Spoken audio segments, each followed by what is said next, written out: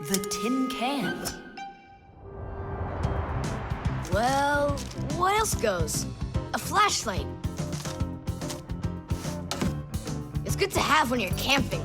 Listen, Tom Thomas. Just leave a little room for me in there. I'm good to have when you're camping, too. I'll leave you some room. Just hide in there so Dad won't see you. And you can't tell Simka anything about me going with you. All right. And last on the list, a few cans of meat. Hi, Tom Thomas. Have you seen Nolik? No. Then who did I just hear you talking with? I was just reading the label. Huh. Where did Nolik run off to?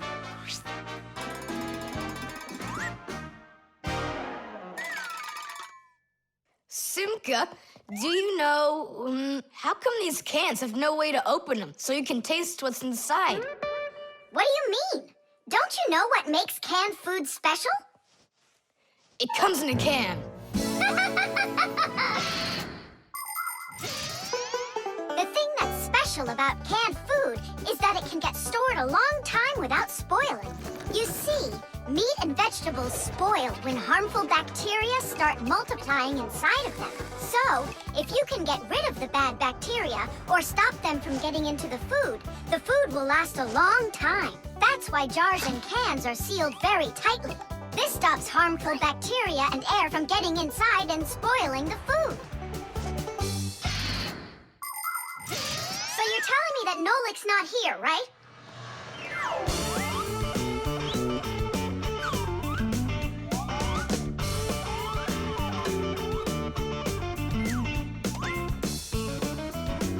Huh.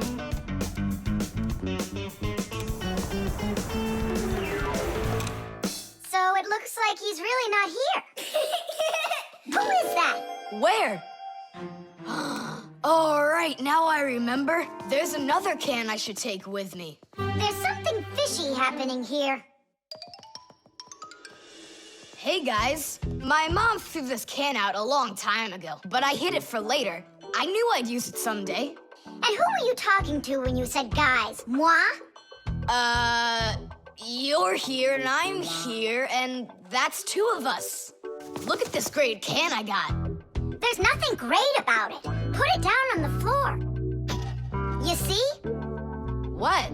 Oh, it's crooked, and so what? So what? It's all swollen. And when it's like that, you know that inside the can, bad bacteria is growing and spoiling the food that's in there. It went bad? There's a way to check. On every single can, you can find the date it's good until. Sooner or later, even canned food will go bad. And of course, dairy foods like yogurt or milk can spoil in just a few days. When you buy food in the store, it's very important to always check the expiration date. The expiration date's the last day that it's safe to eat that food without worrying that it may have gone bad. You can find the expiration date on each box, jar, or can of food, so pay attention. And be very careful not to buy or eat any food after its expiration date has passed. And if you see that a can is swollen, throw it away immediately. If you eat it, your belly can swell up too. Unfortunately, when food spoils, it's impossible to unspoil it, and then even the Fixies won't be able to help. Oh, my mom probably saw that this can went bad over a year ago. That's why she threw it into the trash. Right. Shame on you for picking it out of there. You could have poisoned yourself and poisoned your dad as well. Yeah. And the other cans, are they swollen too? They're fine. Goodbye then. It's a shame I couldn't find Nolik around here. Papoose wants to give him a brand new pack-a-mat as a present. To me? Aha! I gotcha! Ha-ha! I had a feeling you would try to sneak away in Tom Thomas's bag. You lied! That's not fair! And hiding, that's fair, right? Tom Thomas, are you ready? I'm ready. Great, then let's get going. Hooray! We're going camping. I want to go camping too. Don't worry, I'll go camping with you. Really? Really, really, really. To that house outside our window. See how huge it is? The refrigerator.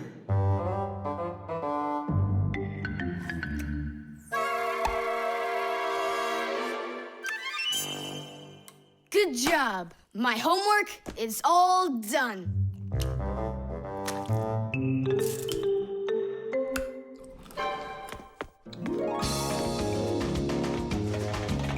Tag, you're it.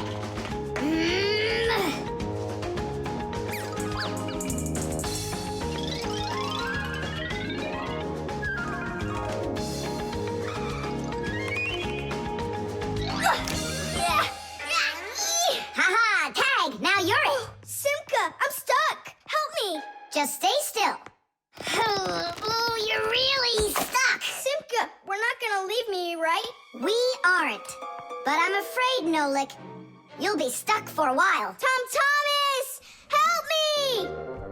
What's going on? Look, this blob of white stuff grabbed onto Nolik and it won't let go of him. Oh, it's a piece of gum. It's my bubble gum.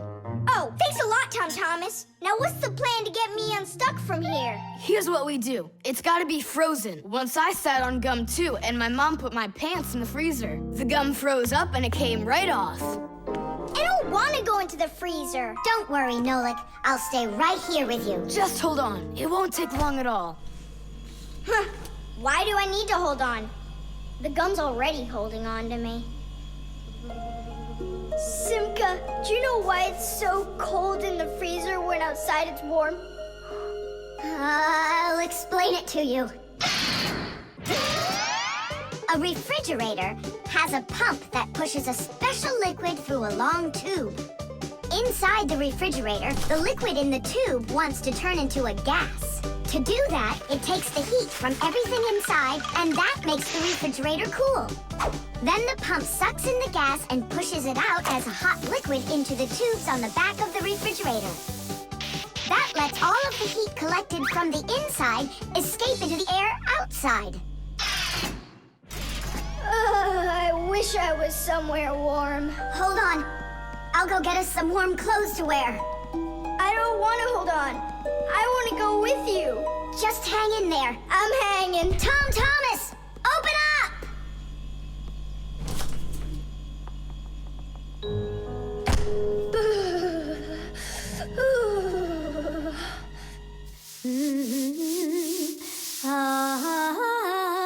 Marcia, do we have any warm clothing to wear? Why in the world do you need it? I just do. Well, I need to know what is happening.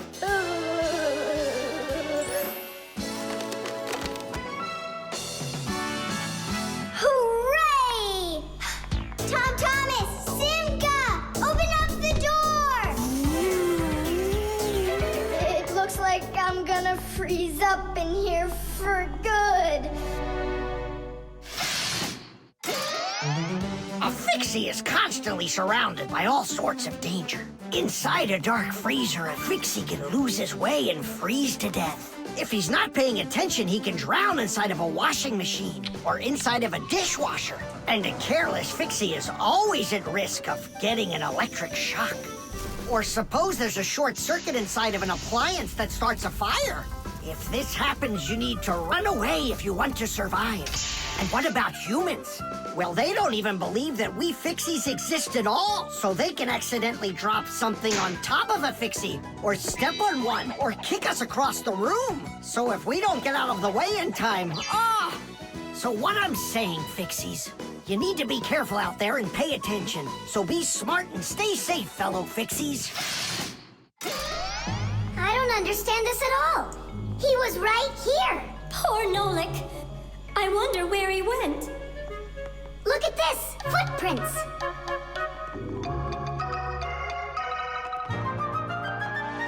Nolik, you're alive. You scared me half to death. How did you get out of there? Well, you told me about how a refrigerator works. And so I found that cold tube and started crawling on it until it got hot, and then I was here. Hey, there's smoke coming out of you. We need to cool you down right away. Huh? Where?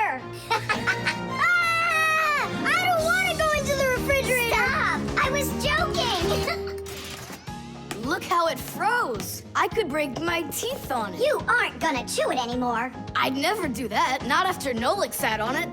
Well, you didn't need to stick it where it doesn't belong. Hey, I apologize. I'll go and throw it away. Maybe you'll try the trash can? The mixer. Marcia, why are we going to the dishwasher again? We have a busy day ahead of us, and we all need to be charged up with energy. I don't like charging myself up in the dishwasher. Then how about the microwave, Nolik? Or the kettle? No thanks. I don't like it when we go inside anything at all in that kitchen. There's not one interesting thing in there. And where's it interesting, huh? In the computer. Marcia, will you let me get charged up in the computer? The energy there is sweeter. Our diet has to be nutritious, Nolik, not just delicious. People don't eat just candy, do they? Humans get energy from food, while the Fixies get their energy from appliances. Humans eat all sorts of foods, and so do Fixies. They need the energy that comes from different devices. Getting charged up in a car makes a Fixie faster. In a computer, smarter. And in a clock, more accurate. To get a balanced energy diet, Fixies mustn't stay inside of one place all the time like a television. It's healthier for us to move from one device to another.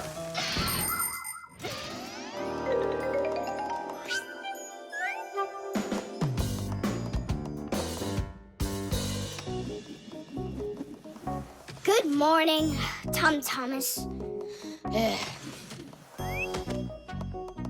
What's the matter? For breakfast, I got cereal with milk. Mom says that milk is so healthy, but I think it's just awful. Aha, Nolik, there you are. Go get charged right now. I'm not going. Look at Thomas. He doesn't want to have breakfast either. Why don't you? Milk tastes awful to him. Taste awful? He just doesn't know how to drink it right. Look what we've got here. What? What? A mixer. A mixer is a kitchen appliance that's used to mix together different foods. With a mixer, you can make things like frosting, sauces, or an omelet. But the most delicious thing you can make with a mixer is a milkshake. It's easy. Just put some fruit, syrup, juice, ice cream, or anything else you'd like into a container and then add milk. Now use the mixer to stir it all up until it's smooth and creamy. And that's it. You've got yourself a milkshake. Guys, what do we have for a milkshake? We've got a jar of jelly. Will it work? That'll work. And strawberry jam? That'll be great. Here's a banana. I found some chocolate, too. And I found strawberry ice cream. Start up the mixer. When you get up from your bed, yo. When you get up from your bed, open your favorite cereal when your day is ahead. Open your favorite cereal when your day is ahead. There is still something you need, yo. There is still something you need. A little milk poured in that bowl, yo, will make it delicious indeed. A little milk poured in that bowl, yo, will make it delicious indeed.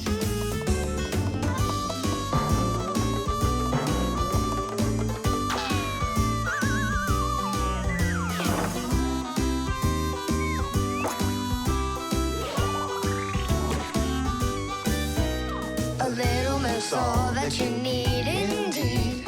A little milk's all that you need. A little milk's all that you need indeed. A little milk's all that you need. A little milk's all that you need indeed. A little milk's all that you need. Wow, this mixer's cool, isn't it? You think we can make one more shake? Just one. They were good. Sure, if you want to. Oh, where did all the milk go? Way to go. Looks like you drank all of it. And I remember when you said how milk is awful. I didn't know how to drink it right.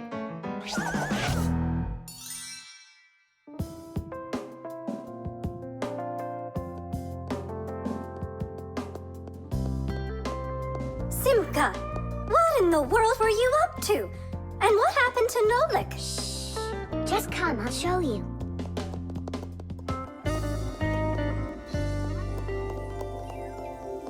Nolik, here you are. Didn't you say that charging up in the kitchen is boring for you? The mixer's not boring. It gives you energy that's yummy, delicious, and nutritious. The lie detector. Simka! Shh, quiet. I'm on a stakeout here. Who are you staking out? Huh? Tom Thomas. We've got a bet that he won't be able to survive 3 days without any TV. Really? Can I be on the stakeout with you? Shh. Simka! Ha!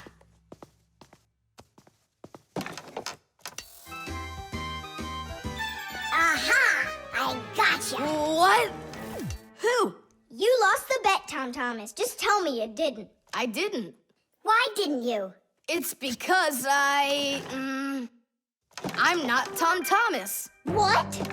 I'm Tom's brother. That's totally not true. We know Tom Thomas doesn't have a brother. I meant his first cousin. Then how come you two look so much alike? It's 'cause our mothers are twins. So what should we call you? Who, me? John Johnson. And who are you, by the way? As if you don't know who we are.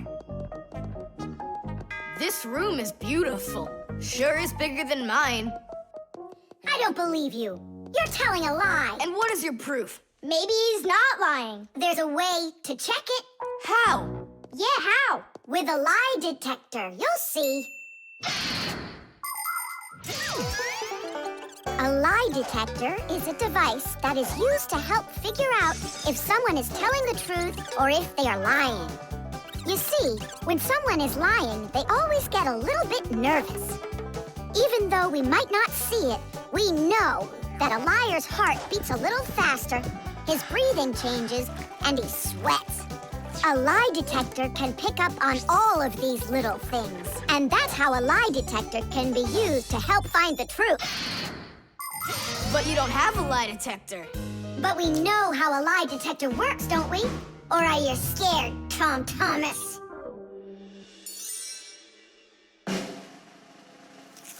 What's that for? To listen to your pulse, How come? so I'll be able to check how fast your heart is beating. And Nolik? He's gonna keep an eye on how often you blink. And what are you doing with the egg? The egg is an old African method. If you're not telling the truth, your hand will automatically squeeze the egg. And so, the egg will crack. Well, my egg won't crack. We'll see about that. Humans have tried to come up with all sorts of ways to find out the truth. For instance, in ancient China, they would put some dry rice in a person's mouth when they told him the crime they believed he committed. Then they'd check the rice. If the rice stayed dry, they believed he had committed the crime. In ancient India, a person had to bang on a gong while answering a judge's questions. If he started banging the gong louder, then it was believed that he was trying to hide the truth. And in Europe, if one knight accused another of lying, then they would just take part in a duel. Whoever won that one was said to be on the side of truth. No, it's not easy to hide the truth, but sometimes it can be even harder to find it. Answer yes or no. You got that? Do you have 2 ears? Don't you have eyes? Just yes or no. Yes. Answer. Are you a girl? Hey, come on. Yes or no? No. Where do you find such dumb questions?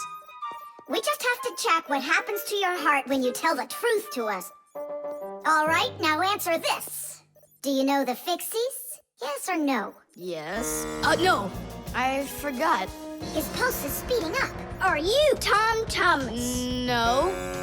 His pulse is racing. And his eyes have started blinking.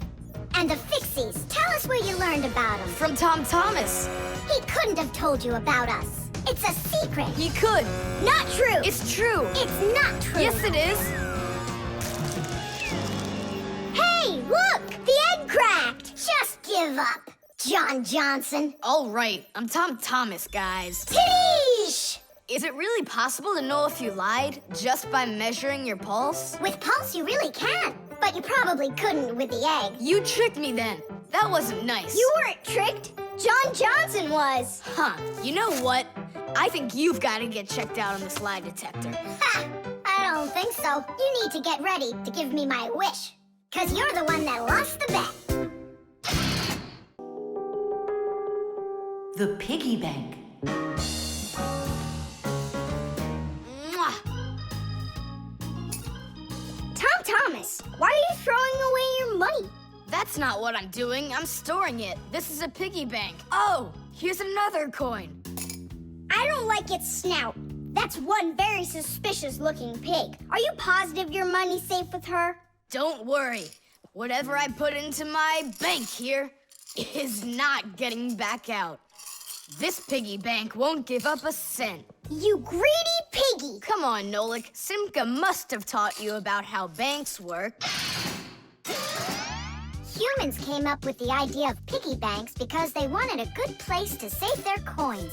For storing lots of money, people use a safe, a large metal box with a very strong lock. Now that kind of piggy bank's almost impossible to break open.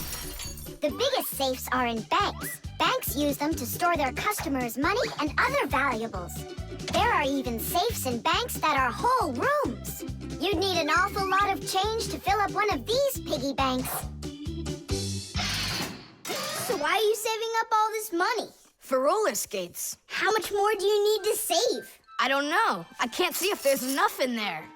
Then just go and open it. But there's no way to do that. The only way is to smash it real hard. So smash it. Nyeh, forget it. I have nothing to put my money into. But what if there's already enough for roller skates? And what if there's not? All right, then I guess I'll count your money for you.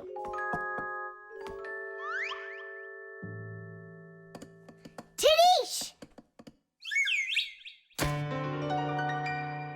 Oh, whoa! Tom Thomas, you've got a fortune in here.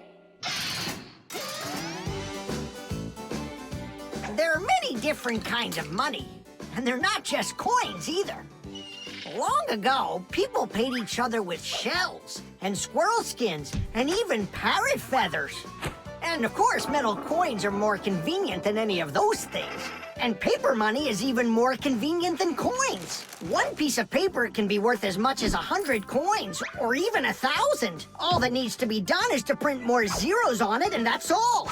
Today, humans can pay for almost anything without paper money or coins whatsoever. If you have enough money in the bank, you can just walk into a store, give the cashier your bank card, and take your purchase home with you without handing over any money. The bank knows how much money you spend, and they pay the store for you later. It's so convenient. So, will you count them? Here we go. 1 coin and 2 coins. Wait, Nolik, what 1 coin, 2 coins? What are you counting? You have to add together all of the different numbers. Huh. You should have told me that before. I never learned how to. Yeah, that's what I figured. Come on out.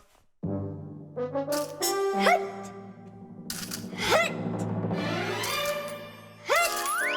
What can I do? What if you try stacking the coins so they're like stairs? That's what I'm already doing.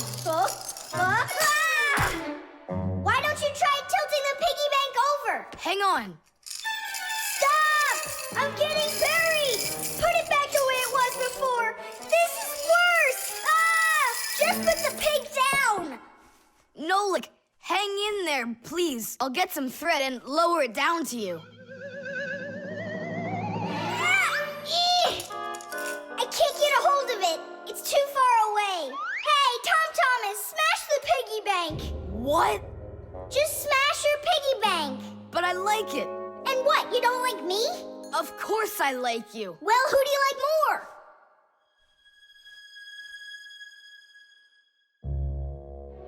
You're my friend, aren't you? Of course. Then smash the piggy bank, will you? Okay, Nolik, I'm gonna do it.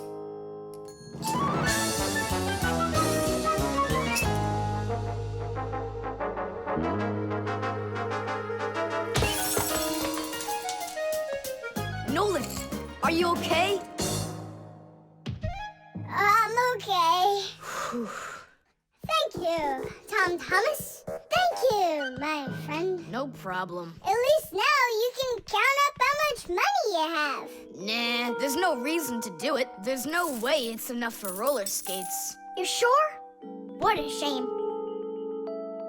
But now you've got all of this money here to buy a piggy bank that's totally brand new. The short circuit. Are you sure we're allowed to play in your dad's office? We're not gonna play in here. We came here on a tour. I think this place is like a real museum. Just take a look at that. I have no idea what it is. And this thing is a complete mystery. Keep it down, this is a museum, you know? What a great museum guide you are. You know absolutely nothing. How can you say you don't know? I know. I'd like to run a test here, on the capacitor. On this one? Don't touch! Why can't I? It's not a museum. Because it's dangerous. If you touch it, the shock could be deadly. But you two are touching it all the time. I've seen it. The only time is when the device is turned off. And right now, the device is running. For many centuries, the Fixies only had to work on mechanical devices. But after the discovery of electricity, the Fixies had to master electrical devices as well. At first, Fixies were getting terrible shocks, and they really, really hurt. Over time, the Fixies figured out that you can't fix appliances when they're turned on, and bare wires should never, ever be touched. And Fixies also learned that electricity can travel not just through wires, but through plain old water. So that's why if a broken wire ever ends up in a puddle of water, you must never get close to it, or you could get a terrible shock. Fixies learn all these important rules, and they hope humans understand that they need to learn them as well. Look. Now here's one I know about. It's an old radio my dad got from my grandpa. More than 60 years old, can you believe it? Your grandpa? The old radio. That was a joke. Is it still working? I don't know. Let's check.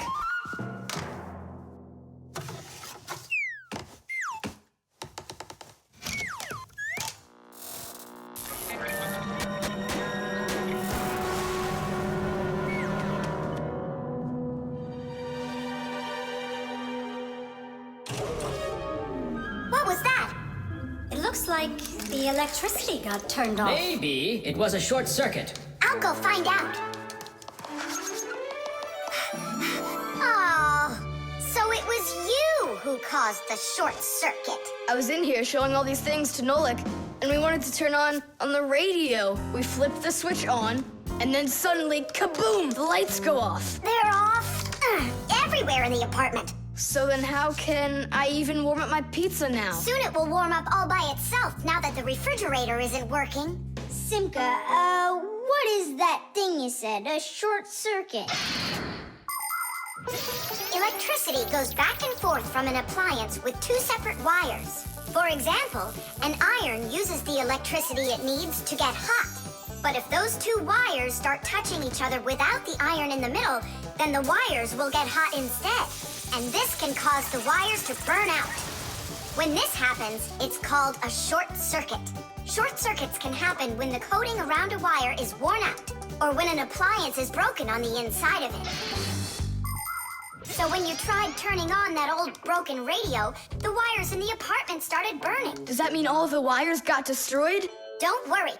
In our apartment, there's an automatic switch to stop that. It turns off the electricity when the wires start getting too hot. Oof. And what about that, automatic switch? Is that something you need your mom and dad to turn on? No question. You definitely would. But you have us. Yeah. And we have Papus and Masya. I'll go tell them what happened here. And you guys, you turn off the radio. But we'll get electrocuted. What do you mean, electrocuted? Thanks to you, there's no electricity.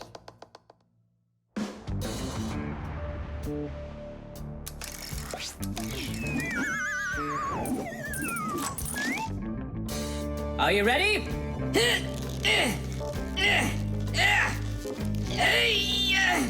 Pull it up.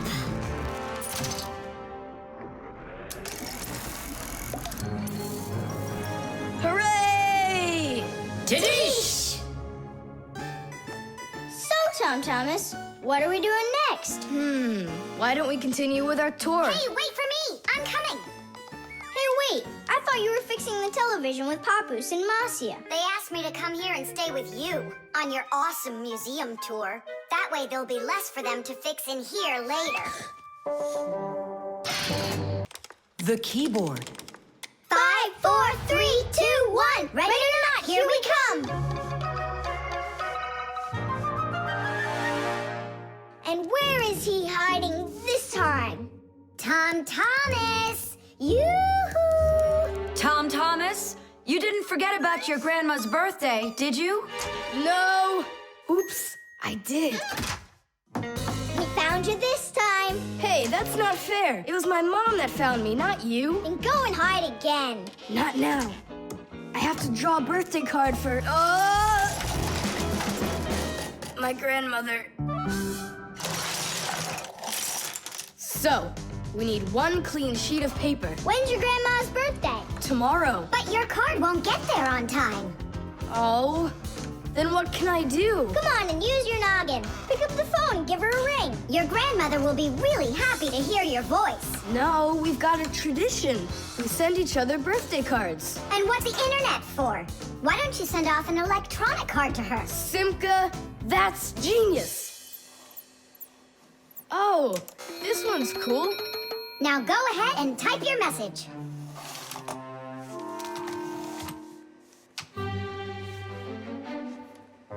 The letter D isn't working. How can I write Dear Grandma without D? Just let her be a plain old grandma without the deer. But the letter G isn't working either. It looks like we could use a pack-a-mat here. A pack-a-mat? What for? To clean off the keyboard's contacts that got all dirty. What contacts? A key on a computer keyboard works pretty much the same way as a doorbell does. When we press on the button of a doorbell, the contacts inside touch, which lets the electricity flow that makes the bells ring. And when we press a letter on a computer keyboard, an electrical current runs from the keyboard to the computer, and that letter appears on the screen.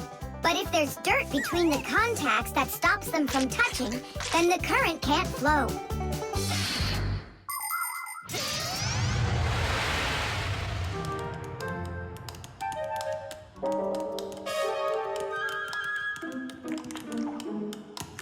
Tom Thomas, what did you drop in here that is so sticky? It's probably the soda I was drinking. And so, you shared it with the keyboard?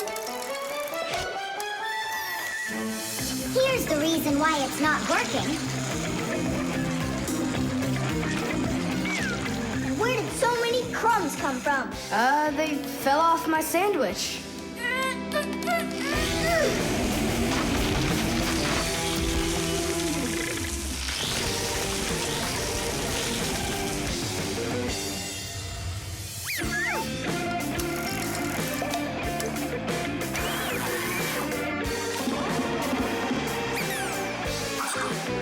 What in the world is this red stuff down here?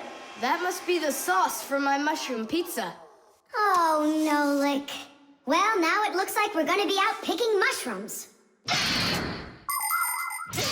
The Fixies are always ready to help people out, but there are some people we really don't feel like helping. I remember when I was working as a Fixie back in one house. It was a disaster. One day, the owner spilled coffee on the remote for the TV. As I was running to clean the remote, he starts pounding the TV with his fist because the channels won't change. So now the TV is broken too. Well, with no TV, he decides to listen to some music, and he carelessly pulls the music center onto the floor. So he tries to fix that himself and manages to break it for good. And then he sits down on top of his telephone and breaks that to bits. Meanwhile, I'm still busy trying to clean the coffee off of the remote. There wasn't a minute of rest with this guy around. In the end, I couldn't take it any longer. So I got out of there, and now I'm here, teaching kids. Thomas, why are you eating food at your computer? Yeah, they don't feed you in the kitchen or something? Now I know it. It's not allowed. You said it. Now write your message, and write the address on there too. Uh-huh. Mom, do you know what the email address for Grandma is? Grandma doesn't have an email address. So what? We went ahead and fixed that keyboard for nothing? I still need it. Am I Grandma? I'll give her a ring on the phone. You said you had a tradition of writing each other cards. And what? Grandma will be happy to hear my voice. That's some original idea, huh?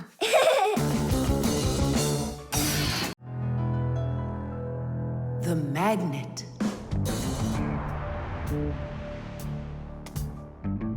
Well, it looks like we need a pack-a-mat.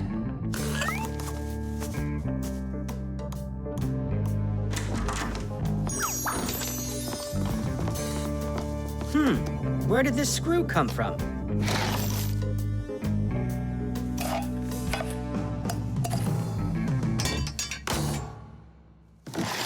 Ouch!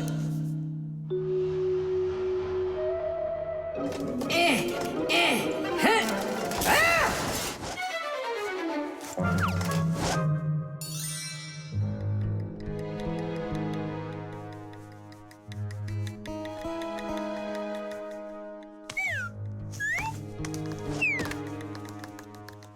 Papoose isn't in there either.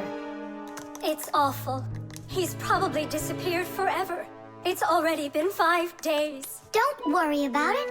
We're gonna find him for sure. Yeah, we'll find him for sure. Let's go take another look in the kitchen. But we already looked in there. We'll look better this time.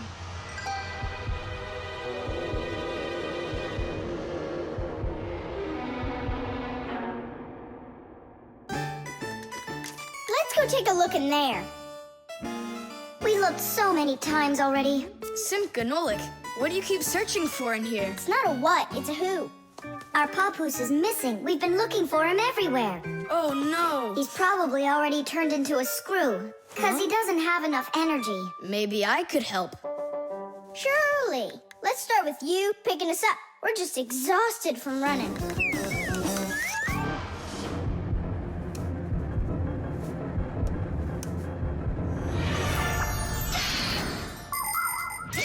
In a dangerous situation, a Fixie can choose to turn into a screw. But sometimes it happens all by itself. For example, when a Fixie doesn't have enough energy. When this happens, the Fixie grows weak, gets sluggish, and then goes into hibernation, turning into a screw. This bad luck happens when a Fixie doesn't get charged up from being inside of a device.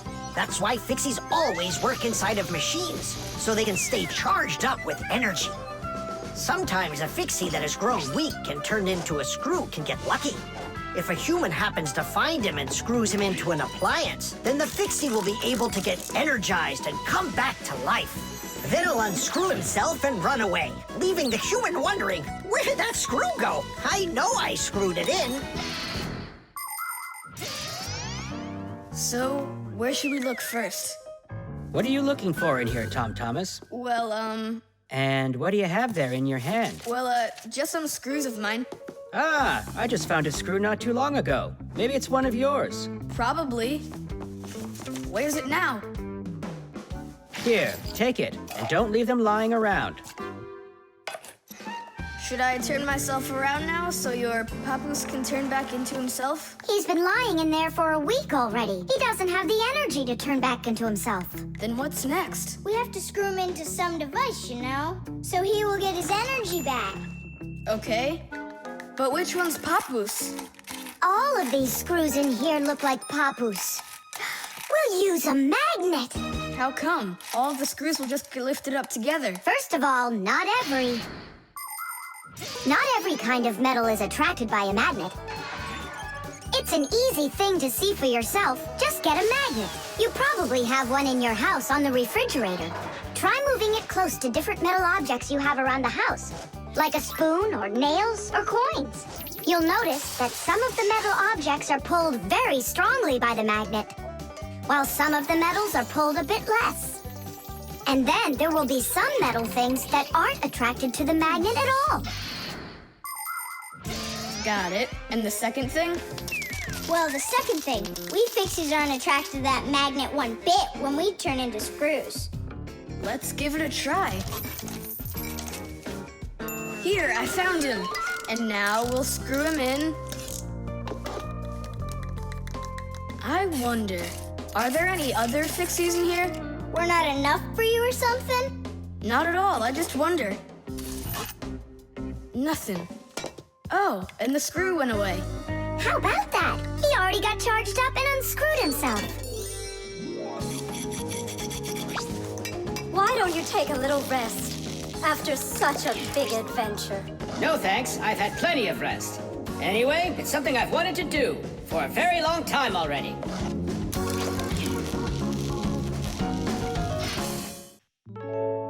The electric kettle.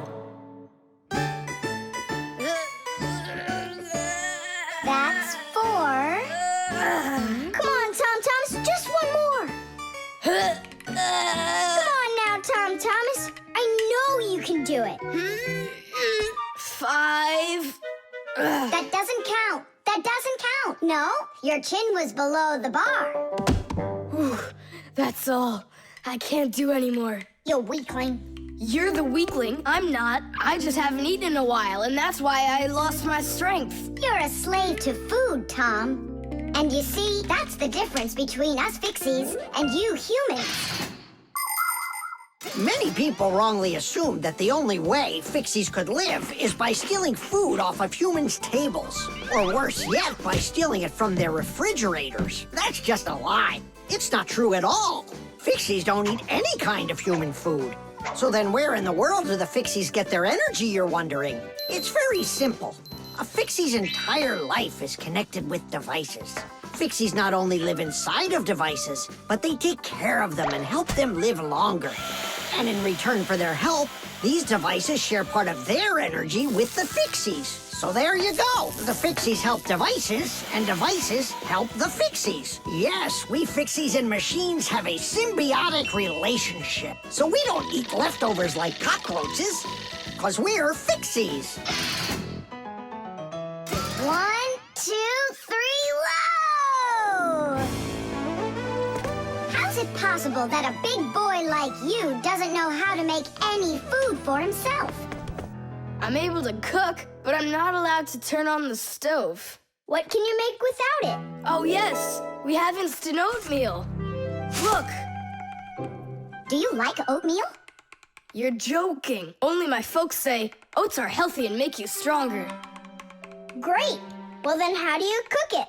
It's not hard. All you gotta do is add hot water, and I'm allowed to turn on the kettle. Stop and check if there's water in there. If there's none, you can burn out the kettle. It's got enough. Then you can turn it on. Hey, tell me, how does the kettle turn off? I mean, how does it know when the water's hot enough? Inside of an electric kettle, there's a heater hidden underneath its bottom. When you turn on the kettle, the heater warms up the water until it boils. And the boiling water gives off steam that heats up a special metal plate at the top of the kettle. The heat causes the metal plate to bend, and that turns off the switch. So you could say that an electric kettle feels when the water's boiling.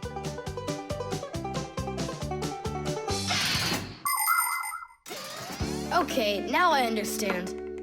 Hey, why do you need 3 bowls? You don't need to make any oatmeal for us. It's not for you guys. It's for my mom and dad. Start out here. No! Keep pouring into this one. And I say pour it here. And I say first you should pour it into mine. Oh, Nolik, where are you? I'll find him. Hang on, I'm going in. Ah! Simka! She was right over here. Nolik! Over here. Simka! Here. Nolik! There. Ow!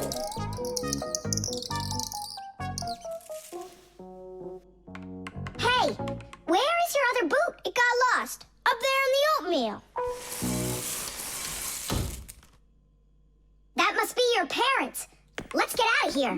Hey, and what about your shoe? Don't worry, I got another one. Hi, Tom Thomas. We're back. You must be hungry. We'll make you something to eat. But I already prepared us some food.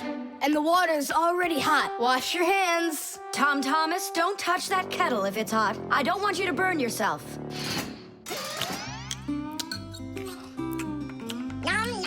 So today we're eating oatmeal for dinner. Delicious. Maybe you have something else? Why something else? You're the ones that say that oatmeal's great for you and that it makes us stronger. Well, yeah, that's what we say. I'm glad that our son pays such careful attention. Isn't it delicious? Really? Huh. What's that? Oh, look, you found the boot, Dad. What? It's nothing. Just eat your food and don't get distracted. I'd like to see that oatmeal all gone, okay? And whoever doesn't finish won't get any candy. The cartoon. Yeah.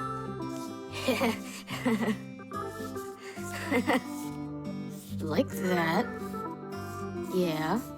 Tom Thomas, aren't you done yet? Yeah, show us your surprise and quit drawing. But this is the surprise. So make yourselves comfortable. Quiet on the set and action. Great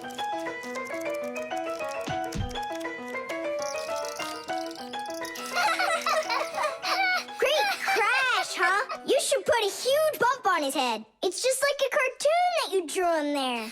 He did draw us a real cartoon there. Oh, right. Real cartoons, they only show them on television. But they make them exactly the same way. Animation is made with many, many pictures called frames. Each one of the frames is a little bit different from the one that comes right before it. For example, a character can lift his arm up a little bit at a time. And then, if you watch the frames very quickly, one right after the other, it looks like the character is really moving. And that's how cartoons are made. And you know what? To make 1 minute of a cartoon, you might have to draw more than 1,000 frames. Oh, wow. I'm not patient enough for that.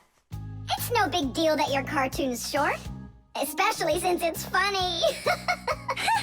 Yeah, it's so funny. Tom Thomas, who's this kooky guy you drew here? You're just joking, Nolik. You don't recognize yourself? So this is supposed to be me on here? Did you already forget what happened to you this morning? Simka, you're it. You can't catch me. I'm too fast for you. Ay, ay, ay, ay, ay. You weren't too fast for the pole. Simka, you didn't have to tell him about that. Real sisters don't treat their brothers like that. Oof. And your cartoon's not funny at all. Nolik, don't go. It's okay. He just needs to sulk for a while. While he's gone, there's something I want to show you. Do you have a cartoon you can put on the TV? I have plenty.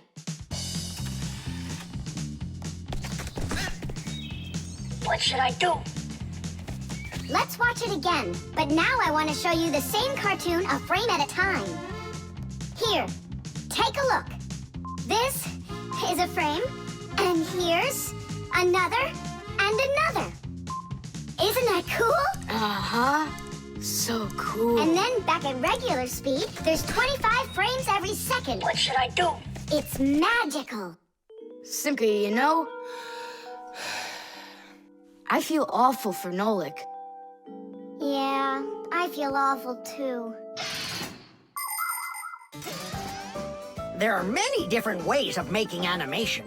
Hand-drawn animation is, of course, drawn by hand, and stop motion is made like this. The animators pose the model and take a picture of it. Then they move the model a little bit and take another picture. And they do it again and again and again until there are enough frames to make the characters look like they're moving very smoothly across the screen. Another popular style of animation is clay animation. In these films, everything is built and rebuilt out of modeling clay.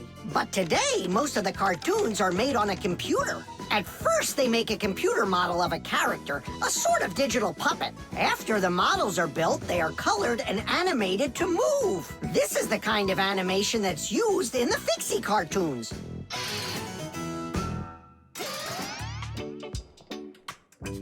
Tom Thomas, what are you doing? Are you drawing a new cartoon? Nah, I started fixing the old one, so Nolik will stop being angry. Good. Keep drawing, and I'll go and get him. Nolik! I'm not here! Nolik, forgive me. Please don't be so mad. There's a cartoon to watch. I've already seen your stupid cartoon. So what'd you do now? Put a huge bump on my head? Not a chance. I did it all over again. I'm sure you'll love it. You sure of that? All right, go ahead. Show me your cartoon. Quiet on the set, and action.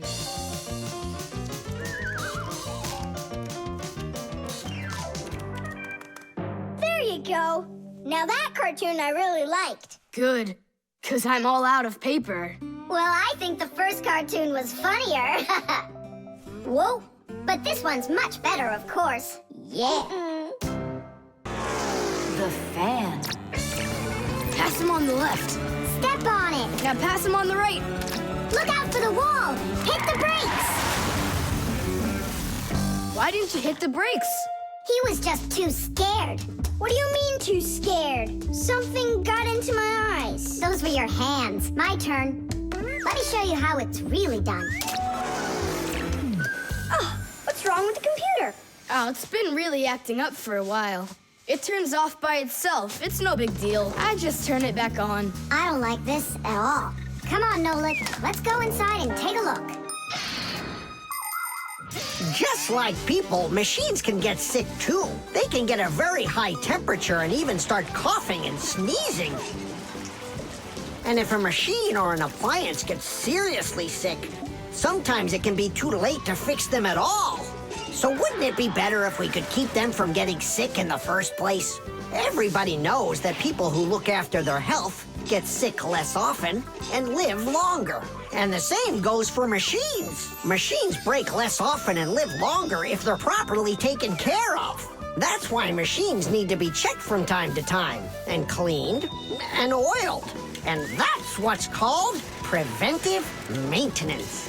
And preventive maintenance is something that always should be kept in mind by humans and by Fixies.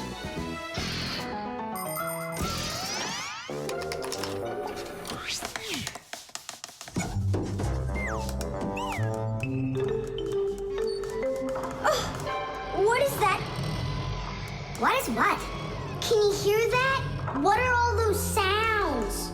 It's probably just, a Fixie eater that woke up.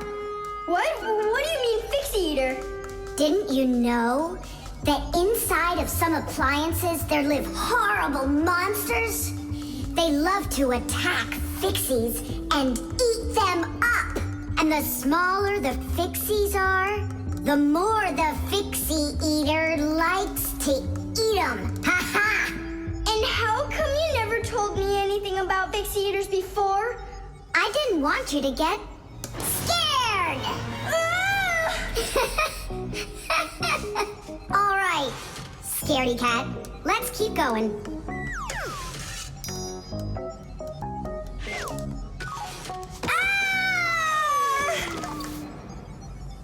Simka, where are you?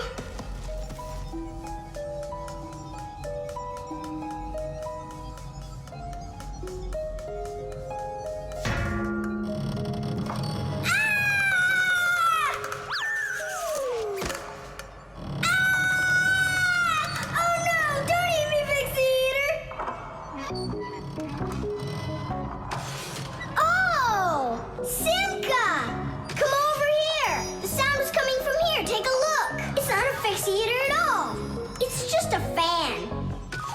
fast, Nolik. It needs our help.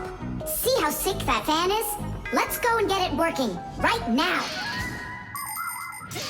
A computer can only run when all of its parts are working.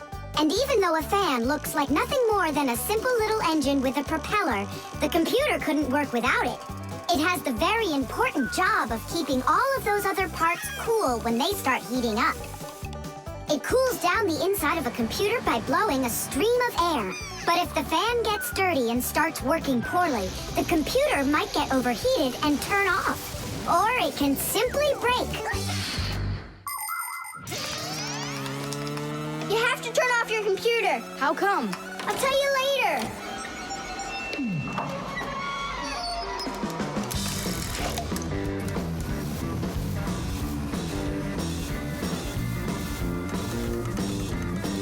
That part's done. Now we oil it. Let me try. All right. It's oiled up. Just like your nose. Tom Thomas! Turn it on!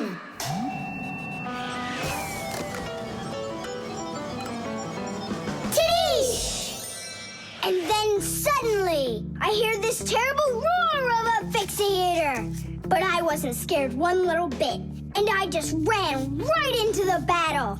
And Simka? Oh, she was hiding somewhere. You know, she's a girl, and they're all cowards. So I had to fight the monster all by myself. Ah! Oh, I guess that was an example of how girls hide like cowards when they're too scared. Well, yeah. The electric train. Woo, woo, woo, woo.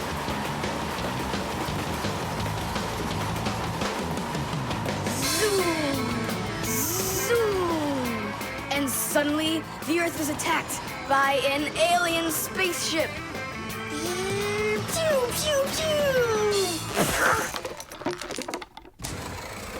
If help arrives here on time, we'll be saved.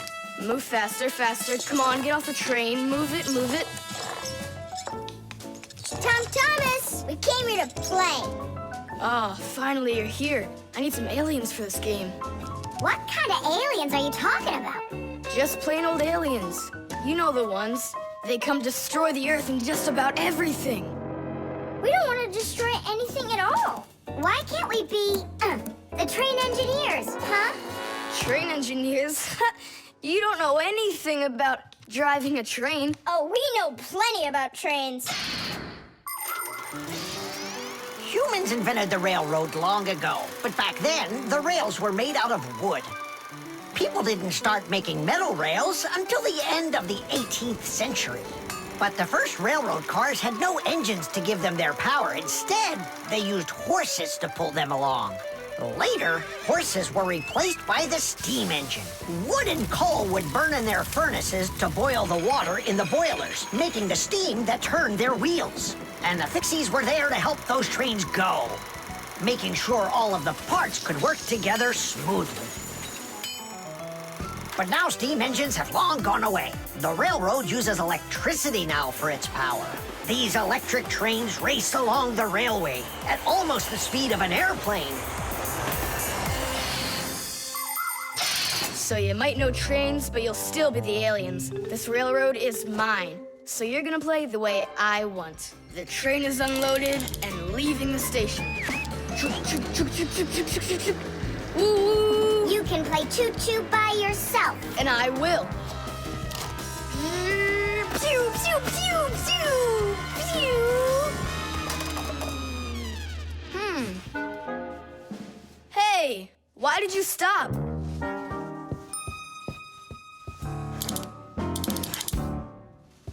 This doesn't help either. It's not going at all. Simka! Nolik! Where are you? Did I hurt your feelings or something? Mom, is Dad gonna be home soon? No, is something the matter? We've been attacked by evil aliens. The train has to be fixed right away, or we'll never escape them. You want some tea? I've got to think of something. Simka, Nolik, I know you're in there. Please forgive me if I hurt your feelings. I'm really sorry. There's nobody but you that can save the world from the evil aliens. All right, you talked us back into it. Well, let's go and check the rails. Nolik, follow me. I'm faster. Whoa! Well, so much for being faster. But it looks like I found the brake. Tom Thomas, the rails are broken. I know, and so? You know, but that's why your train's not running. Just like a real train, model trains run on electricity. But there aren't any batteries inside the locomotive to pull the other cars. The engine gets its electricity from the rails. Each piece of the rail has a wire in it. If the rails come apart, the electricity can't flow through the track and get to the train. And without electricity, the train's engine just stops going. So reconnect the rails and your train will run again. Uh-huh. Put them together. Ah, yes! Hooray! The train's running! Way to go! So will you play with me now? And which way are we playing this time? Whatever you want, I'm with you. The train rushes down the track with Nolik as its engineer, when suddenly from out of the sky comes an alien spaceship.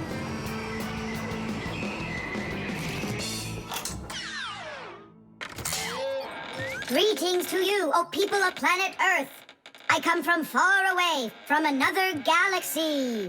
Have you come to destroy everything? No, I've come to fix it all. Oh!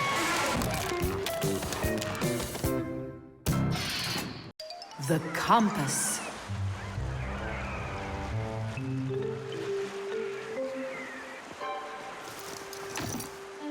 Pipe ball, hands on the deck. Aye, aye, mateys. Shiver me timbers. Simka and Nolik, what you doing here? We're not Simka and Nolik. We're courageous pirates. Yeah, pirates. And today we leave home for the sea. Are you with us? Yes, I am. Hooray! You mean no? No hooray? Oh, yeah. You can't join us without a test. Go and find a special thing. Something no sailor should ever sail the sea without. I can do it, but how? With a map. And it's over there. I've never seen a map that's this puny. What are you talking about, puny? That took us a half hour to make. From where you're standing now. Uh-huh. From here, you mean? He guessed it right. First, head to the north until you will find... Hold on. But where's the north? It's where the North Pole, ice, and polar bears are. But how do I know which direction the North Pole is? By compass, of course. A compass is a special tool that helps sailors and pilots know in which direction they're traveling, whether in the air or on the sea. Our planet is like a big magnet that has two poles, the North Pole and the South Pole. These magnetic poles help the needle in the compass find its way. The needle is magnetized, so one of its ends will be attracted to the North Magnetic Pole and point at it, while the other end will always point towards the South. That I know, but there's no compass around here. Then let's make one by ourselves. Out of what? We can use a needle. We just have to magnetize it And how's it supposed to turn around? in a saucer of water.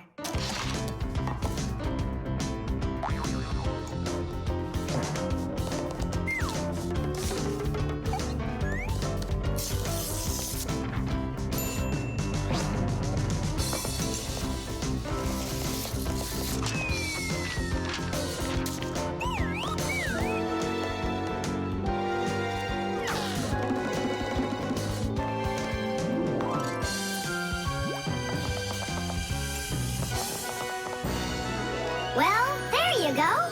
Now one end is pointing in the direction of north and the other to the south. But which points where? Well, there's the window. So that can't be the right way. The north is there. I'm really liking this sharp little fella we've got here? You calling me a little fella? No, it's just the way us pirates talk. All right then, north we go.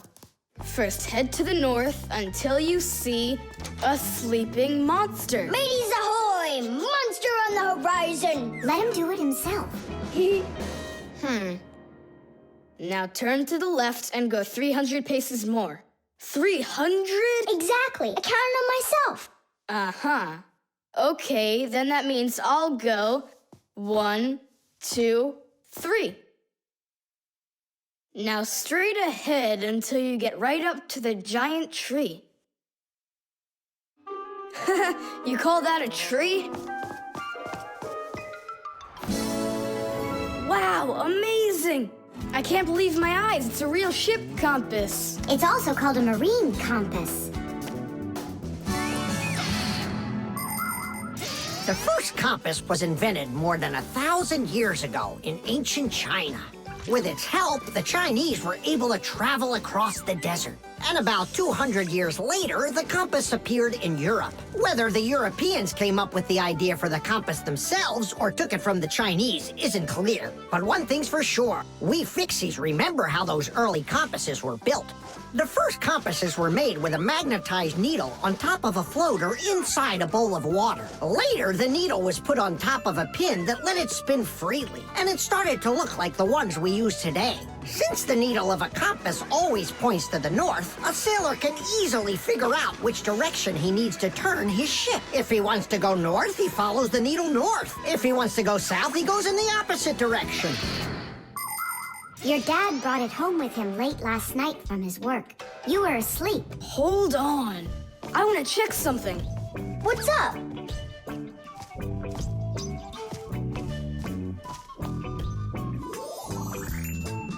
Yeah, they line up together. Of course they line up. If not, how else would you have gotten here? We're done with the needle. It has to go back. First, head south 600 paces. 6 for you, matey. The magnifying glass. Case number 1. Let's begin. Well, well.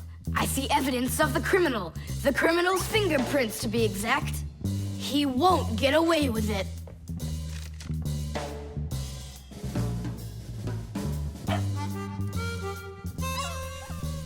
Why do you think she's just looking at us instead of chasing us? Oh, maybe she can't see us and we're invisible. Then how come I see you? Simka, Nolik, be careful. Don't destroy the tracks. What kind of tracks? Whose tracks are they? Shh. I have to solve a crime. A crime? What kind? Someone stole a wing from this plane, but I'm on the trail. Take a look at that fingerprint. I'm looking. Well, and so? Each fingerprint is unique, so if you can find fingerprints, that means you have a good chance to find out who left them. Class. It's been known for quite a long time that all humans have their own unique fingerprints. It's true. No two people have the exact same fingerprints, and this fact helps the police catch criminals. It starts by finding fingerprints at the scene of the crime. Then the police compare those fingerprints with the fingerprints of someone who may have committed the crime. If they match, they found the criminal. This method is called dactyloscopy. Besides catching criminals, fingerprints can also be used to replace ordinary keys. When you press your finger against a special electronic lock, the lock recognizes your fingerprint, and then it's please come on in. By the way, unlike humans, we Fixies don't leave fingerprints anywhere, and that's why even the police can't find us. Now we'll put a dog on the scent of the criminal. Chusaka, sniff. Pick up the trail. Now go find. Hey, what's wrong? Chusaka's broken. We've got to fix her then. How? She's not a vacuum cleaner. She's a real live dog. Fixies know how to fix it all. Not true. Almost all. The first thing we have to do is a thorough inspection. Let's see now. Her eyes are looking quite healthy. Good. Tails in one piece. Ears are clean. Yeah. Tongue, rosy pink. Tom Thomas, stand her up on all 4 feet. No, paws, I mean. Uh-huh. Chusaka. Go on, you're fine. Now I understand. Here's what's out of order. It's her right paw. But I can't see what's wrong. I wonder if something's broken on the inside. Wait, maybe something really small is stuck in her paw there. Tom Thomas, we need your lens. Here. In order to examine a small object, you need a lens. A magnifying lens is a special piece of glass that is thicker in the middle than on the sides. It bends the light that passes through it. And that is why if you put this kind of lens between your eyes and something small, it looks like the thing got bigger. If you put two lenses in a frame, you get a pair of glasses. And if you add a handle to the lens, you get a magnifying glass.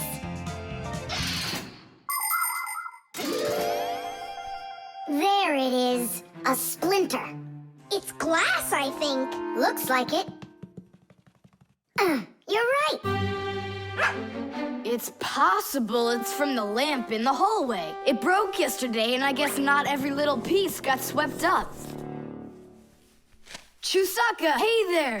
You're all better now. Looks like we fixed her. Tadish! She's all repaired and working. Maybe we shouldn't have cured her. Ungrateful dog. Simka, Nolik, here it is. The wing that was lost. Yeah, that's great, only you still have to figure out who hid it underneath the bed there. Yeah, you still need to match the fingerprints. The fingerprints on the wing are the same as on the plane. But whose are they? And did you check your fingerprints out? Huh, all the fingerprints are mine. So I guess it was really my own fault. I just lost it somehow. So it turns out that you were the criminal? Hooray! The crime's been solved! And you, Tom Thomas, are the criminal!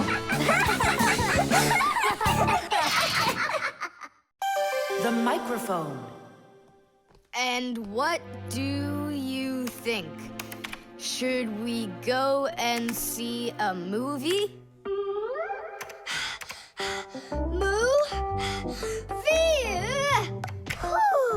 Hey, you didn't type everything that I said. You should listen more carefully. And you should try using less words. Nolik, hey. Alley-oop? What are you arguing about? Well, I was writing a letter to Johnny. I was, not you. I messed up my finger, and Nolik offered to help me. I had no idea that you're such a yapper. Oh, Now I see. Tom Thomas. Didn't you know that you can call Johnny straight from your computer? you sure? You see that picture of the phone? Just click on it.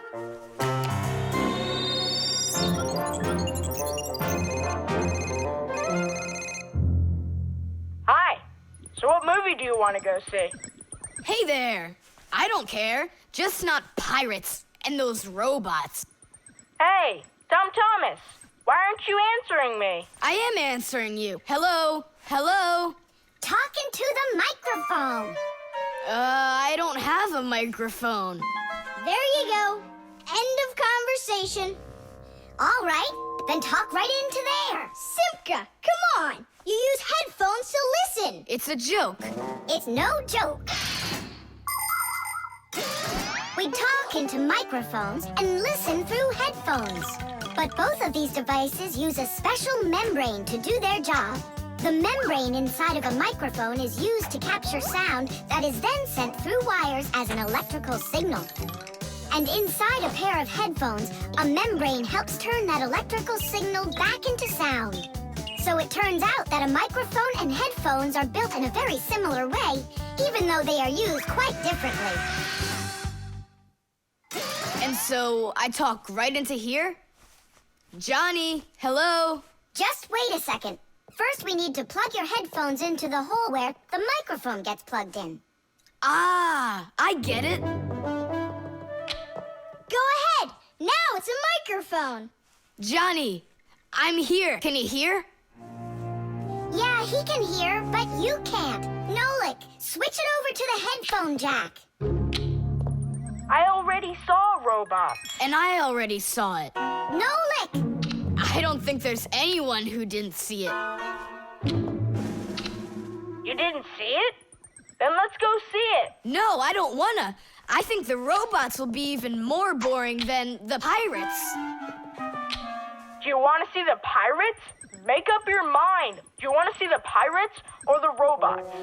I don't want to see either one. Nolik, what are you doing? What am I doing? It's 'cause you and Johnny don't listen to each other. I've got a good idea. You need to talk like police on their walkie-talkies. When they're done talking and they're ready for an answer, they say, over. Great idea. When we talk to someone using the telephone, there are 2 channels for the sound. We talk through the first channel and listen to the other person talking through the second one. But sometimes 2 people need to talk to each other using only 1 channel. For instance, sailors and taxi drivers use 1-channel radio sets. When a radio set's turned on, you can hear the other person talking, but they can't hear you talk unless you push a special button down. Then they'll hear you, but you won't hear them. So that means you have to take turns talking, because if everybody tries talking at once, nobody will understand anything. So then, to let people know that you're done talking, and you're ready to listen to what they have to say over. Johnny, hello. Why don't we try talking like police on their walkie-talkies? Whenever you're done talking, say to me, over, over. All right. So are we going to the movies? Over.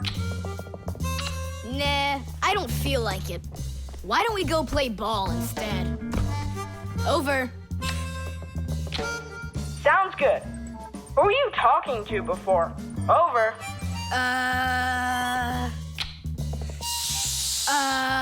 I can't tell you that. It's classified. And we policemen, we follow the rules. Wow, that worked out great. You 2 are the best. Over. Oops. We try our best. Over. We do. Especially me. I'm completely over. The nightlight. They're very close. I can feel them. Help me! Help me! Help me! That's all. You've had enough monsters. It's not good to watch these kinds of movies before bed. Mom, really, I'm not scared. Let me watch the end, would you? I told you, that's all. Well, good night, honey.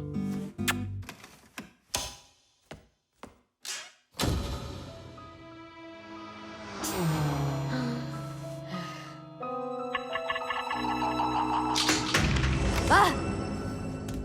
Who's there? Ah, they're very close. I feel them. Ah.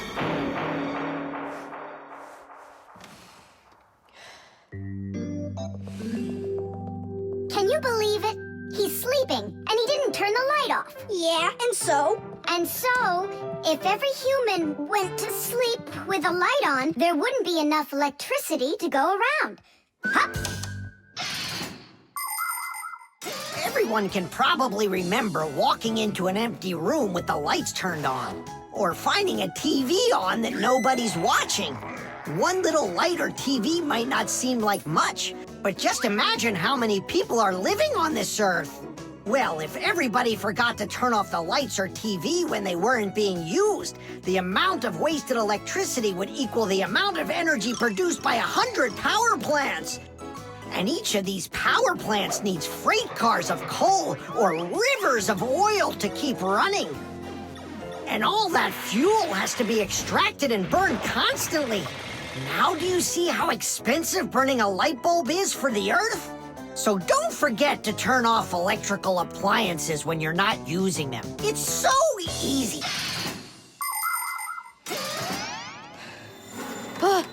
Who turned off the light?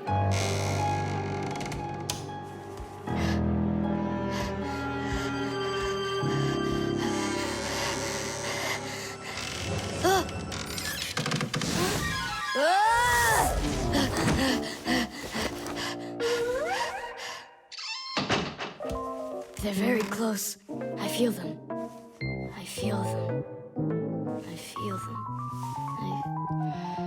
Look, what's up with him? I think he's playing sleep hockey. Looks like his position is left out. Ha ha. Anyway, he should get a penalty for wasting electricity. Monsters!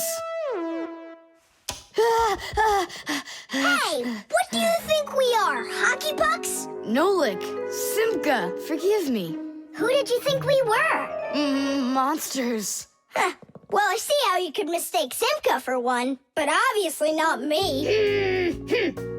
Tom Thomas, what are you doing? Why are you sleeping with the light on? I was so dumb. I watched this monster movie on TV before bed. Now I'm scared to sleep without the light on. And that dumb old monster flick, why were you watching it? I felt like getting scared. You're great at getting scared. Keep quiet, or we'll wake up your mom and dad. How am I gonna fall asleep now? Here's a good idea. You can use a nightlight. A nightlight is a little light that humans who don't like to sleep in the dark use in their rooms. The nightlight has a dim glow. That's because it works with a special kind of light bulb that uses very little electricity. These kinds of light bulbs are called energy efficient. That's hard to say. And you can find nightlights that use such low energy bulbs that they can work off of a battery. But you know there isn't a nightlight here. How would you get by without us? Tonight, I'm here to help you. I'm gonna be your nightlight. Look, right there. There's our lampshade.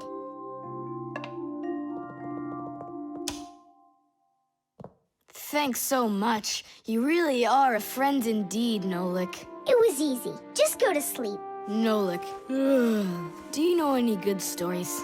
I know one about a big meat grinder. Nah, no way. You'd better tell me a story about a nice, kind Fixie. I know a good one. And here's how it goes. Grandpoos was working inside of a very big clock. Actually, the clock wasn't that big. And I'm not sure if it was Grandpoos, but it was a clock. I think. The spare part.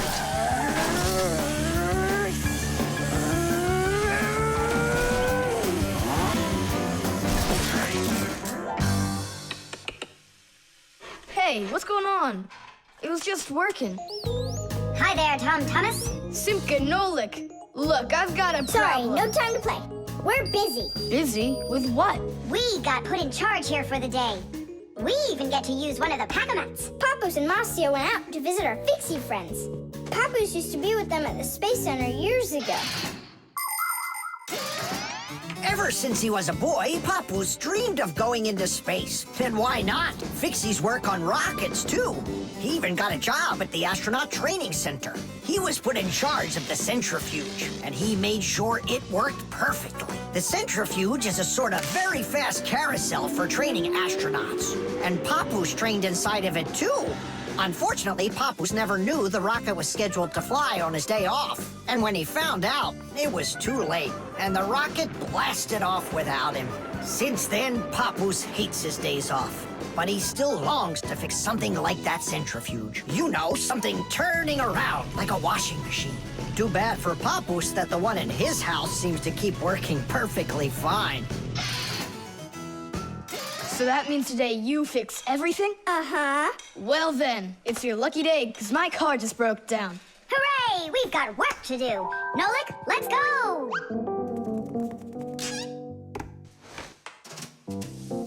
Well, what broke down here? Wait a sec. Here, this part burned out. It's all covered in black. I wonder where we can get the same part, but a clean one. A clean one? Nolik! Genius! There's the same exact part inside the dishwasher. We can take it from there. Come on!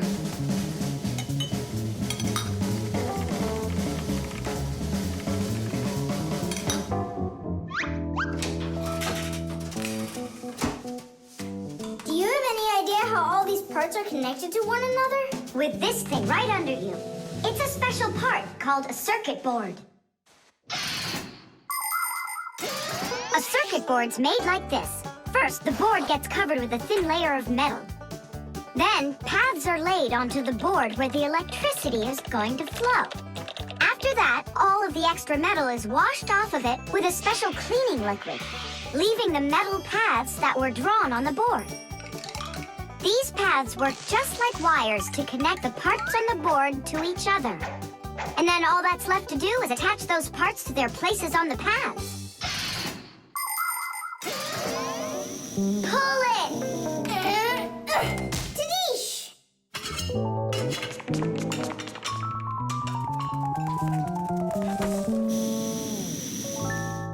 Tom Thomas, Tadish! Hooray! It works again. Tom Thomas, I'm about to start the dishwasher. Are there any dirty dishes in your room? Nah. Slow down! Slow what down? Slow down your mom. We took the new part out of the dishwasher, see? Mom, wait! Don't start it! You need to put in this one, dirty cup. Nolik, follow me. Inside the TV's the same part.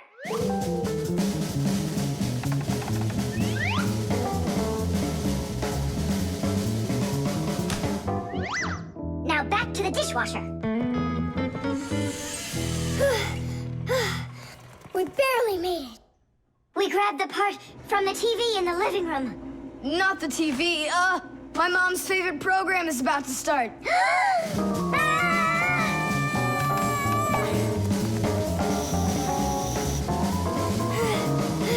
The television is working now. And where'd you get the part for it? From your dad's computer in his office. Hi, everybody. I'm home. Hi, hon. Are you ready for dinner? In a bit. I've got to finish a little work on the computer. Simka, hurry! Where else can we find that part? Stop. That's enough running. Here, take it back from the car.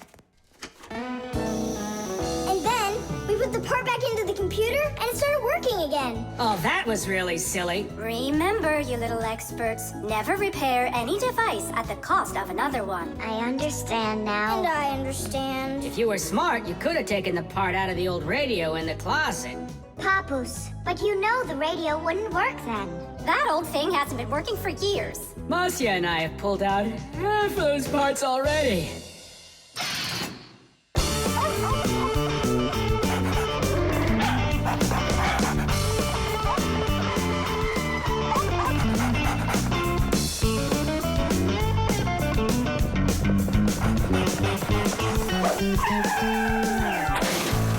Chusaka! Get away from here! So where did it go? Oh, here it is. Hey there, Tom Thomas. So what's on the disc? Hi there, Nolik. Hi there, Simka. It's a cartoon about Gulliver in the land of Lilliput. My friend Jeannie let me borrow it. I have it till tomorrow. And what's the story about? Well, it's about this guy who gets shipwrecked where people are just so teeny tiny. Fixies, you mean? No, not Fixies. Lilliputians. Lilliputians? Uh-huh. Know what, Simka? I think that you Fixies might have come from those Lilliputians. No way! Our grandpa told us a completely different story of the Fixies. When something is very well made, then the saying goes that it was made with just a little bit of soul. In old times, craftsmen made things to last, and in each appliance, they would leave just a little piece of their soul. Those little pieces of their soul would turn into tiny craftsmen called Fixies, who would then make the appliance their home and take care of it every day. And that's how the very first Fixies came about. But as the years have passed, fewer things are being made by hand, and more things are getting made by machines in factories. That means there are less and less new Fixies coming from human souls. Luckily, Fixies can fall in love with each other and have their own family, raising their children and teaching them well, so they'll grow up to become skillful and honest master Fixie repairmen. So you're mistaken. We're not Lilliputians at all. We're Fixies. Yeah, Fixies. Listen, Tom Thomas, why don't you show us the movie? Yeah, I want to learn about Lilliputians too. Really, I do. Sure, I'll show you.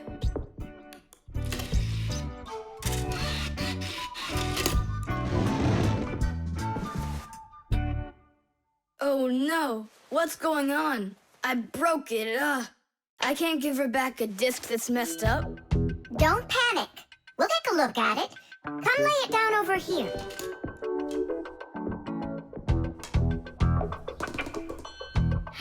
Tom Thomas, why is this disc all covered in jelly? Because I was touching it with my fingers. I mean, what else? It's obvious you don't know how a disc works at all. And you know how it works? Yeah, I know. Yeah? If we take a look at a digital disc through a powerful microscope, we can see rows of tiny valleys of different lengths. These valleys are actually a code for the cartoons, games, or music recorded onto the disc. Inside a disc player, a laser beam reads the code and helps turn it back into pictures and sounds. But if you scratch the disc or smudge the disc with dirty fingers, the laser can't read it and the disc won't play. That's why you need to keep discs clean and stored in cases. So that's why you should only hold discs along the edges. And when you're done watching them, you have to put them back inside their boxes. And what about this one? Do we have to get rid of it? Not so fast. Nolik, this calls for a major cleaning. Let's get the brooms.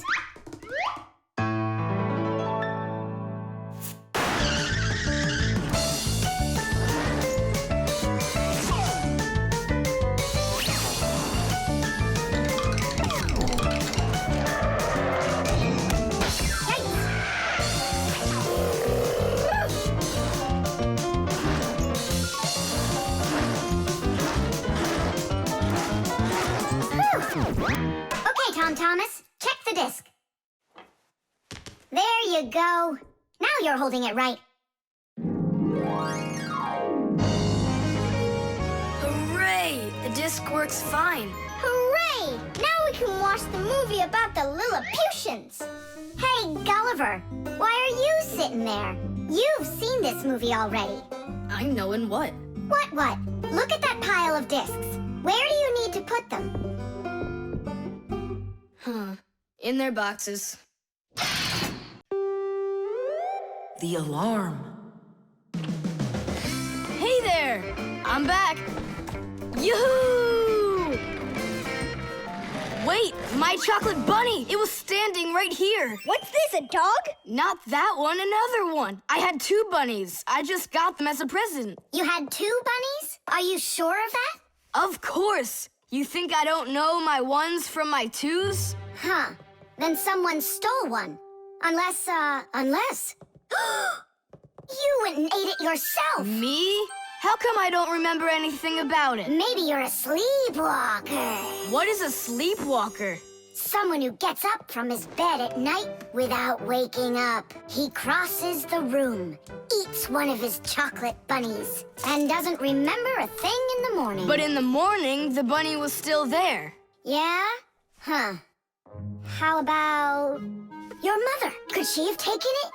She doesn't like when you're eating too much candy. No, she doesn't. She says that candy's terrible for my teeth. And so, to save your teeth from these sweets, she snuck quietly into your room, snatched one of the rabbits, and ate it. But Mom's the one who gave them to me as a present. And so why would she take it? Yeah? Then I just don't know. Well, I do. I think it was your father. He wouldn't steal it. We know he's allergic to chocolate. Next, he'll tell us how the fish took it. You know, I always thought there was something fishy about those fish. No doubt about it. They stole the bunny.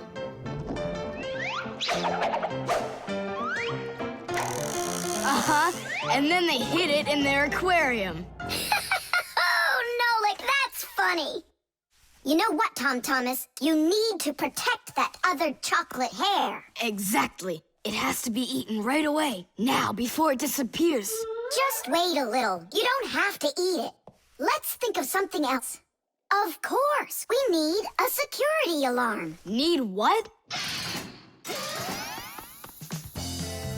The alarm was invented to keep houses, cars, and other valuable things safe and secure.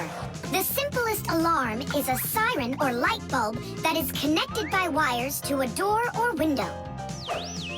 When someone tries to open the door that has an alarm on it, the alarm goes off, making the siren howl and the light flash. Alarms can also be set up to call the police if they go off. Super! But where can we get ourselves a security alarm? You have an electronic construction kit, remember? You're right. Then bring it over here.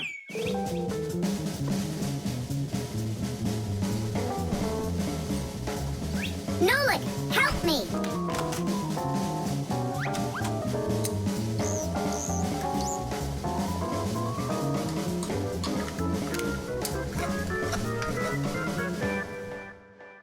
Tidish! Tidish is the Fixies victory call. When a job is well done and we Fixies are proud of our work, we exclaim, Tidish! And raise up our hand with our thumb and first two fingers sticking out. You want to know what it means? It's very simple. Fixies love solving problems and fixing things that are broken. And do you know what you need to do to solve a problem? First, you need to find out what's broken. Second, understand why it broke. And third, repair what's broken so it works again. So do what the Fixies do and first, find it. Second, understand it. And third, fix it. Tidish! It really is a great word, and it sounds funny, but we Fixies surely like it a lot. Well, Tom Thomas, turn on the alarm. You sure the alarm will work? I'm sure, without a doubt.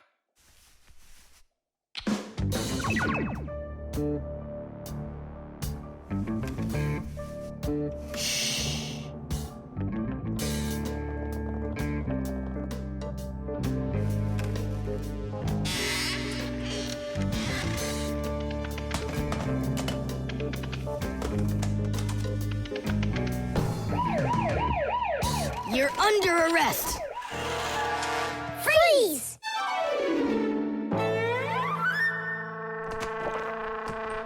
Chusaka? Why are you stealing my chocolate?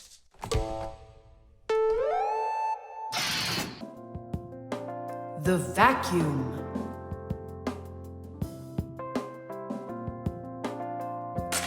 What's the point of cleaning up toys? You're just gonna go take them out again later. You said it.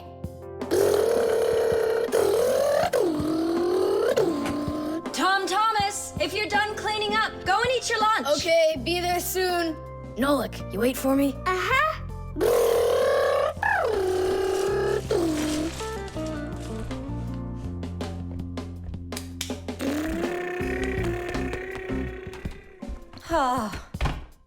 He calls this cleaning up.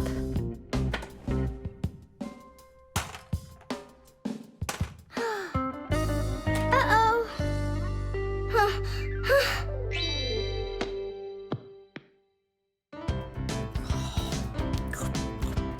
As we say, bon appetit. Thank you. You're not gonna eat me up, are ya? How? Fixies, I don't eat them. Well, that's my mom. She started vacuuming.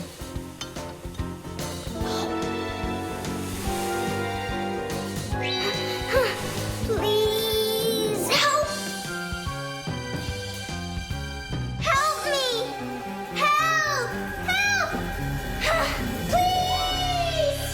It really is weird. How's it possible a vacuum cleaner can take all that dust in, and none of it gets back out? Oh, come on. It's simple. They taught us about it way back in 3rd grade of Fixie school. You can think of a vacuum cleaner as nothing more than a fan with a net. The fan spins backwards, so it sucks in air with dust and dirt. If you put a net in front of the fan, the net will catch everything that is in the air and let the air pass through. Then all you need to do is add a pipe and you've got yourself a vacuum cleaner. But instead of a net, vacuum cleaners use special bags to collect the dust and dirt. It's as simple as that. Oh, whoa, Simka. Nolik, could he get sucked into the vacuum? Oh, no! Did he stay back there? Tom Thomas, what's the matter? Mom, I can finish vacuuming you. I mean for you. All right, I'll go clean the dishes. Nolik! Nolik! Nolik! Nolik! Nolik! We better go and get help right away. Masya! Nolik got sucked up inside the vacuum. It's impossible. He can't fit in here. No, not in this vacuum. Into the big one, the human. It's just terrible. Nolik, my Nolik, he could suffocate in there. Come on, quickly. Yuck! This stuff is just awful. And it's awfully bad for you, too. Dust is a tiny enemy. It's so small and unnoticeable. But if dust gets inside machines and appliances, it's a disaster just waiting to happen. It can keep gears from turning properly. Dust can make appliances overheat. And if dust gets onto electric contacts, it can create a short circuit that can even cause a fire. That's why we Fixies have to constantly clean the insides of appliances from dust, even though a lot of us are allergic to it. Choo! If only people would just dust a little more often than they do right now. Choo! At least people could dust more on the outside. That would make our work so much easier, and their equipment would break a whole lot less often.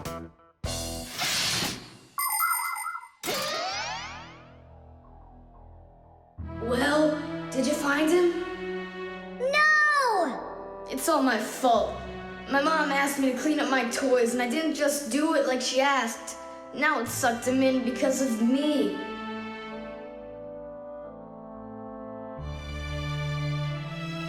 Nolik! Nolik!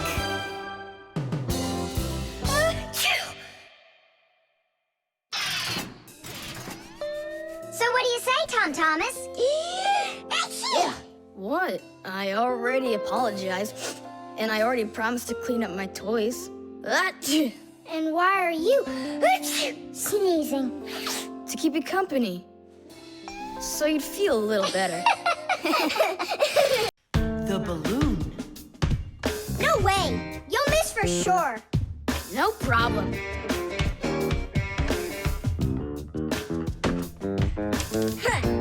Anybody can do that.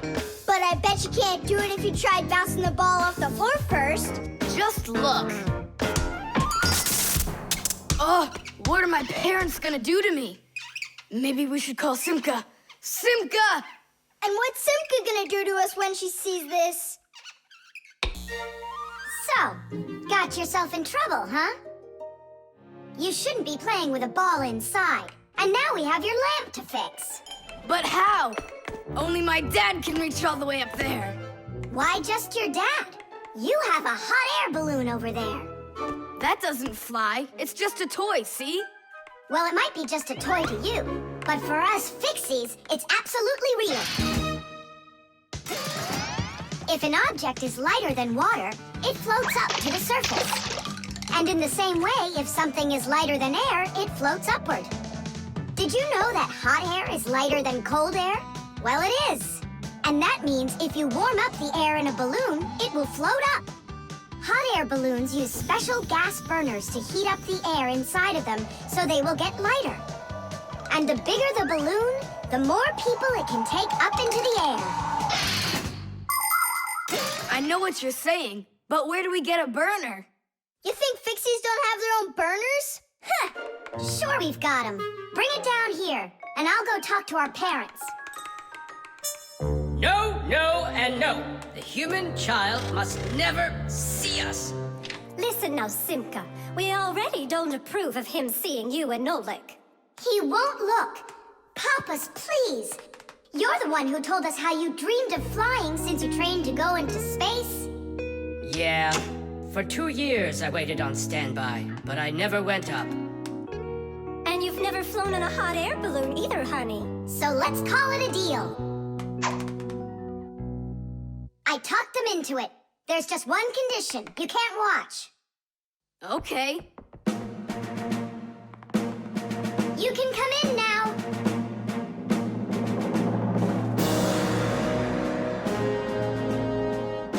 Now prepare the burner. Coming right up. Permission for takeoff? Permission is granted. And off we go! Hooray! It's flying! Don't you peek. Turn around. Oh, it was an accident.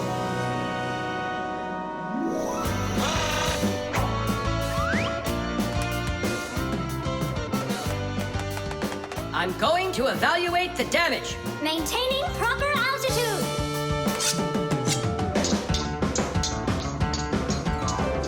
So, they've reached the spot.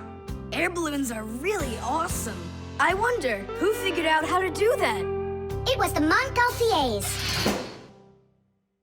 The hot air balloon was invented in the 18th century by the Montgolfier brothers from France. In those days, there were no gas burners, so they heated the air inside the balloon by burning straw. At first, there were no passengers on their balloon. Not counting the Fixies, of course. I mean, how else could a balloon get up in the air without them? Unfortunately, the names of the first Fixies who took that flight were not recorded in the annals of history. Following the Fixies' flight, the next passengers were animals: a ram, a rooster, and a duck.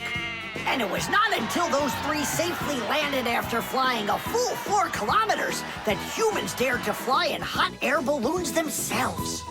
Ever since their invention, hot air balloons have also gone by another name: Montgolfiers.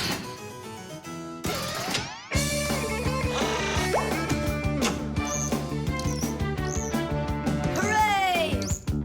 Tadish! Didish! All right. Simka, please let your parents know that I'm so very thankful. Okay, by the way, now you can turn around. You know, Simka, let's fly the balloon just like them. There's no way, Nolik. We would need to use the burner, and kids aren't allowed to play with fire. I'll give you a ride. Look, I still need to put it back up on the shelf, so climb in and let's do it.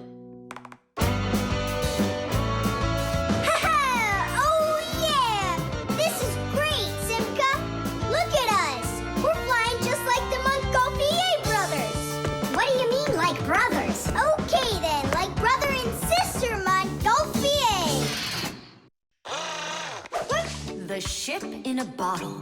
Simka, Nolik, here, take a look at this. Oh, wow. Awesome. Where did you get this from? From one of the shelves in Dad's office. He's got lots of cool stuff in there. That's cool. I'll be the captain.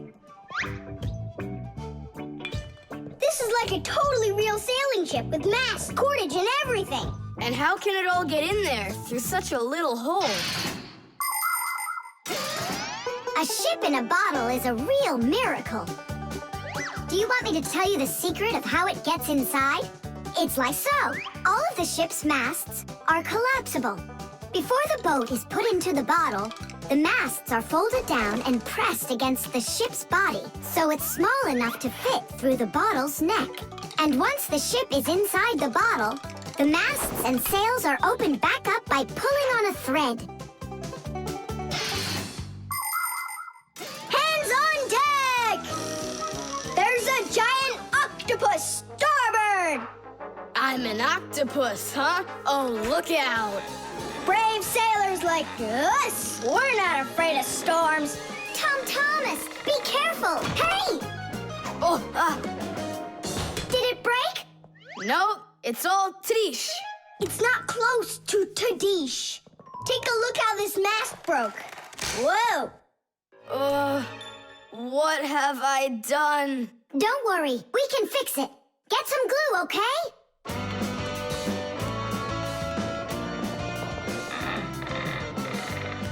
Here's some super glue I found. This is the kind that'll keep things stuck forever. Nolik, come and help!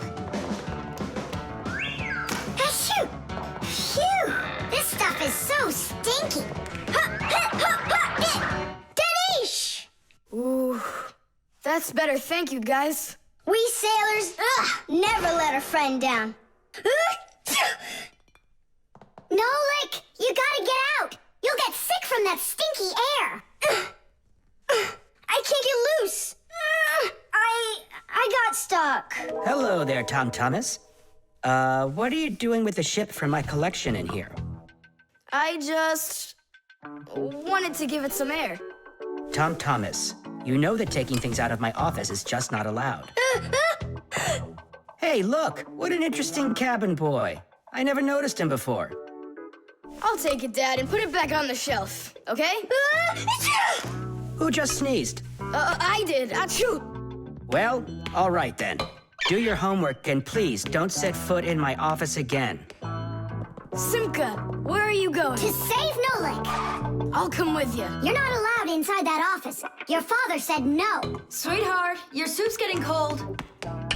I'm coming. Nolik, where are ya? Simka, why is everything turning? Because you inhaled the fumes from that stinky glue. Oh, phew. Everybody knows how strong the smell of paints, cleaning fluids, and glues can be. But the nasty smell is not where the real danger lies. Breathing in the fumes from paint or glue can give you a terrible headache. Or even worse, it can make you faint. That's why when the Fixies need to paint or glue something, they're supposed to put on a safety mask called a respirator. And humans need to remember to wear masks just like Fixies when they're working with fumes. And never forget that the fumes from glue and paint can be flammable. It only takes one spark and kaboom! There can be an explosion. So always remember to have plenty of clean air moving through any room where you are gluing or painting anything. Simka, hurry up. Hang in there, Nolik. I'll get you out of there.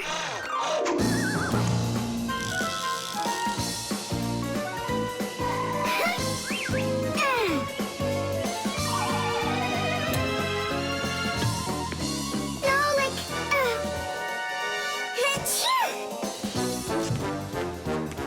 Oh no, is he okay?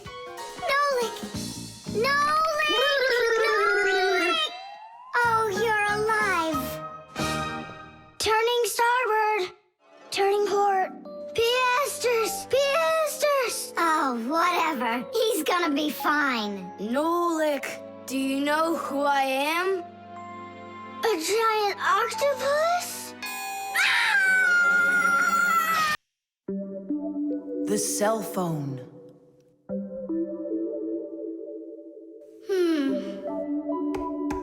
Hey, Nolik, come on out and play. He's not allowed. He was punished. Can you tell me what you did? I grabbed a Pac-Man and I forgot to ask. How long do you have to sit there? Until Masi and Papoose come home from their boozness. What did you say? Business, a work trip. They're inside of your father's cell phone right now. They were busy doing repairs in there when he left the house for work. Do you know the reason why a mobile phone is also called a cell phone? Mobile phones are connected to other mobile phones with the help of special radio stations that are put on top of towers and building roofs. Each one of these stations sends signals to its own area below, and each area is called a cell. A mobile phone works anywhere it can find a nearby station that it can connect to. So as long as there is a station nearby, you can talk as much as you want. You can even move from one cell to another. And without you ever knowing it, your mobile phone will switch from one station to another one. So your conversation can keep on going, even if you're running after a bus or riding on it. Tom Thomas, hello. There you go, my dad came back home already. Hi, Dad, how are you? Can you believe it? It looks like I lost my phone. What do you mean you lost it? Where? I have no idea. So what? I'm gonna have to sit in here forever now? You?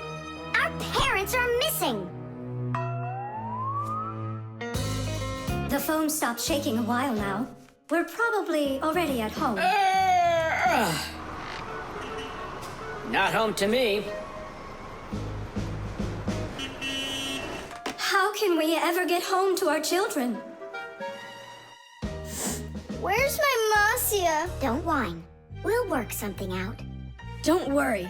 I got a phone. Let's give him a ring. They can't answer your call. But what if they answer us? Call them, Tom Thomas.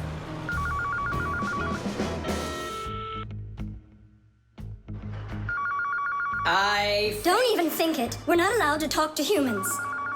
We're not gonna talk to them. We're just gonna listen. We need to close the contacts.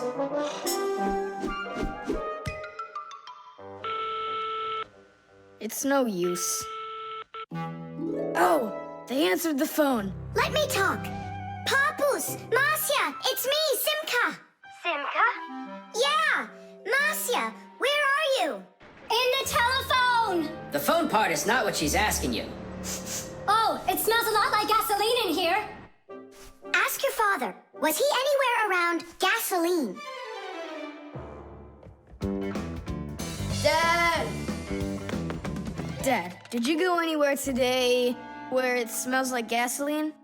Gasoline? I had to go to the gas station. That's the place where your telephone disappeared. Are you sure? Yeah. Well, I've got... Intuition. Intuition? Intuition, huh? You know what? I'll go check.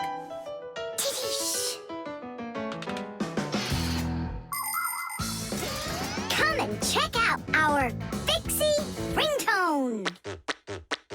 Telephone is, your telephone is, your telephone is, telephone is, telephone is, ring, ring, your telephone is, ring, ring, your telephone is, ring, ring, your telephone is ringing, won't you answer please? Ring, ring, your telephone is, ring, ring, your telephone is, ring, ring, your telephone is ringing, won't you answer please? Your phone is ringing!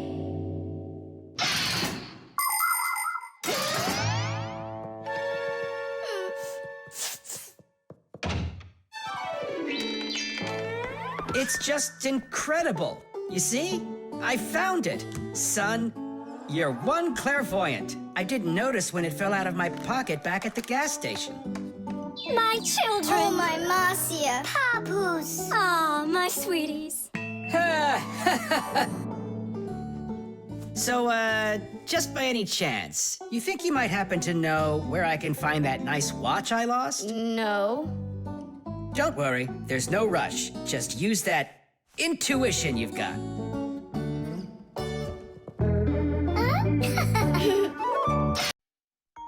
The drain.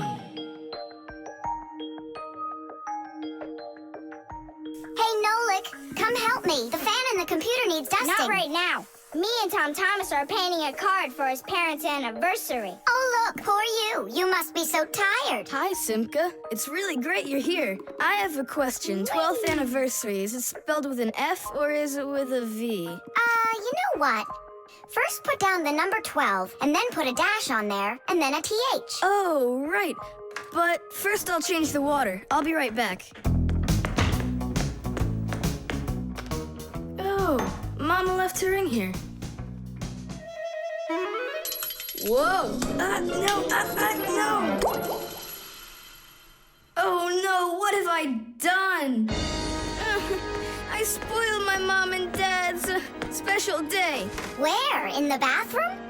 My mom's ring was lying there, and I dropped it into the sink, and now it's washed away.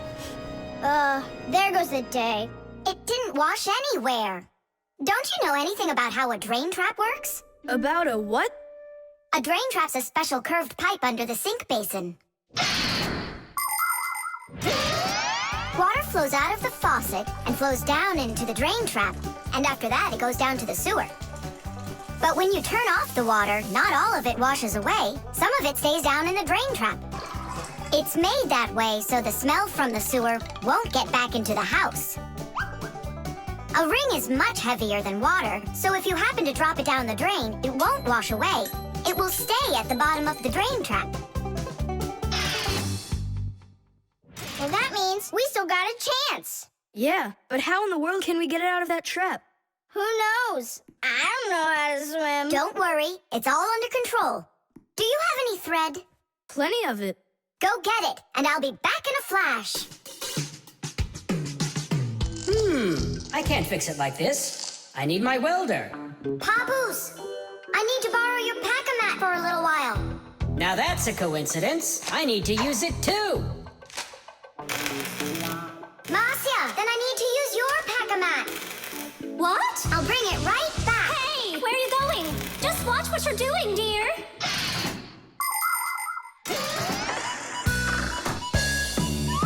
Just like the name says, Fixies live to help machines and appliances. But machines are very big and Fixies are very small, so they can't get by without tools.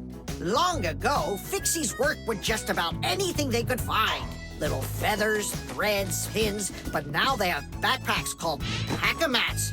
Inside a pack-a-mat are all sorts of tools. Just push the button and the pack-a-mat spins around, quickly shooting out a hook or a magnet or even a parachute. Every adult Fixie has their own pack-a-mat. But before children can get them, they have to go to school and study hard and then pass an exam before they have the rights of a full-fledged Fixie. And it's only after all of that that young Fixies get their own pack-a-mats. And what? You're going down there with just that on? Not just like this.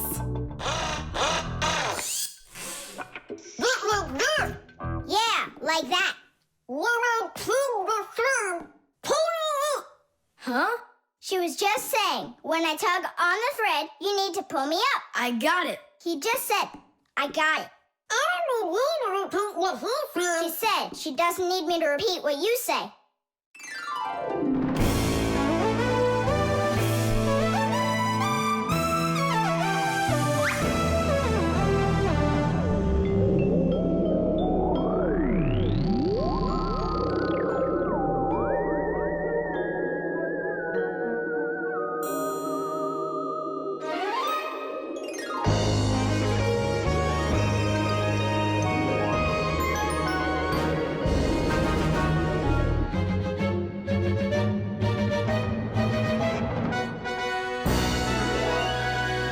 Simka, Nolik, thank you. You really saved the day.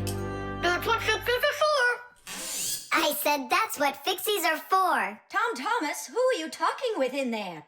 Oh, your mom came back. No one. Hey, can you turn back into Fixies? I gotta ask you a question.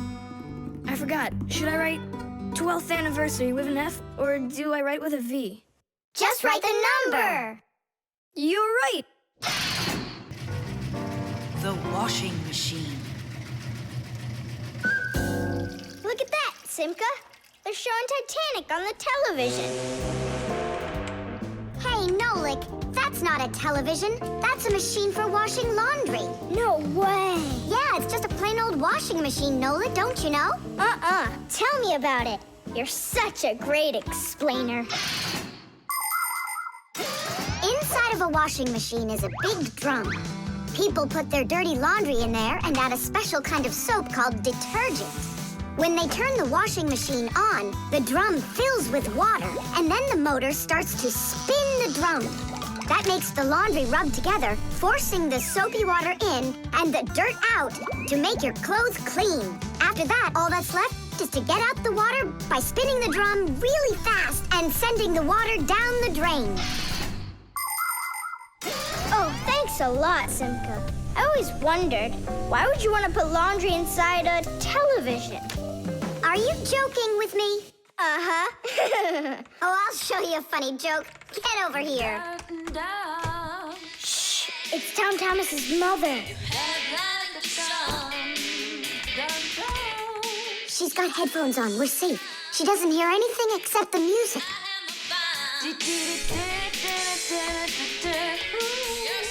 Now she'll come back, add the soap, turn on her television, and watch the second part of the movie. Again with the jokes. This time I'm really gonna let you have it. Whoa! Nolik, just do what I say. I came up with a plan. What's your plan? To run away!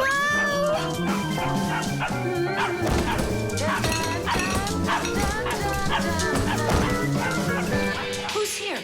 Hello?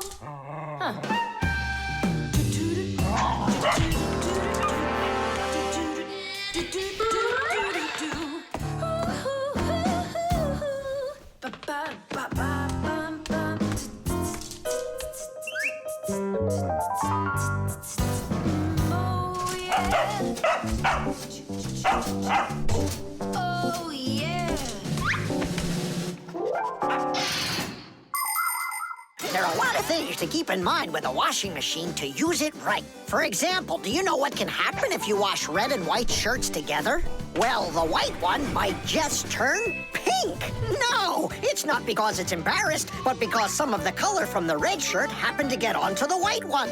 Another important thing to remember is to empty your pockets before you wash your clothes. Things like keys, nails, and chewing gum might not only ruin your clothes, but they can destroy the washer, too.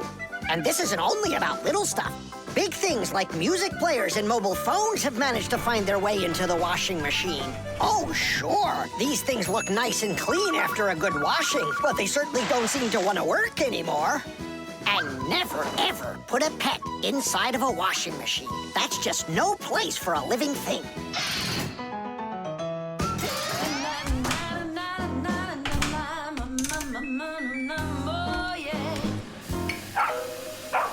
You know what, Simka? I've never been laundered in my entire life. We better get out of here, Nolik, right now.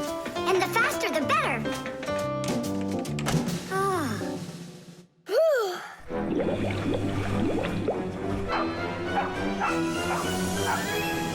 Come on, let's get going. And what about Chusaka? What about Chusaka? Let her get washed up a little in there. Maybe it'll make her nicer. But she could drown, the poor thing.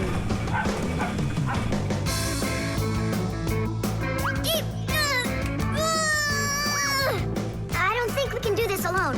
We should get help from Tom Thomas's mother. 1, 2, stop! What? She moved out of the way.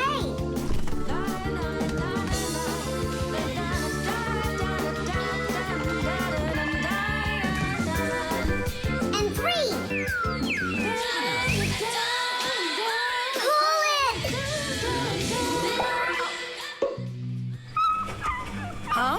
What is that? Oh, my goodness! Oh, my sweet little baby. How did you get in there? You wait right here in the tub and I'll go get you a towel. So, you wild little beast. Looks like we saved your life. We're friends now? Nolik, sure doesn't look like she wants to be our friend. So what do we do now? Same old plan. Run!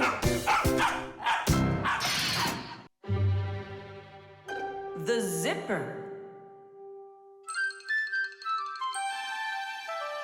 Hey, Nolik, look. Why did Tom Thomas go to sleep like that? Maybe it was some kind of homework for one of his classes. Uh-huh, gym class homework.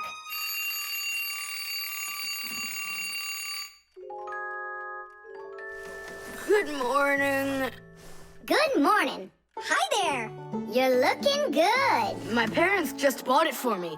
Isn't it a cool jacket? And what, you slept in it all night? Yeah, once I tried it on, I didn't want to take it off, and I fell asleep in it. Yeah, life's never boring with you around. Oh, I think the zipper got stuck. And so what? You can leave your coat on no problem. You're about to go to school, right? And you think I could sit in my class like this? How could I have broken the zipper? Don't worry, you haven't broken it. Not yet. Here is a simple zipper. It is made with 2 rows of small teeth that pass through a slider. The slider has 2 holes on the top and only 1 hole on the bottom. When we pull the slider up along the zipper, the teeth grab onto each other and the 2 rows join together into one. And zip! The zipper's closed. To open it, all you need to do is pull the slider in the opposite direction. Then the teeth will come apart. But on mine, they're stuck together. And now what? What do people do in the morning? Do what they do. Exercise. And I'll have time to think it over.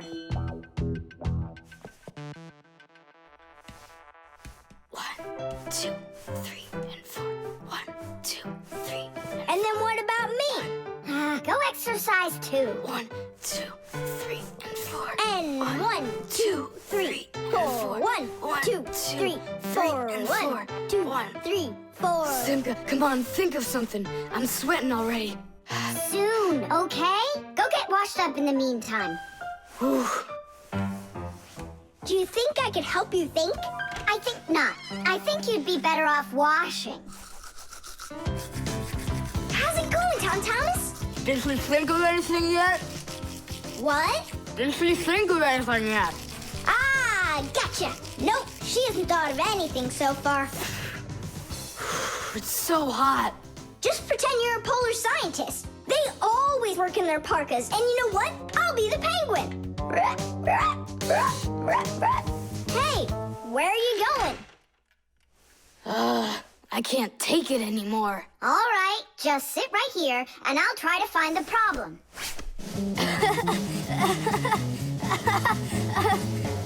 You see? That polar scientist game's funny, huh?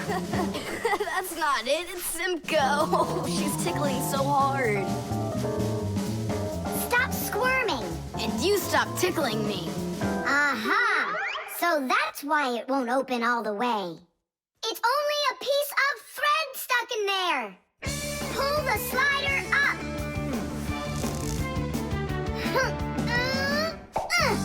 Tiddish! You can unzip it now. Thanks so much.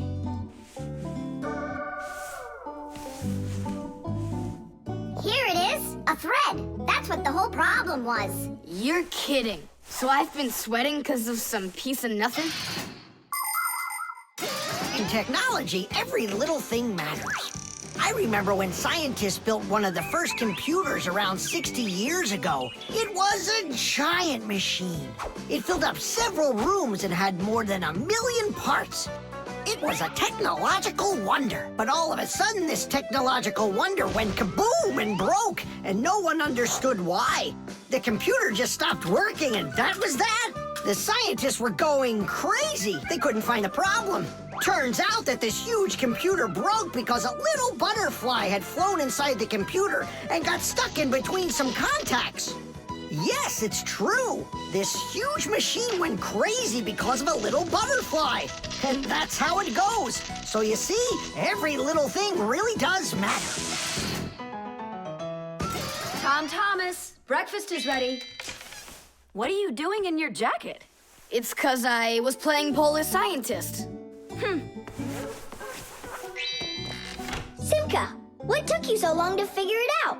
I just thought it would be funny to see Tom Thomas do his exercises and brush his teeth in his coat, that's all. That was your plan? Well, yeah. Can I joke around a bit?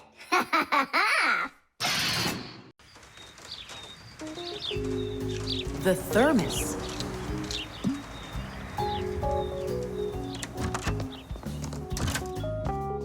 Where should I put it? Put what, Tom Thomas? Oh, it's you. My ice cream. Are you joking? Eat it! I can't. Tom Thomas, are you all right? I'm fine.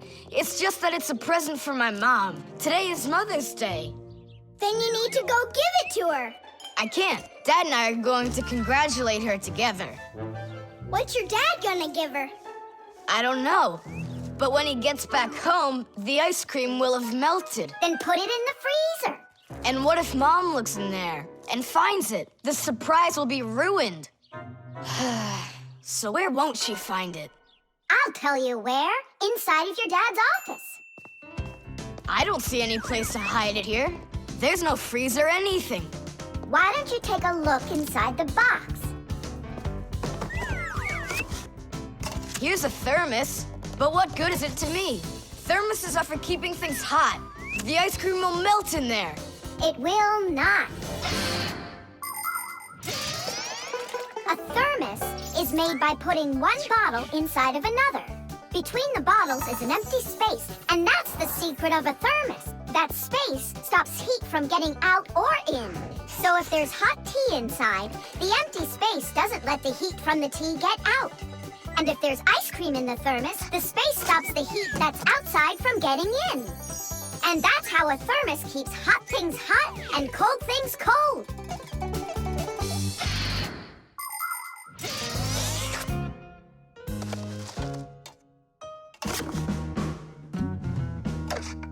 That's it.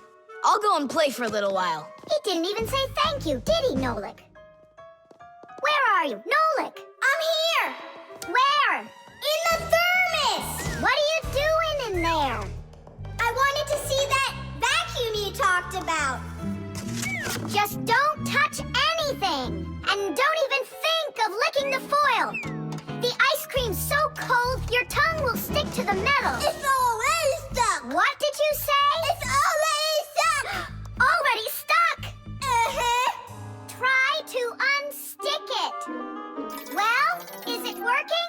Nuh-uh. And what if you breathe onto the foil?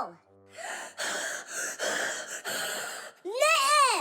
Hang on, Nolik. I'll go and get Tom Thomas.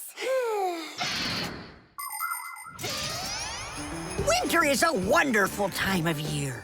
Holidays, presents, snowballs, skates, sleds. But the cold is also something serious that you shouldn't fool around with.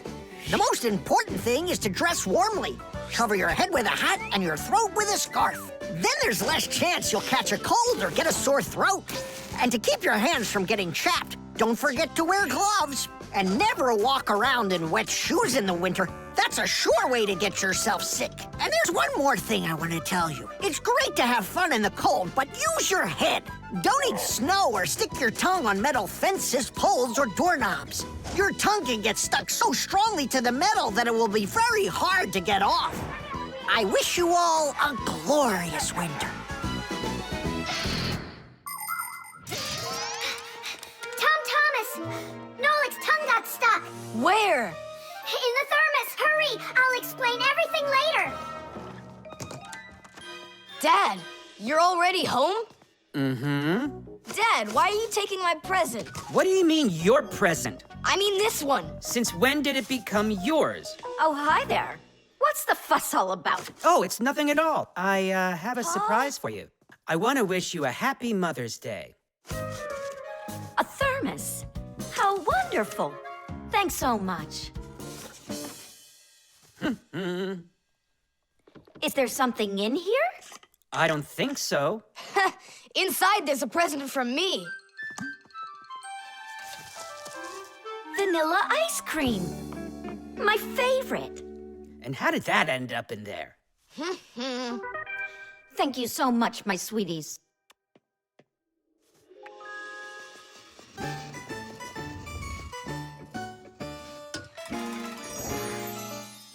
Nolik, you got me so scared. Thank goodness you thought of turning into a screw inside of there. Uh-huh. Does your tongue hurt? Uh-huh. Do you think you can talk again? I can talk. Oh, that's good. We better hurry. We still need to go and wish our mother a happy Mother's Day. And you should too. The solar battery. Let's see. 3 times 648. He won't get it himself. Nope. Well, I bet he will. Tom Thomas is so smart. Yeah, smart, but lazy. I'll bet you a flick in the head. Then get ready. Huh? Shh. We promised. We can't bother him during homework time. I really wish I didn't have to write this out. Why write everything on paper when you got a calculator? I knew he'd say that. Without a calculator, he can't get it. It seems like the batteries are dead. Did you see that? The calculator won't turn on, so he's gonna have to solve it by himself. What's the problem? Come on. Where are the batteries here? Simka, Nolik, just come out already. I can hear that you're here. Hi, Tom Thomas. Well, you can't figure out where the batteries need to go? I don't get what's so funny. Because there are no batteries inside of this thing. What do you mean, no? Then where does the calculator, get a... Where does it get electricity? Uh-huh. There's a solar battery in there. The sun turns it on? A long time ago, it was discovered by scientists that some materials produce electricity when light hits them. Sheets that are made out of these materials are called photoelectric cells. By connecting a few of these photoelectric cells together, you can build a solar battery. A solar battery in a calculator sits behind a small clear window. And when light hits the solar battery, it produces the electricity that powers the calculator. I don't see a little window anywhere on here. That's because you covered up the window with a sticker for some reason. The reason is that it looks great. Good job. It looks really great, but it can't work now. Well, farewell, sticker. I can't get it off. Then just leave it alone. Go ahead and solve the problems without the calculator. Then I'll be the one flicking you. Flicking who? Did you forget? We're the Fixies, and we have to fix everything. Ah, Simka, that's a sneaky plan. It's not sneaky at all. You better find something to tear off the sticker with. Okay, how about them?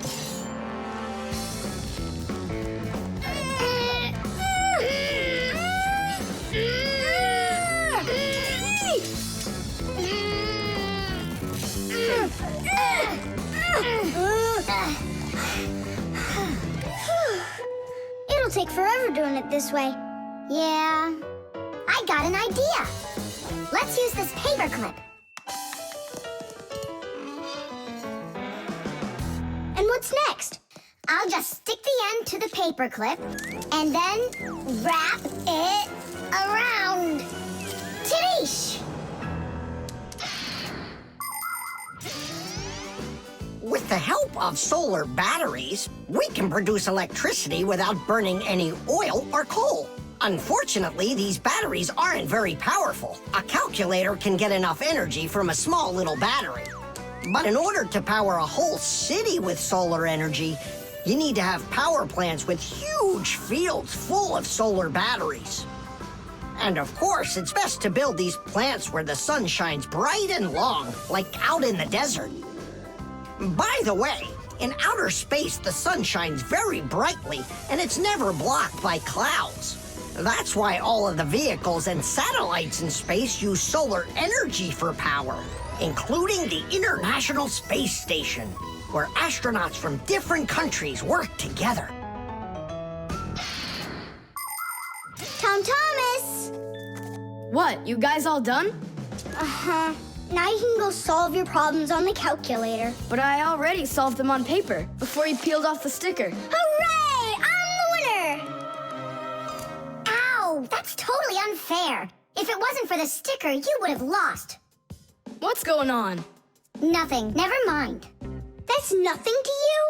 Well done, Tom Thomas. You got them all right. Now it's working. Look, a picture of our Nolik. Where? Right there on the calculator. Oh, I got it. 0 means no, Nolik.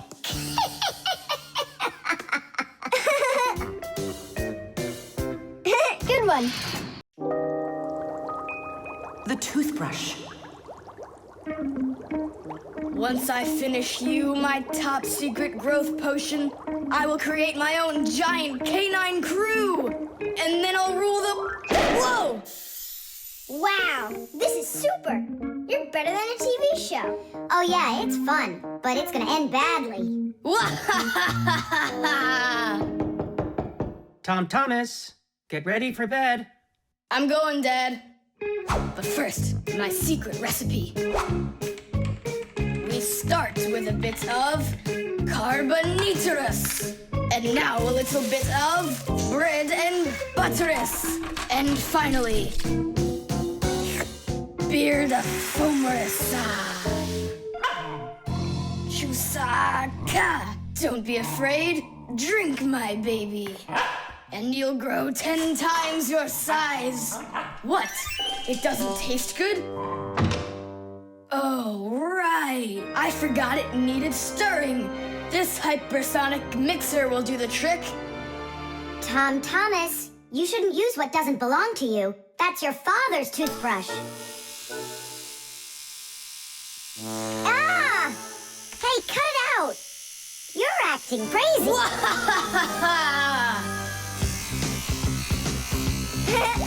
Bubbles! Hey, boom, boom, boom!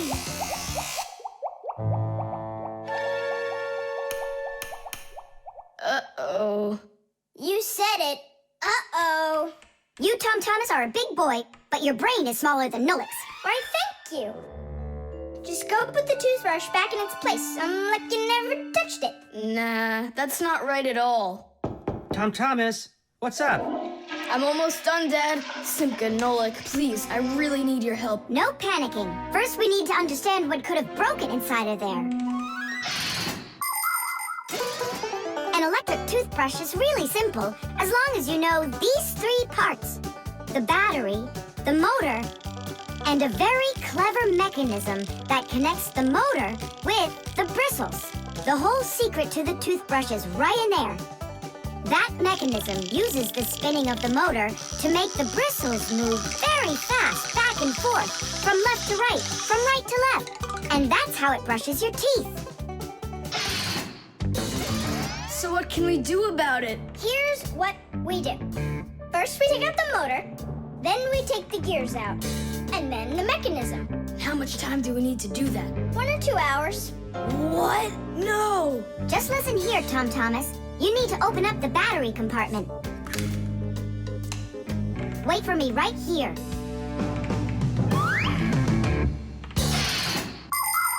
These are your teeth. Well, I mean, they're not your teeth, but you get what I'm saying. Nowadays, we use a toothbrush to clean our teeth, but it wasn't always that way.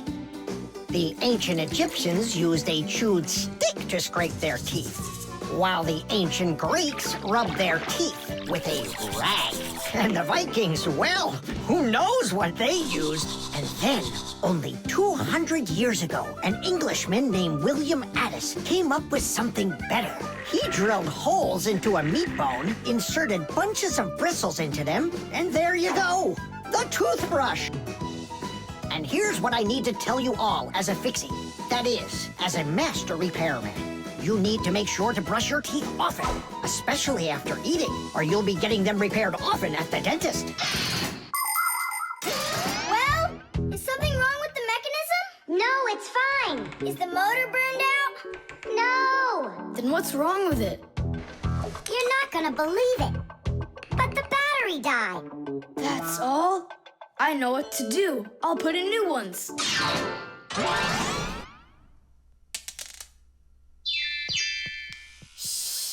Your dad turned the toothbrush on. Looks like everything's fine. It's working. Ooh, way to go. Excellent. Your dad will never find out what kind of slop you mixed up with his brush. What slop? How dare you, Nolik? How dare you refer to my mighty potion like this? Tom Thomas, somehow soap got all over my toothbrush. Can you explain that? Ay, ay, ay. Well, you got caught. What do you say now?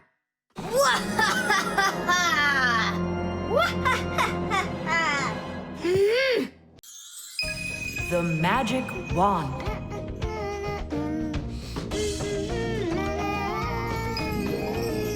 Oh, Tom Thomas, how did you get here? It was a piece of cake. I just got this cool magic wand as a gift, see? Wow! There's no such thing as a magic wand. I don't believe you. You just wait. Any wish is the wand's command. Check it out. Today I want my school to be closed. Golden wish, Tadish! Tom Thomas, your teacher from school just gave me a call. She said your school has totally disappeared. How odd. So I'm not going to school? Well, how? Instead of school, we'll go to the park. Hooray! Really? real magic. Oh, it's so great. No, there's no magic. They're only illusions. I don't know what illusions are. It's when what we think we're seeing is not what is actually happening. Have you ever seen a magician pull a rabbit out of an empty hat? Do you think it's magic? No, it is only an illusion. In reality, the rabbit's hidden inside the table that the magician puts his hat on. The lid of the hat is made with a secret hatch. And when the magician puts his arm inside the hat, he grabs the rabbit from the table below and ta-da! How every magic trick works may be a secret, but every illusion does have an explanation. I'm telling you, this wand's totally magical. Right now, I can make a rabbit appear out of this trash can for you. Golden wish, Tadish!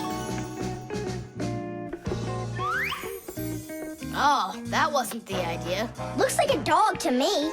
Wait, one more time. Golden wish, Tadish!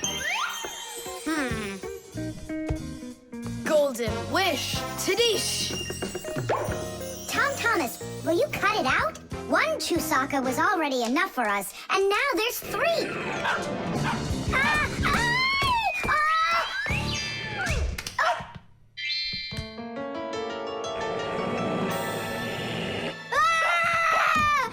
Hey, Tom Thomas, please tell your rabbits that they can stop barking so loudly.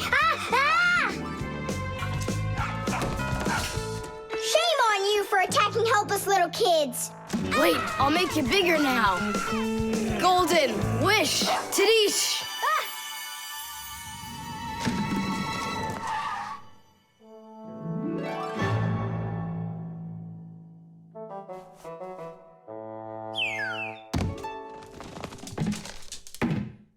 What? You scared? So you're only brave enough to chase little kids around? Wow, I'm huge. I'm as huge as Tom Thomas. I'm huge! Oh, Nolik, be careful!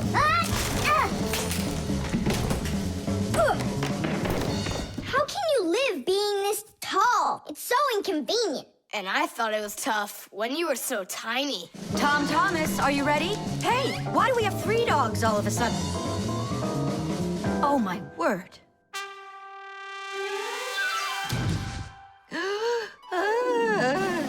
No! Why are you screaming? I was dreaming that someone had given me a magic wand. And then I had to make it big, see? And my mom saw you. That's awful. That would have made me scream. I wish I had a magic wand of my very own. We Fixies aren't ones to believe in magic, but we do believe in what humans can do.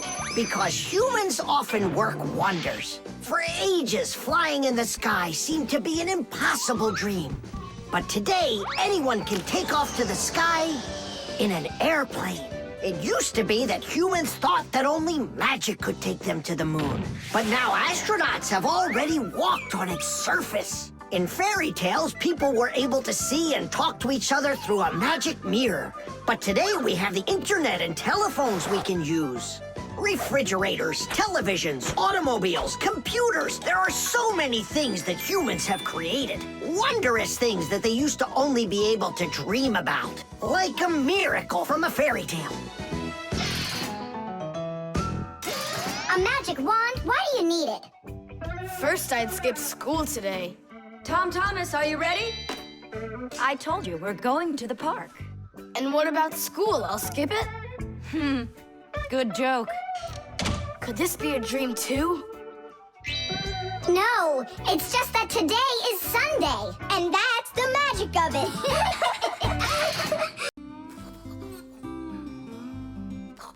The remote.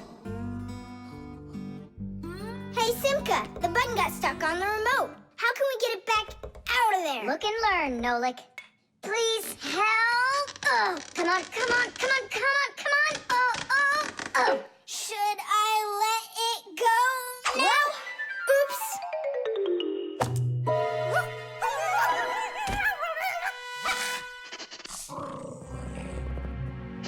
Nolik, hide somewhere.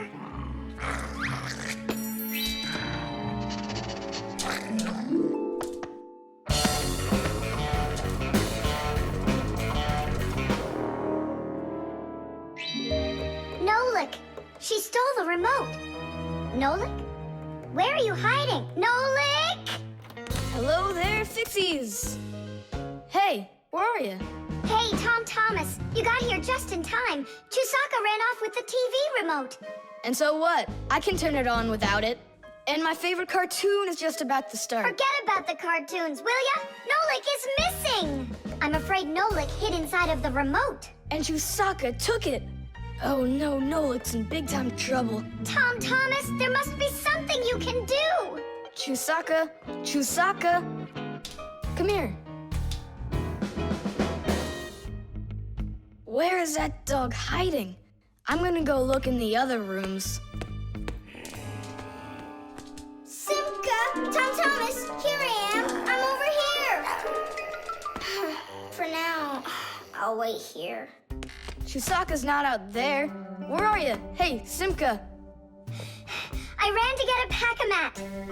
What are you gonna do with it? I'm gonna search for the infrared ray that comes out of the remote. That's so great! But what is it? I'll explain it to you. Inside of most remote controls, there's a special type of light bulb called a light-emitting diode, or LED for short. When we press a button, the LED sends an invisible infrared ray. And in the TV, there is a receiver for these invisible rays. The TV understands the command that comes from the remote control and carries it out, like changing the channel or the volume.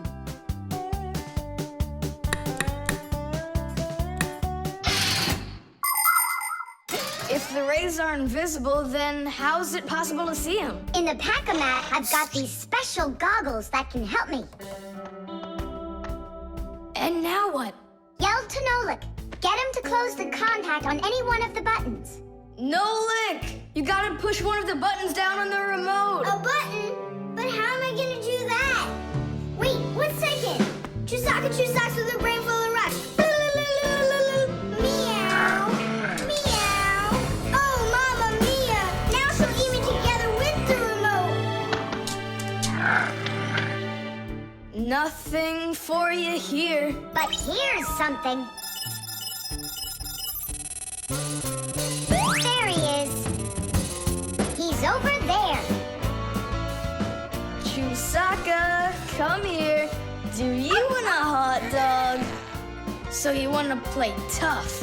All right then.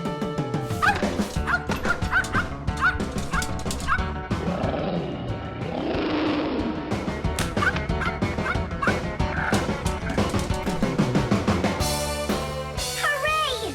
You're in one piece. How did you find me? By looking out for the remote's rays. It's just a shame it's impossible for me to see him. What are you saying? You can! If you want to see infrared rays, all you have to do is look through a digital camera. Try it for yourself. Turn on the camera on a mobile telephone. Now go ahead and press any button on the remote control and point the camera toward the front of it. You'll see a bright dot on the screen of the camera. That's the light-emitting diode working. It's letting off a special light that can't be seen by the naked eye. It's also possible to point the remote control at a mirror. And then through the camera, you can see how the light-emitting diode turns itself on. So what that means is that invisible rays bounce off of a mirror in the same way that regular light does. So you can control the TV by bouncing the light from a remote control off of a mirror. You don't believe me? Then go ahead and try it yourself. By the way, if your toys weren't all stuffed under the bed, we would have found the remote without the goggles. Don't worry about it. When the cartoons are over, I'll put them away. So, you done watching? Time to clean up.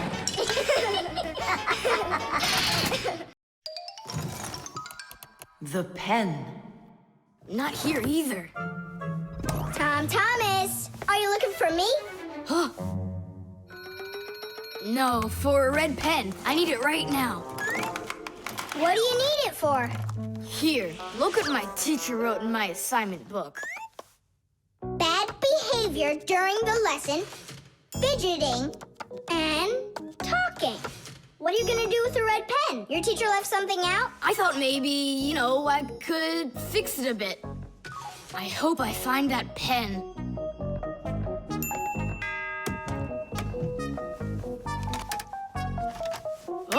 Whoop! Whoop! Whoop! Oh, wow. Good catch. So, what do you want to fix on it? I'll just add a couple of no's, and then it will say that I had no bad behavior during the lesson, no fidgeting, and no talking. See, no problem. Cool. And then add this at the end. Tom Thomas is a perfect student. Nah, then they would guess I did it. What, is it clogged up? A little scribble will do it. That's not a pen. It's more like a penknife. Oh, look, the ball's missing. What ball? It's a pen. It's a pen, but it's a ballpoint pen. Old-fashioned pens work by dipping the pen into a jar of ink. But with a ballpoint pen, the ink is stored inside of a tube that has a metal tip on the end with a small steel ball. Well, small for humans, that is, but of course, for Fixies, it's quite large. When you drag the pen across the paper, the ball spins around and gets ink on it from inside the tube. Then it turns over and the ink rolls out onto the paper. So without the ball, a ballpoint pen won't write at all. So what am I going to do? That's my only red pen.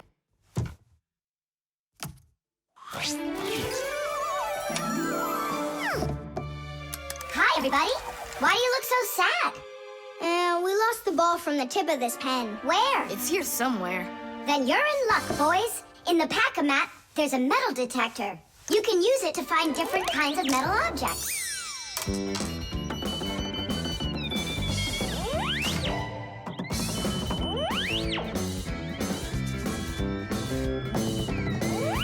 Nah, that's not it. I can see that myself. It's not on the table, Nolik. Until not that long ago, humans used pens that had to be dipped over and over again into an inkwell. This was quite inconvenient, and so to make writing easier, the fountain pen was invented. A fountain pen could be filled up with ink, so it could write for a much longer time. But fountain pens would often leak, leaving blots of ink on the paper. This problem was solved with the invention of the ballpoint pen. Ballpoint pens are simple, handy, and reliable, except that you can't write with them on a wall or upside down for a long time. That's because the ball uses up the ink on it, and the ink can't flow up to the tip. But even this problem has been solved. There are now special ballpoint pens that can be used by astronauts floating in space.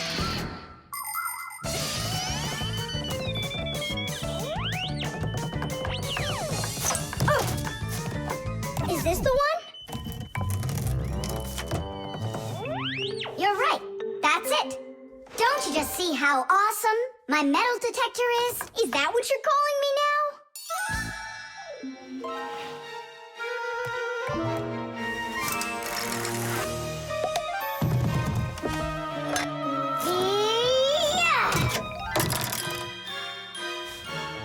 Tom Thomas, help us. And now. Tidish! Cool. By the way, what do you need the red pen for? Well, Tom Thomas and I needed to fix something in his assignment book. What? If I knew that, I wouldn't have helped you out. So no fidgeting and no talking. And your teacher, she writes in your assignment book when you behave well? Uh-huh. Whenever we behave well, she writes a note in our books right away. Ah. Did you see, Simka? How Tom Thomas managed to outsmart everybody? Since I see nothing else here from your teacher, does that mean you behaved badly the other days? Uh-huh. What? Well, Did you see, Nolik? How Tom Thomas just managed to outsmart himself? The screws. Hey, Tom Thomas, what you thinking about? huh? For school, I have to write an essay. My very best friend. I don't know. Who should I write about? What do you mean, who? Aren't I your closest friend? Of course. How could I forget to write about you? And you can keep forgetting. That's our secret, right? Don't you remember the promise you made when we met? Sure, how could I forget?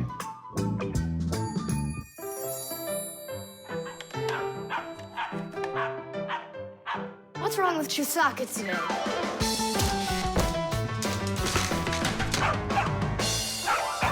Chisaka, why are these screws bothering you so badly?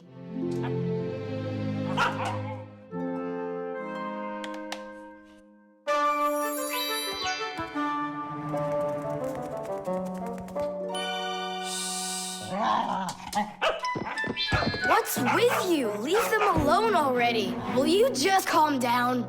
You're gonna destroy my plane.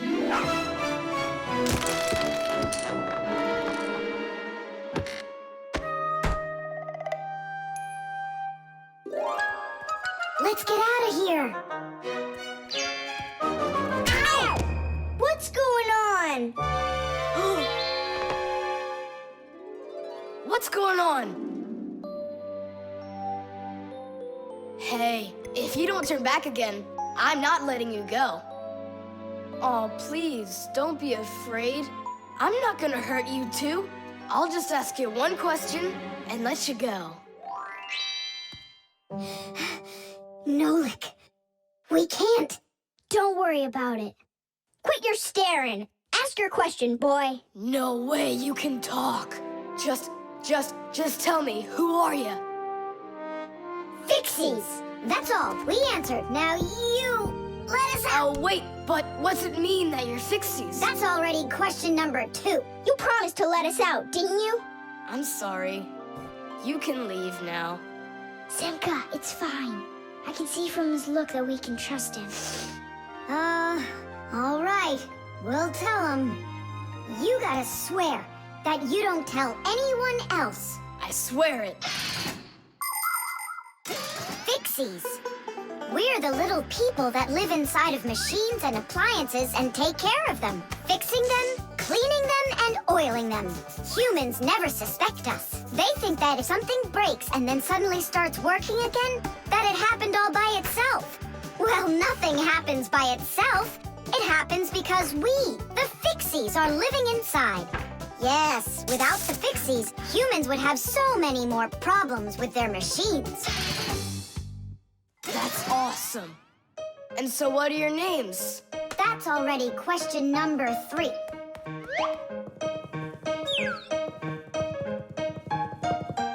You can call me Nolik, and her name is Simka. And my name's Tom Thomas. Will you come back over? Oh, well. I was this close to becoming the first kid in the whole world to make friends with the Fixies. I thought you guys would never come back over. And we didn't plan on coming back. But then we thought it'd be really great to be the only Fixies in the whole world, who are friends with the only kid in the whole world, who is friends with the Fixies. Ah! And who has told no one about us. The Fixies do everything they can do to hide from humans. They are afraid that if humans discovered Fixies, they would hunt them down and capture them and start keeping them in cages, just like pets. And worse than that, they would take them into their laboratories and start examining them under microscopes, even conducting scientific experiments on them. Or suppose that humans thought we'd do all their work for them, and so they decided that they didn't have to take care of their appliances any longer. Well then, let me tell you this. If humans decided that they didn't have to clean or fix their own appliances, then not even the Fixies will be able to stop them from breaking no matter what they do. That's why the Fixies are very smart to hide from humans. Okay, then, I'll write about someone else. I have the very best friend ever. Period. When something's broken, he repairs it. He's the one and only the one and only Nolan. Candy.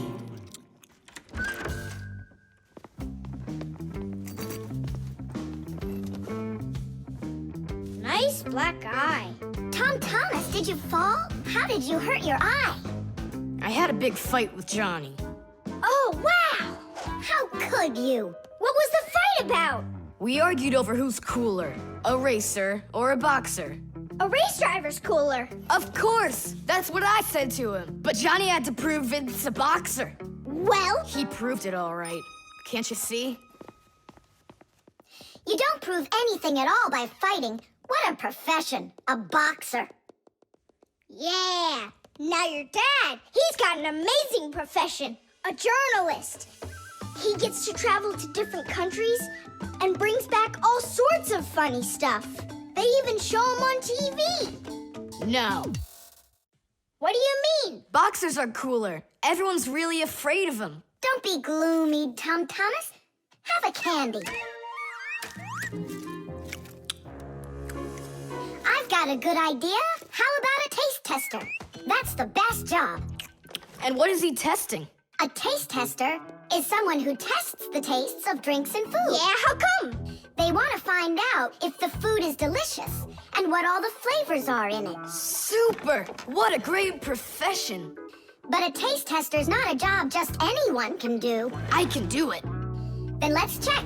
So open your mouth and then close your eyes.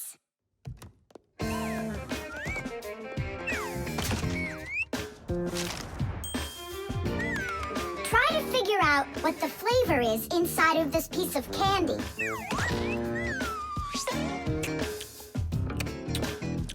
Strawberry. That's right. Good job, Tom Thomas. And this?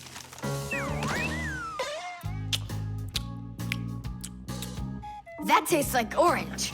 You missed that one. It was lime. Yeah, Tom Thomas. If you want to be a food taster, you're gonna need to do some serious practicing. Let's do it. Raspberry? You got it! Simka, how do they get the candy to be hard on the outside and filled with liquid on the inside? Don't get distracted. You're training. Yeah! Hard candy is made like this. First, a sweet syrup is cooked until it is thick and stretchy. Then the mixture is pulled into long, hollow tubes that are like noodles. As the tubes cool down, they start getting harder. And it's right then that the tubes are filled with the soft, fruity center and then cut into pieces. It all has to be done quickly before the tubes have a chance to get totally hard. And that's how candy is made that is hard on the outside and soft on the inside.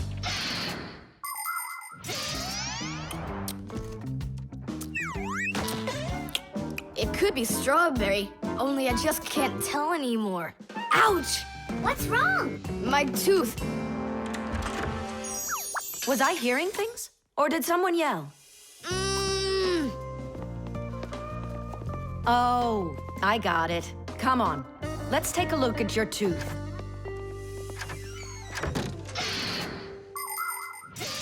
A taste tester has to be the most delicious profession in the world. They taste all sorts of things like cheeses and chocolates and decide which ones taste better. Everything is tested for taste, even water, because different waters taste differently. There are also testers who don't test food and drinks, but rather they test the smells of things like deodorants or perfumes. Not everybody can become a really great tester. First, you have to be able to tell apart all the different tastes and smells. You also need to know when it's time to stop, or you can make yourself sick and lose your ability to tell things apart. That's the reason why taste testers only take very small bites of food and very, very little sips. If you're gonna have a bad tooth, it's good to have a mom who's a dentist. That's true. She's a good dentist. She'll fix it in no time. She'll pull that tooth right out.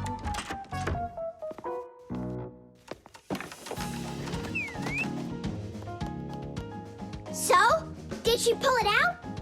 Nah, she just gave me some medicine to gargle. Your tooth, does it hurt? Yeah, it hurts a little. Hey, now I definitely know who's cooler than a boxer. Who? Who else? A dentist. Even boxers are afraid of going to the dentist.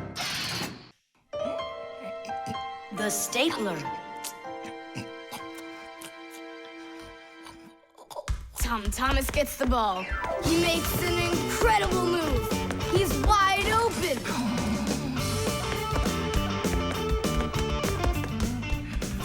sees him and he screams in horror.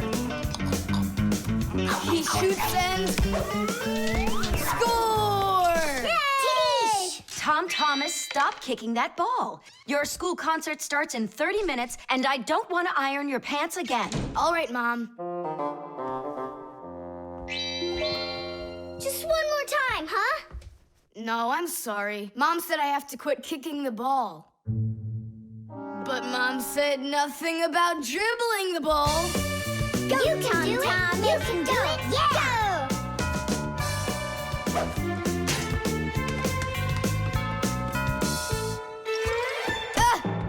Whoa!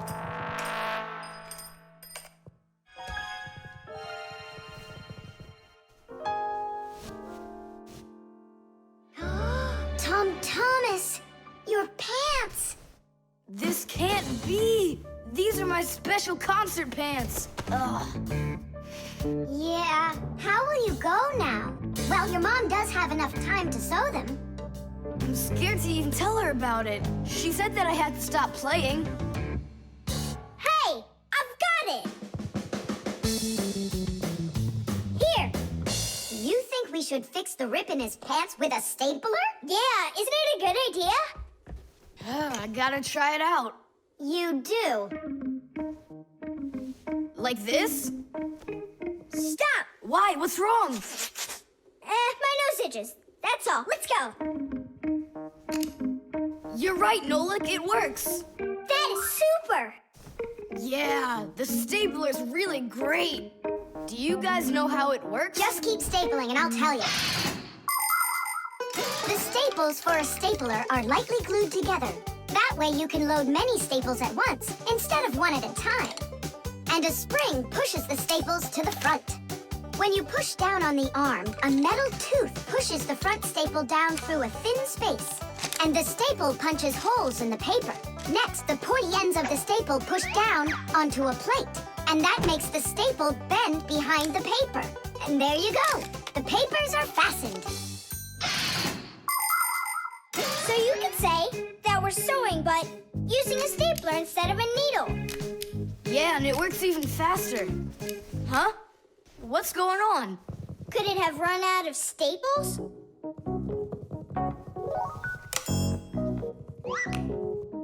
There's still a lot more staples, but one of them got jammed here in the slot. Tom Thomas, we're leaving in 5 minutes. Okay, Mom. So, did you get it? No. Why don't we get Papa's to help us? Because he's really strong and he's got a pack-a-mat. We can do this ourselves. Tom Thomas, find something we can use to push that staple out.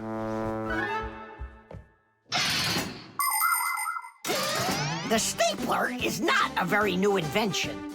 It's been said that the French king, King Louis XV, had a stapler made out of gold and precious gems. Unfortunately, it could only hold one staple at a time. Modern staplers are much more convenient, and people have come up with so many kinds for paper, for plywood, and even for skin. Yes, surgeons often use them during operations. Then there's the staple gun that's used to upholster furniture. And its older brother, the nail gun, can even be used to hold together the walls of a building. And here's an invention almost as important as a stapler. It's the staple remover. With its help, it's possible to remove the staples put in by a stapler.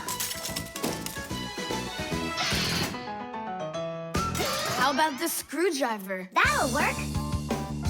Look, the screwdriver fits perfectly into the slot.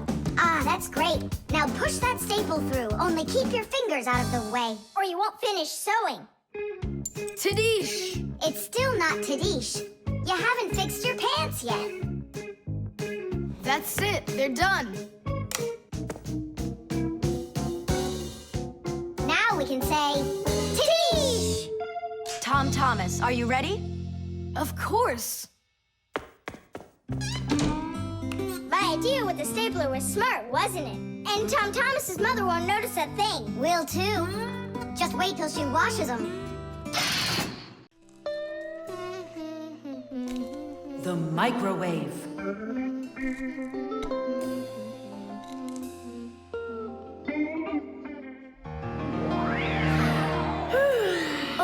children. For today's lesson, we're going to learn about the microwave oven. It's a very special appliance that people use to heat all sorts of different foods up. Oh, wow. Is there any chance that we could get heated up here? You'll find out about that too, if you'll pay attention, of course. Whoa! Got it? Now listen carefully. I'm listening. Of course, young Fixies go to school just like human kids, but their parents teach them a lot of important lessons too. Fixie parents take their kids on tours of all sorts of different devices and teach them what Fixies can do to keep them working properly. They like to show them how the computers or televisions or gaming systems work, or any one of the many appliances they take care of inside of the kitchen, like the stove. Every once in a while, a new device appears in the house, something that the Fixies have never dealt with before. To learn how this new thing works, the Fixies gather together and read the instructions that the humans keep printing up, but almost never seem to take the time to read for themselves. And so now it's time to look at the magnetron. That's what emits the microwaves. Oh, and so the food absorbs the microwaves, and that's what heats it up. That's right. And now, look carefully to your left. Hooray! Freedom! Oh, Tom Thomas. What do you say? Want to watch cartoons? I can't. I need to do my homework. Then just do it quickly. For some reason, whenever I start doing homework, I always get hungry for some food. Then just eat faster. No. The faster I eat, the sooner I'll have to start doing my homework. It already got cold. I need to go warm it up. 1 minute should be enough. These aren't just ordinary wires. These are for...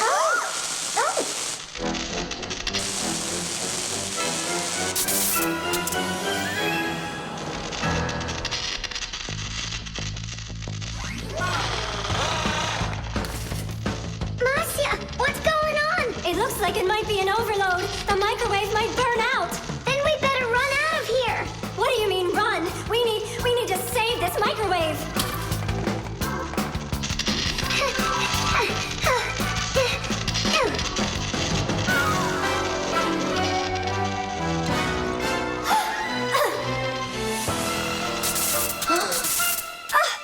Simka and Marcia are inside. Simka, I need your help.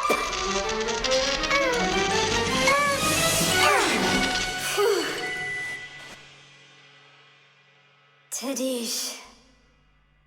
Oh, what's wrong with the microwave?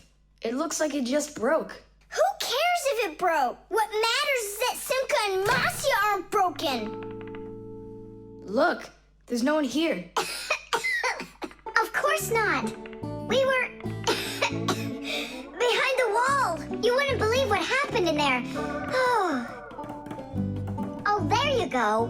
Tom Thomas, why did you put that fork into the microwave? Why not? You mean I'm not allowed? Remember, never put any metal objects into a microwave. If you put forks or spoons in a microwave, you can burn it out. And then not even a Fixie will be able to fix it. Even a thin metal border on a plate can cause serious problems. Also, never warm up food in sealed packages or bottles inside a microwave. And one last thing, don't even think of cooking eggs in their shells in there. They'll just explode. Sorry, I didn't know any of that. Nolik, and what were you thinking? Why didn't you warn Tom Thomas about this? Well, Oh, today you skipped school. And now you don't know it either. Nolik, where are you going? I'm talking to you. where else? I gotta go study all about microwaves. And I'll go do my homework now. But first you'll sit down and eat for a while, right? No, I'm not gonna eat food. First, I'll go and play some games for an hour or so. The combination lock.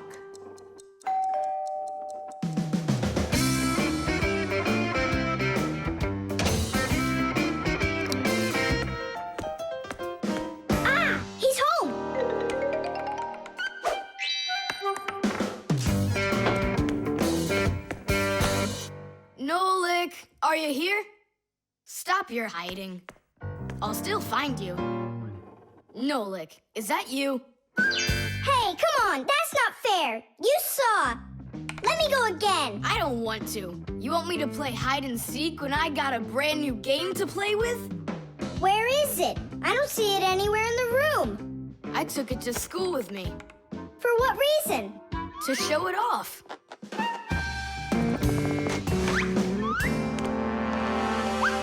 Wow, awesome game. Tom Thomas, can I play your game? Because I'm not done playing with it yet. Now just try asking me to do some favor for you. Wait, was it a 3 or a 4? It could have been 5. I forgot. What about? I forgot the combination. And now I can't even do my homework. Everything I need to finish is inside of there. I'm not climbing in to find out your homework. Don't even ask me. Tom Thomas, why do you look so upset? The code for the lock. I don't remember it. Don't you worry. Ha! We'll open it. I know all about a code lock. A simple code lock is built with a few discs that have numbers on them. In the center of each disc is a hole with a notch. When all of the discs are turned so their notches line up in a straight row, the lock's pin can slide out freely.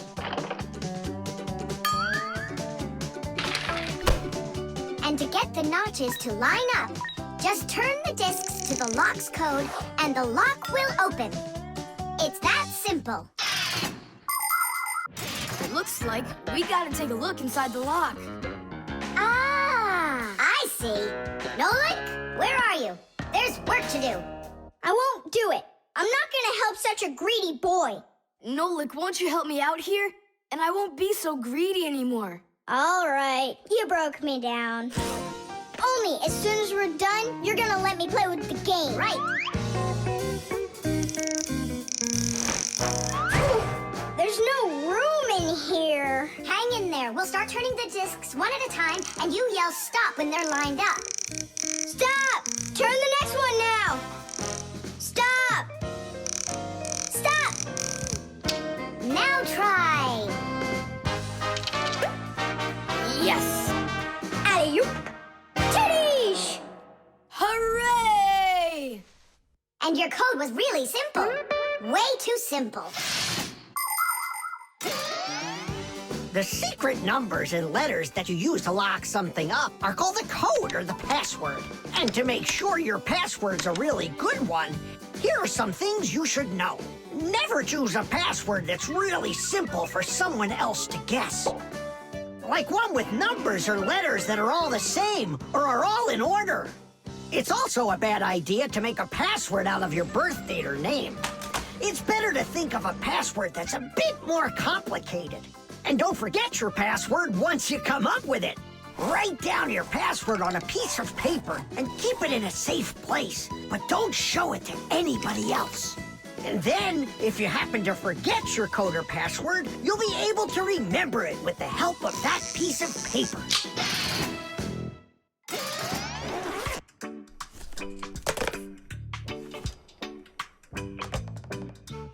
And why did you ever put a lock on your backpack? I was hiding the game from the other kids. Then why did you take it to school today?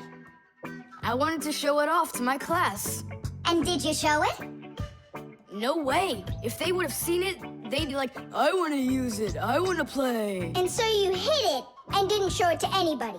Not to anyone. Then why take it to school, silly? To show it off there.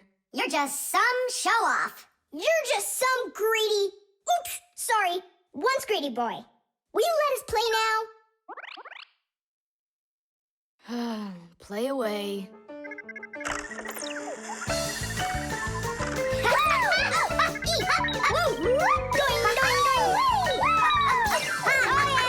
We're not bothering you, are we? Can you jump a little easier? You're shaking the whole desk. The internet. Well, maybe it's, Don't think so. It's probably, You call for me, children? What's the matter? take a look. I've never seen anything like it.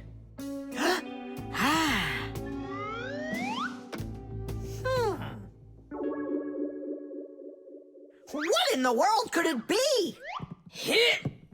Maybe it's a bathroom scale? Or a clock with a digital display. Wait a sec. Are there instructions around here for this thing? I couldn't find them anywhere. That's a problem. Well, then let's try to figure it out. What are you trying to figure out up there? What a huge hockey puck! It's big enough for a monster! And the name is so silly. T-Robot. Why don't they just call it the Trollbot? Or I got it, the Trollboat! Please, stop the racket.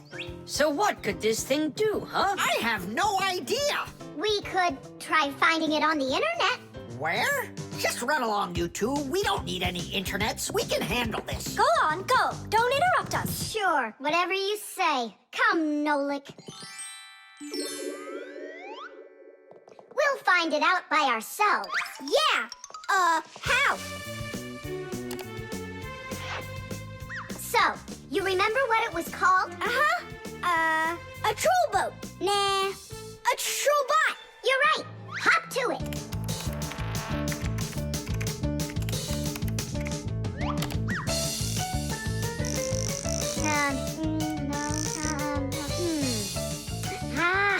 That's not it. Oh, T-Robot. You're right. There it is. A robotic vacuum cleaner. You mean it vacuums by itself? It's a robot, so yeah. Class. There's just so much cool stuff in this computer. Nolik, this information is not on this computer. It's on the internet.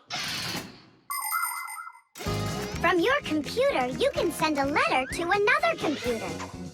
You can also download a song or a photo from another computer. That's all possible because most of the computers in the world are connected to one another as part of a huge web. And this World Wide Web is what we call the Internet. Thanks to the Internet, we can take a peek at just about anywhere in the world and find information we need about anything.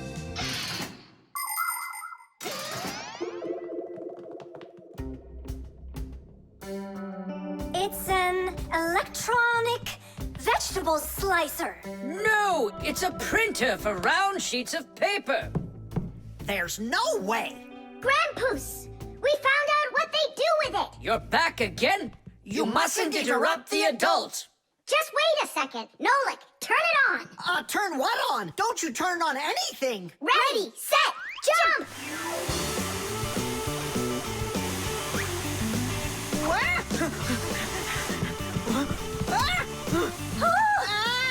Help me!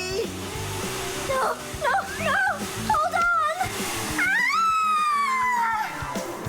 What was that? It's a robotic vacuum cleaner. It runs itself. And where did you find the instructions for it? On the internet. Just ask and it tells you. You can really just ask and it tells you? Aha! If you want, we can show you. We'd love to see it. Sure, why not? Hip! Whoa! On the internet. Hey, hey, hey! Wait for me! What's an elephant weigh? What's an elephant weigh? What's an elephant weigh? The answer's easy to get. It says it weighs 5 tons. It says it weighs 5 tons. It says it weighs 5 tons here on the internet. It says it weighs 5 tons. It says it weighs 5 tons. It says it weighs 5 tons here on the internet. You send a letter to me. I send a letter to you. You send a letter to me. It's just so easy to do. We're writing letters now. They're fun to send and to get. We're writing letters now to the internet. We're writing letters now. They're fun to send and to get. We're writing letters now through the internet.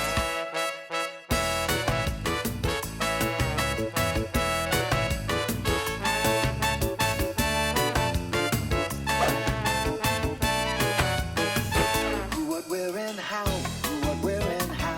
Who, what, where, and how. The answer's simple to get. Every fact you need, every fact you need, every fact you need is on the internet. Every fact you need, every fact you need, every fact you need is on the internet. The robot. Did I already tell you what I'm hoping you'll get me for my birthday present? Yes, honey.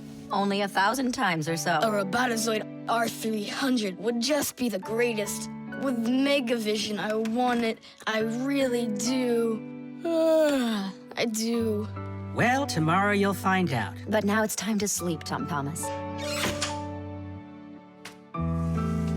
Wow, that is one great present. And we got Tom Thomas absolutely 0 for his birthday. We're just terrible friends. So, how does this robot work? Okay, so let's give this a try, shall we? First, we'll take a walk. And how does he have any idea where the robot's going? I can tell you. One of the robot's eyes is a video camera. The robot sends the picture to the screen on the controller so the player can see where the robot is going. Yeah! And that's just one thing they know how to do. A robot is a smart machine that can do very difficult or dangerous work for humans. With its strong metal arms, a robot can move heavy objects or put together parts to build cars and other machines. Robots are often sent into outer space or to the bottom of the ocean to help scientists. There are also robots that can understand what people are saying, and robots that can talk and even make jokes, just like people. I've got it. Now let's turn you around.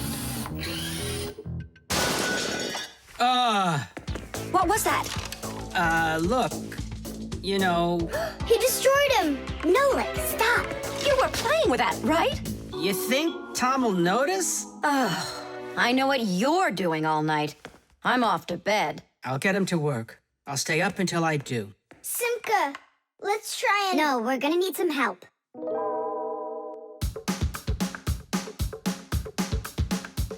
When your TV has broken, when your cell phone has croaked, your laptop's barely working, the kettle's had a stroke. Don't ask us where we're going, for it's known far and wide that any kind of problem is clearer from inside. 1, 2, 3. Inside will be to fix what's wrong, till it runs strong. In gadgets and devices, our work will never end. Appliances are fickle, they need a loyal friend. At morning, noon, and midnight of every single day, when there is an emergency, you know we're on our way. 1, 2, 3. Inside will be all day and night. We fix things right. 1, 2, 3. Inside will be all day and night. We fix things right. We live to keep on working, and work for us is fun. So we'll just keep on working, 'cause our work's never done. And deep inside of gadgets, if you look when it's dark, you might just see us race around like multicolored sparks. 1, 2, 3. Inside will be to fix what's wrong, till it runs strong. 1, 2, 3. Inside will be all day and night. We fix things right. 1, 2, 3. Inside will be to fix what's wrong, till it runs strong. 1, 2, 3. Inside will be all day and night. We fix things right. Wow, you got it! We need to hide. A Robotazoid R300, I can't believe it!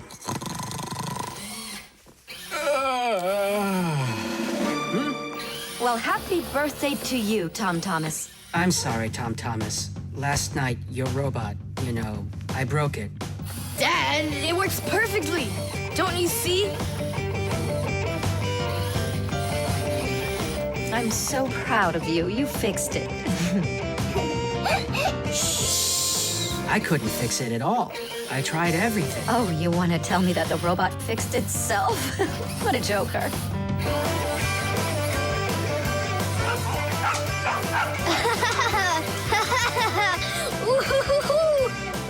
Mom, Dad, thanks so much. I love it. And how about thanking us? I should have known it was you who fixed the robot. Happy birthday! Happy birthday! Yay! paper. Hey, Tom Thomas! You're watering plants? Not only, I'm writing an essay for school. I don't get it. I have to write an essay that's called How I Take Care of Nature. Only I have to write what's true, so I'm writing what's true. Watering my plants. Oh! Chusaka. Chusaka, come here, girl. Stop.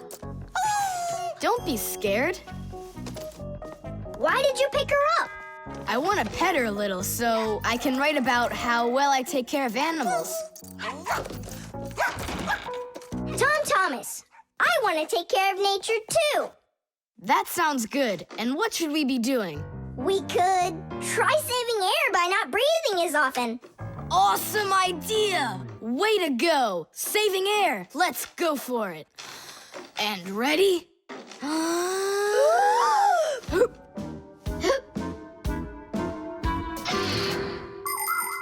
Humans invade nature and destroy more and more of her riches with each passing year. They extract her minerals and oil, cut down her trees, and pollute her air and water.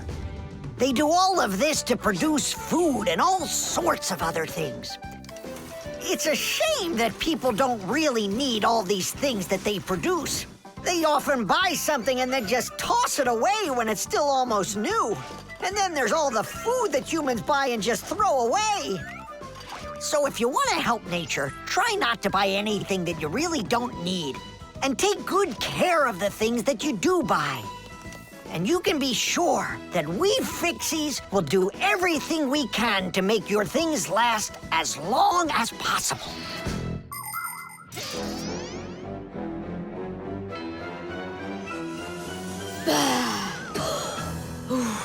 That's it. Now we can write it. Uh-huh, write this. I also do my duty by saving air. A whole 20 seconds worth. You got it? What's that noise? Huh.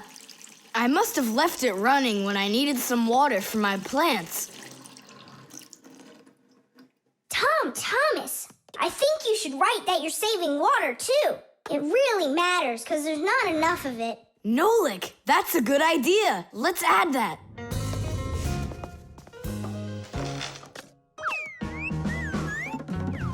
Hi there. What are you guys up to? We're writing about how Tom Thomas protects nature. It's a homework assignment for school. Uh-huh. I've already written how I'm watering the plants, I'm good to living creatures, how I'm saving air and water, and how I'm conserving carrots, too. I never want to eat them, especially in soup. Not eating your vegetables? No way. Doesn't count. You sure of that? Mm-hmm.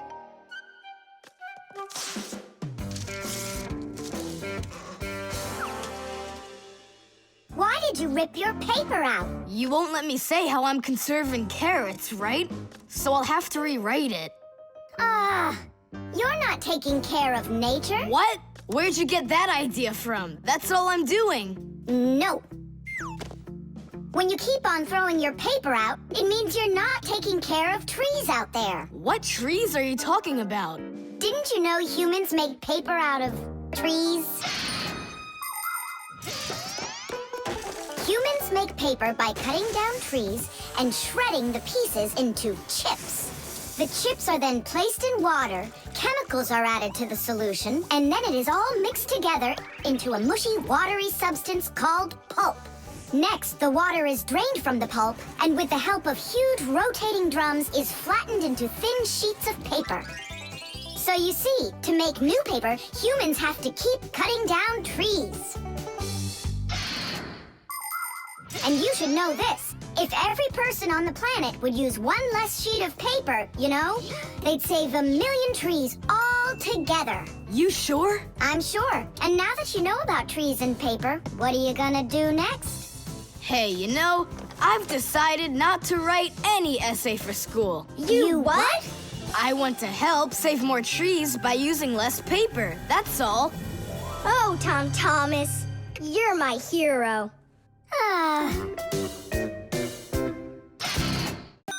The music box.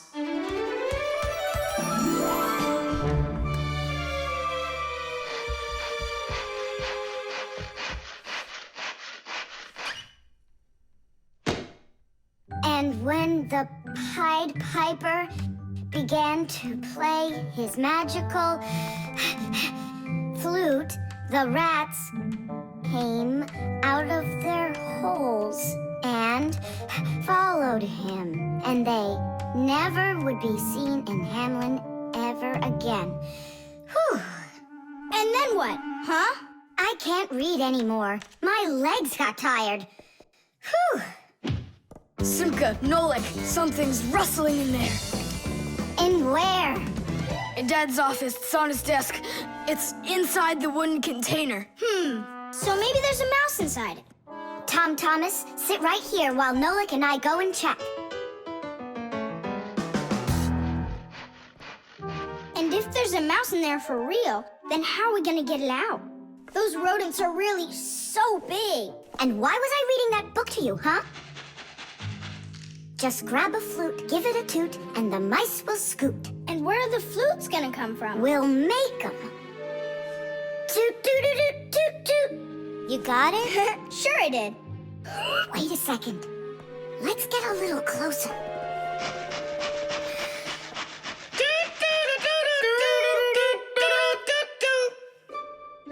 See? It's just like I told you. No more mice in there. So let's toot a little more so they won't go back in. All right. So you're the ones messing around out here. Oh, Grandpoos, it's you here.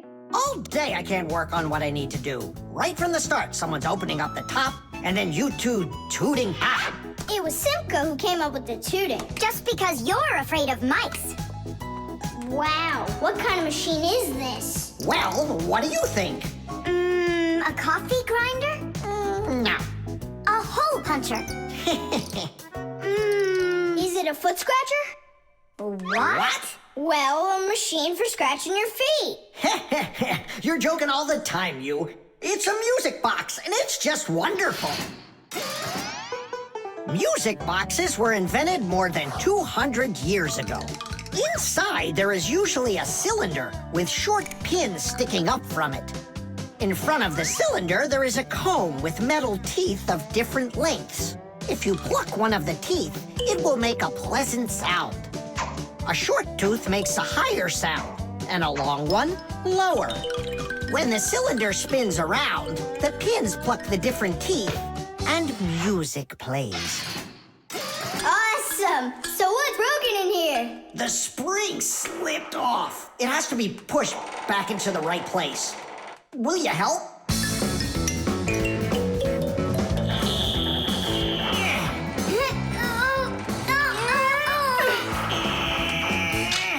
There we go. That's better. How come the music's not playing? First, you have to wind up the spring with the key. Tidish! I know who can wind up the spring. Well, Tom Thomas, can you guess what kind of machine this is? A paper cutter. How about a hole puncher? You're such a joker. Now don't go and tell me it's a foot scratcher. Then I don't know. Then wind it up with the key and you'll find out.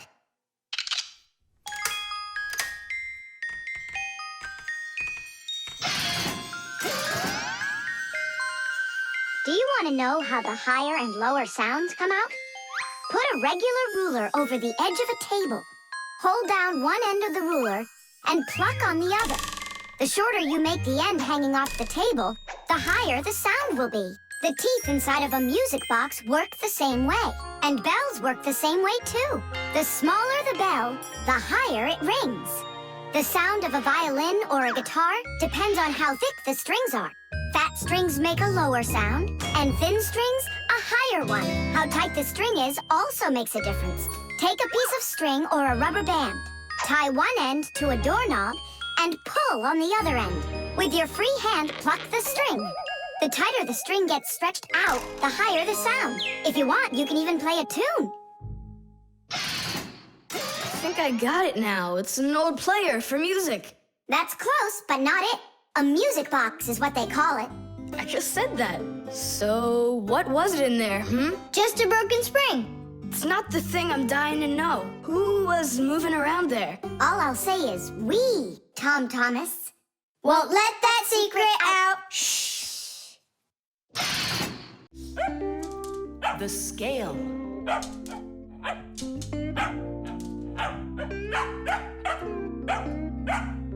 Chusaka, that's enough already. But what if it's something important? Come on, she's just a dog. They say that cats and dogs have a sixth sense that we don't have. What's that? Well, they feel all sorts of things that we humans don't. I better let her in.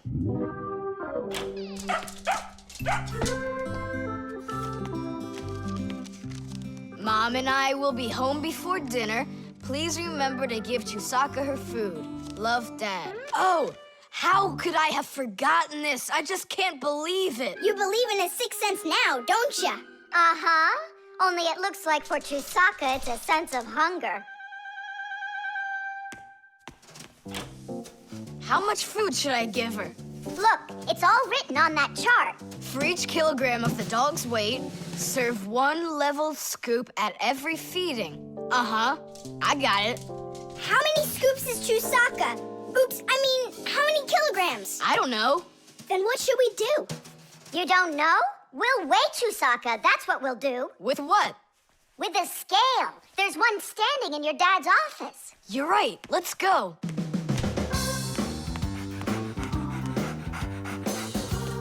I was wondering, does it bother your mom that only your dad has his own office and not her? Nah, Mom says she's got her own office. It's called the kitchen.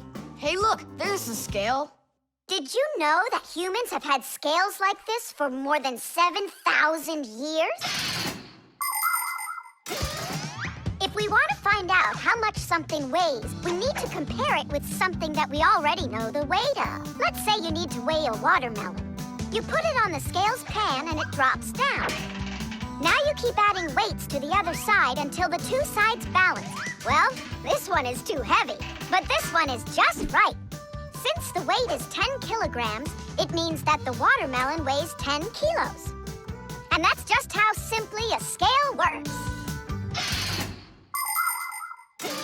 Well, should we start? Chusaka. Right, like she's gonna come running. How are you gonna get her away from that bag? Huh, I know how to get her.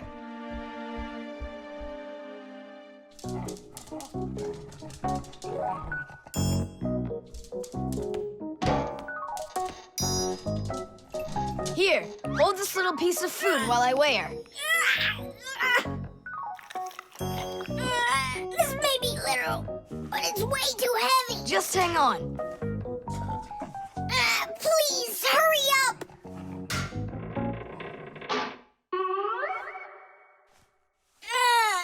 Come on, hurry up. Done. Her weight is 2 kilograms.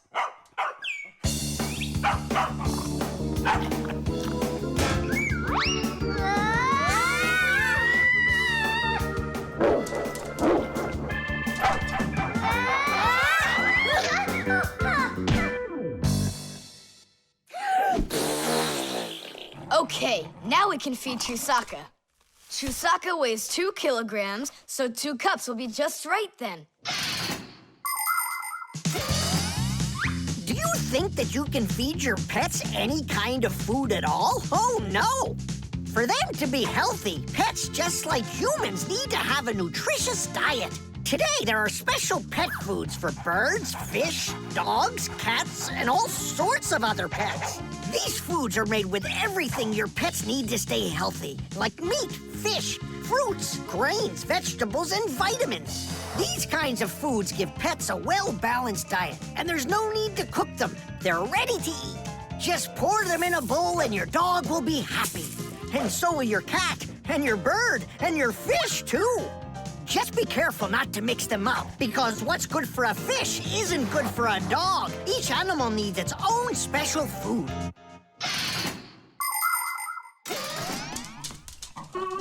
Stop! What's wrong? What's wrong? You have to take out a piece. She ate one already. All right.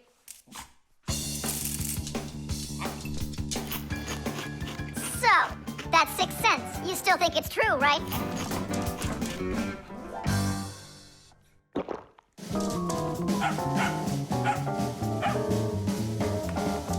What did you bring that for? Oh, Mom is calling. No way. How could she know it would rain? I knew that Chusaka had it. Hello? It was a 6 cents, wasn't it? The lever.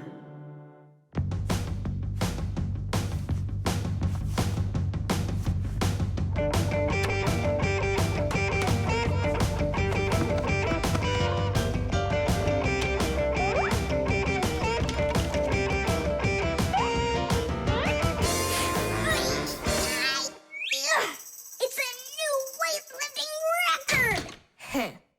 You're so strong. That's so light I could lift it up with my finger. Oh my! But do you think you could lift up your nightstand? Don't know. Never tried it. So then go on. No way! And you are so much bigger than that nightstand. But watch, I can lift this big pencil. And just look how much smaller I am. So, who's stronger, you or me? Well, I guess it's not me. The Fixies may be very small, but they are actually much stronger than humans. Yes, it's true. What, you don't believe me? Well, who's stronger, an elephant or an ant? You think it's the elephant. Well, of course, it's so much bigger.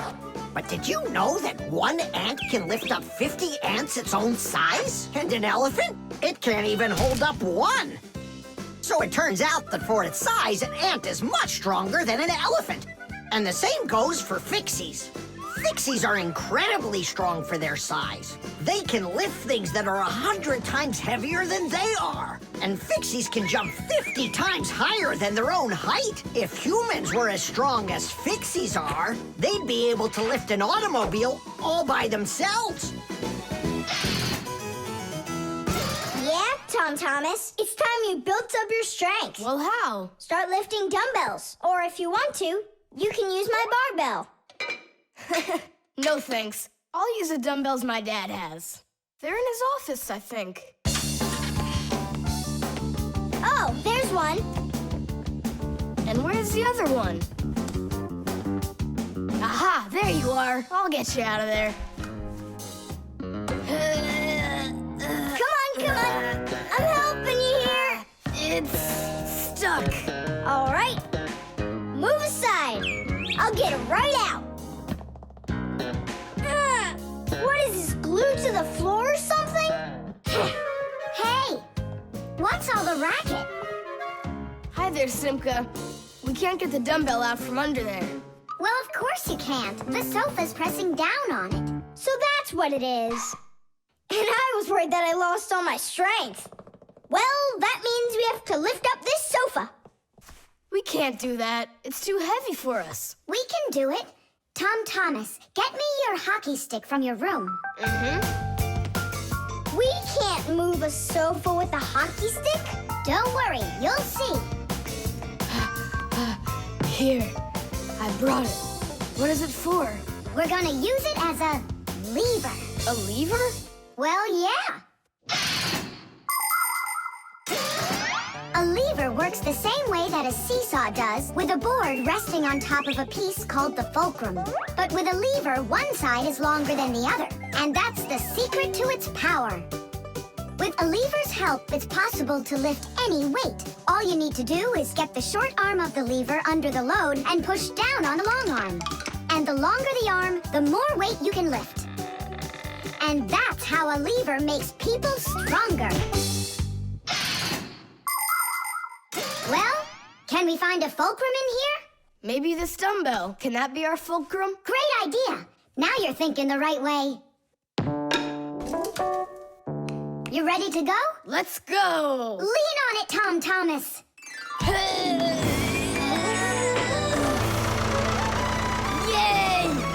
working!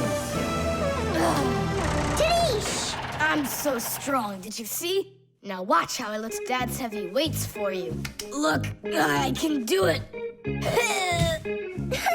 It's just like I told you. You'd be better off training with my weights. Didn't you just see me lift up the sofa? You didn't lift the sofa, the lever did. Did you ever hear the saying, knowledge is power? I've heard it.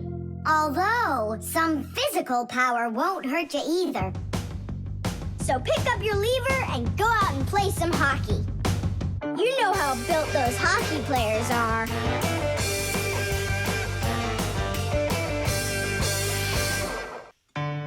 The aquarium. The coast is clear. The humans have left. Come on, let's go.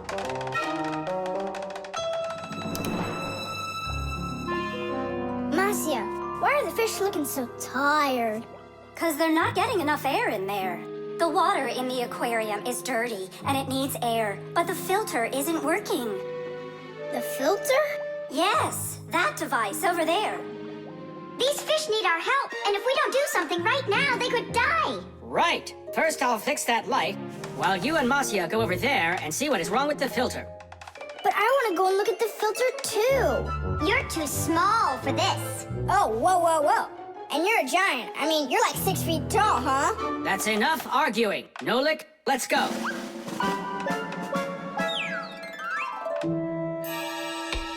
Well, let's check it. Not working. Nolik, where are you? I'm up here. What are you doing up there? Nothing. Holding on. We don't have time for that. Get down. We have to get this switch working.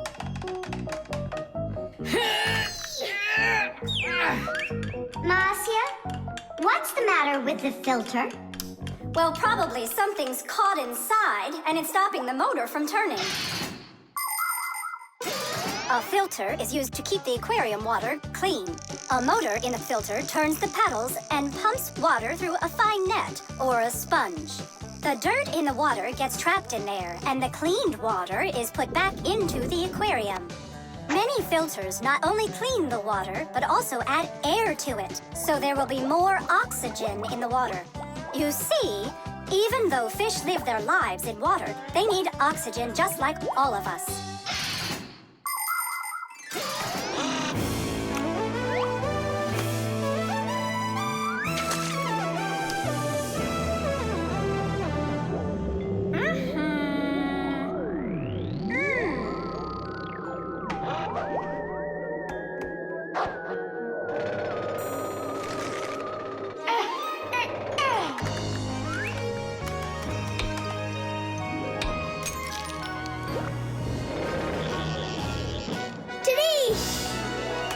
Way to go there!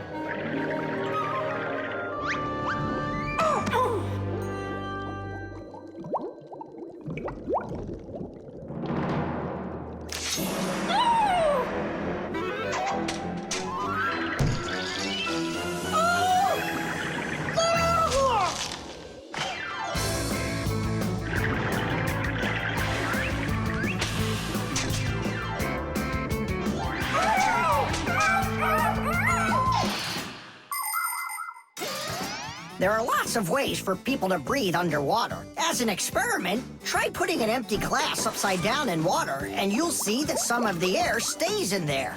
That's the idea behind the ancient diving bell. An empty bell was lowered under the water, and some of the air remained in there for the diver to breathe. And about 200 years ago, the first diving suits were invented. The diver got air from a hose that started above the water. This let the diver spend a long time under the water and even walk around on the bottom, but just not too far. Later on, people learned to squeeze a lot of air inside of metal tanks, and that's when scuba diving started. Scuba divers breathe the air stored in these tanks so they can swim freely and even dive deep down below the water. Our work is done. The light is on, and the filter is working. And the fish look so excited! As if they're not fish, but monsters. Thank goodness they're behind glass. Papoose! Just hang on. We'll be right there to save you. But I don't even have my pack-a-mat. Ooh, look how they're chopping their teeth. They must be so hungry. You're right. They're hungry. Nolik, come on.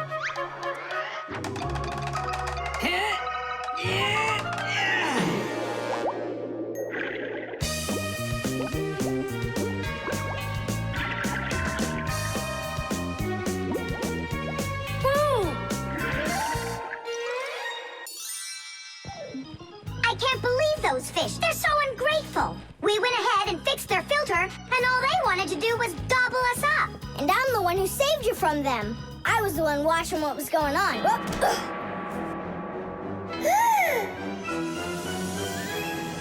Oh, gee. Hold it. Do you think giving her some food will help? As long as you're not thinking that food is me.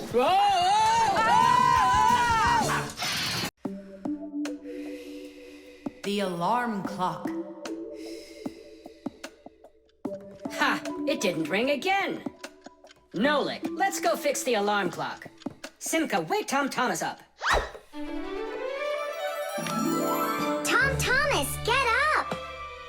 Tom Thomas! Hey, you'll be late for school. Tom Thomas, get up already! This is really something. And where's the battery in here? No, this is an old mechanical alarm clock. It doesn't work with a battery. It uses a spring. How's that work? People wind up the spring tightly, and then as it slowly unwinds, it turns the gears, which turn the hands of the clock. Achoo! Oh! What? The alarm clock broke. Let's hurry and get you washed up. Tom Thomas, are you just getting up? Dad, the alarm clock didn't go off. It's broken. Here's the problem. It won't turn, because the feather's stuck in the gears. Nolik, help me.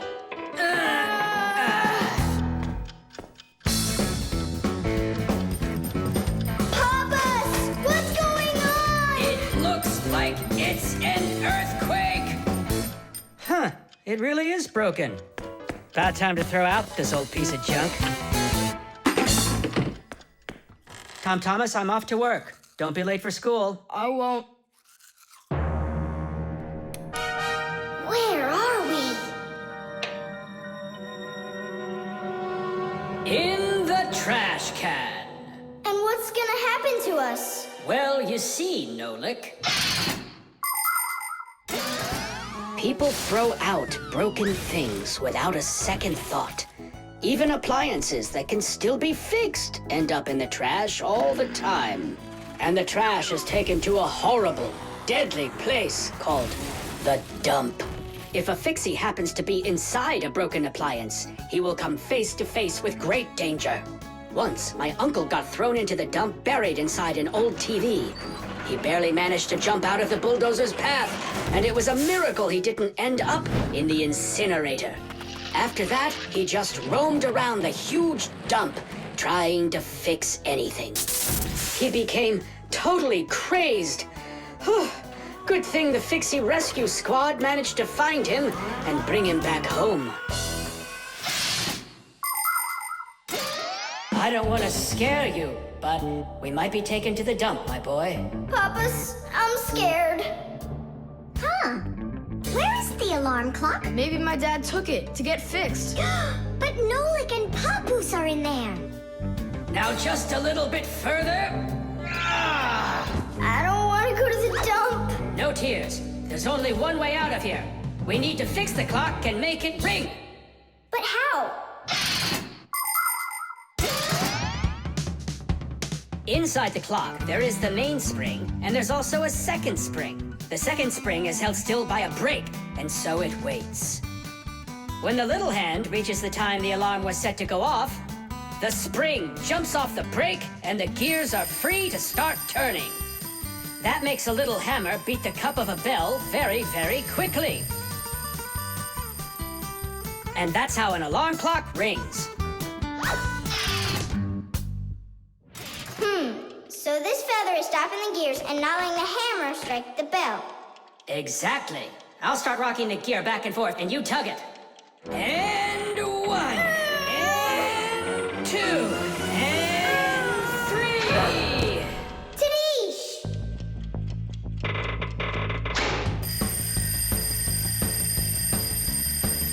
Simka, I think I can hear my alarm ringing. Run to the sound! Quickly! Uh-huh. Someone turn the alarm off. Whoa! And here comes that earthquake again! Nolik! I'm here! Nolik. We fixed the alarm clock. So what was wrong with it? A feather got jammed in the gears. And how could a feather get in a clock? Oh, it's probably from when I put the alarm clock under my pillow, so it wouldn't wake me up. Huh, so you mean because somebody doesn't like to get up in the morning? We almost ended up at the dump? By the way, if that somebody doesn't hurry off to his school soon, he'll be late. Oh, you're right, huh? The string lights. We're almost all done. Yeah. Now Santa Claus is gonna come over. He'll say, 1, 2, 3, lights light up the tree. Then we'll get our presents. The real Santa Claus? Yeah, for sure. The real Santa Claus will come to you? You'll see for yourself. He comes to me every year. Okay, so let's practice. 1, 2, 3, lights light up the tree. Huh? Oh, the string light's burned out. And we don't have another one. Tom Thomas, Santa Claus is almost here. Is the tree ready? No, not quite yet. Oh no. What are we gonna do? I'll be right back. Tom Thomas, what do you think? Will Santa Claus give you any presents if there aren't any lights on the tree? No way. It's not right without the light. It just wouldn't be magical. Papus, Marcia, Santa Claus is about to come to Tom Thomas, but the string lights on the tree, they all burned out. They all burned out? Really? The bulbs in a string light are connected together like a chain with a piece of wire between each bulb. When you turn on a string light, electricity flows through the wire, lighting up each of the bulbs along its way. But if any of the bulbs gets burned out, the circuit will be broken, and the electricity will stop flowing. That means one bad bulb will make all of the lights go out. So if you want to fix a string light with a bad bulb, the answer is really simple. Just find the bad one and put a new one in. So, do we have a spare bulb around here? I'll get it for you. I know where it is. Tom Thomas, hold up Santa Claus for a while. We need a little time to find and replace that bad light for you. I'll try to. Tom Thomas, Santa Claus is already here. Ho, ho, ho! I got one thing to do. So, let's find the bad bulb. Okay, Papoose, let's go. This one's working. Maybe this one burned out. Nope. And that? It lights fine. Santa Claus is getting very hot out here. Hold on. Simka, what's up?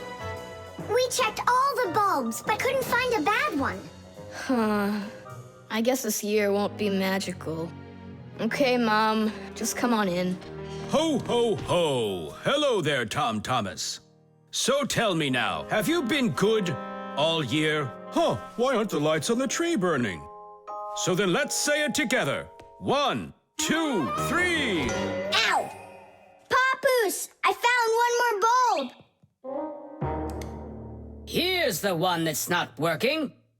1, 2, 3. Light up the tree. Huh! Now we need to replace this bulb with a new one. So where's Marcia? Show your light, O tree. Hooray! Ho, ho, ho, ho. Whew, that was really hard. I see you already got it shining. But where did you manage to find a new bulb? We got Papoose to act as the bulb.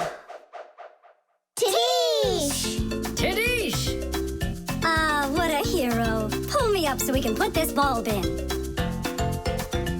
On Christmas Eve, on Christmas Eve, on Christmas Eve, our spirits light up. Whoa! And on the tree, Yeah! on Christmas Eve, nice box. the lights burn brighter. Every year when no one is expecting, from some place that no one could conceive, appears a little miracle before us. Every year on Christmas Eve, on Christmas Eve, on Christmas Eve, on Christmas Eve, on Christmas Eve, the clock it seems on Christmas Eve is ticking slower. And suddenly on Christmas Eve, a miracle on Christmas Eve, no one believes on Christmas Eve comes out of nowhere. Every year when no one is expecting, from some place that no one could conceive. Yeah! A little miracle before us. Every year on Christmas Eve, on Christmas Eve, the clock ticks slower. The flashlight. Where is that thing? Hi, Tom Thomas. What are you looking for? The flashlight.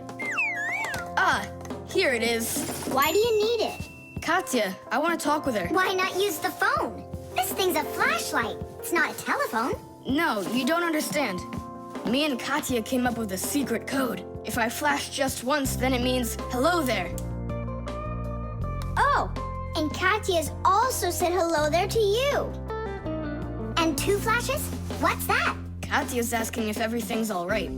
Now I'll tell her that everything's good. Oh, what's wrong with this? I think it's not working right. I see, Nolik, but what's wrong?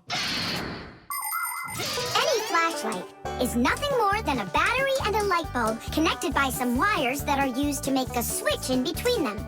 To turn on a flashlight, you flip on a switch. That lets the electricity flow through the wires from the battery to the bulb so it lights up.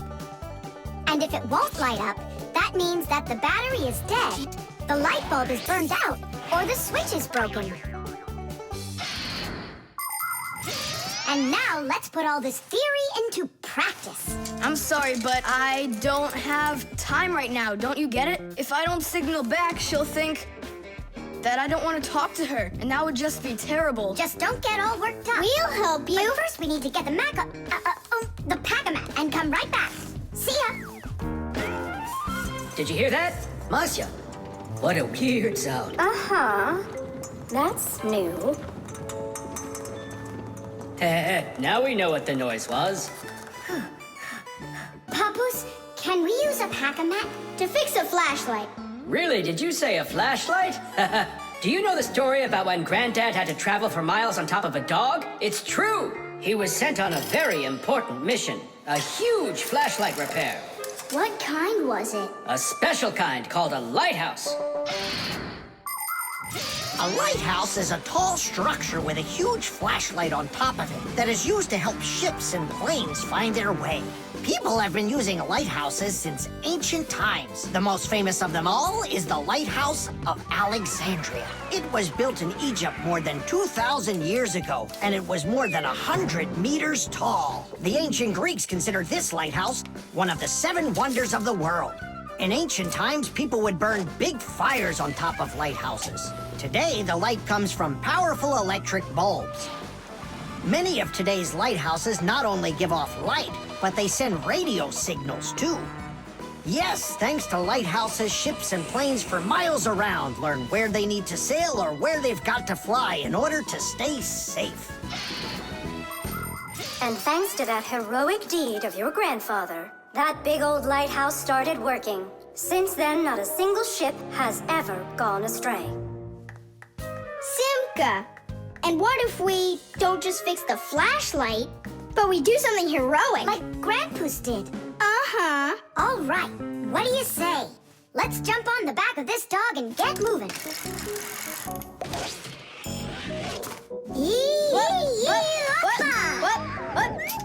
What? Stop ducking. Grab hold of my hand. Uh-oh.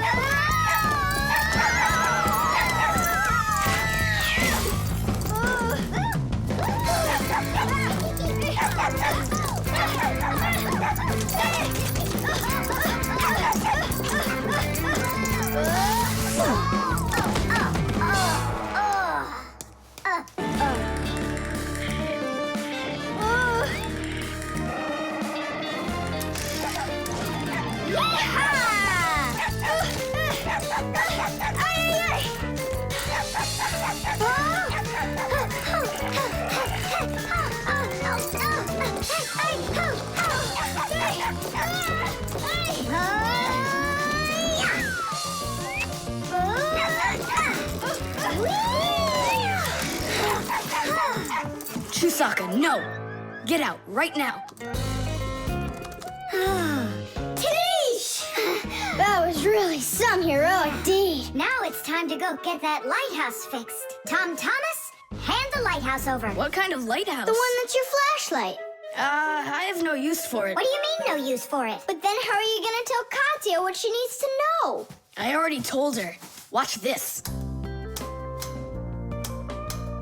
No, that wasn't the deal. Yeah. You want to tell us our heroic deed was in vain? Well, if you need some heroic deed, then sure, fix it. Hooray! The mirror.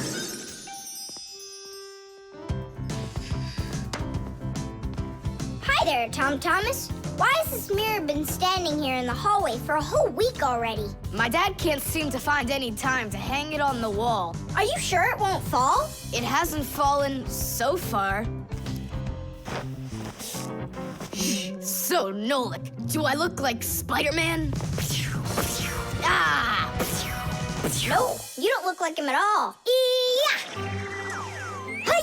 You can't climb on walls like Spider-Man. Yeah, I'm sure you can do it. I can do it. Just give your chewing gum to me.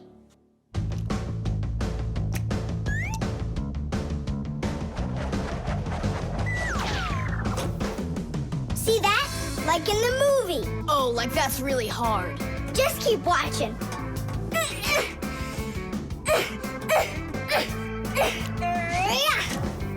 That's hard. Feast your eyes and see what the only spider Fixie in the whole wide world can do.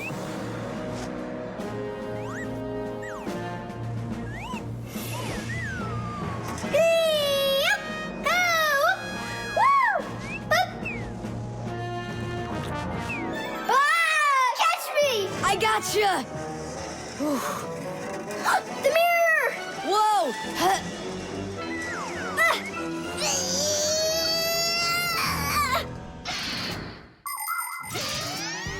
Long ago, the only way humans could see their reflection was to look into water.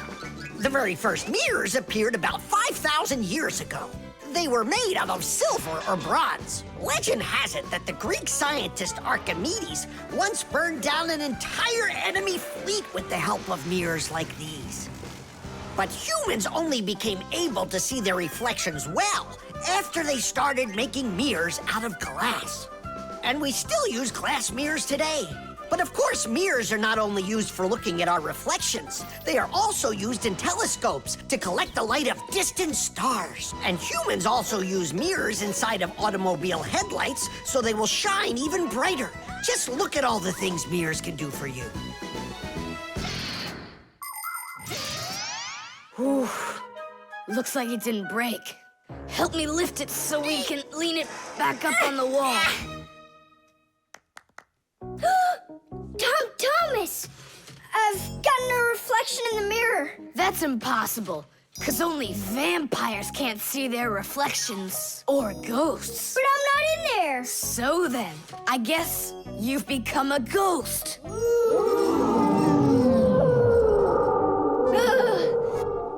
not a ghost. I don't like them. Hey, what's all the racket? Did you guys get yourself into trouble again? Simka! Me and Tom Thomas were playing Spider-Man, and I turned into a ghost for some reason. Yeah, a ghost. That's silly. They don't even exist. Oh, you don't have any reflection either. Simka! You're a ghost just like I am.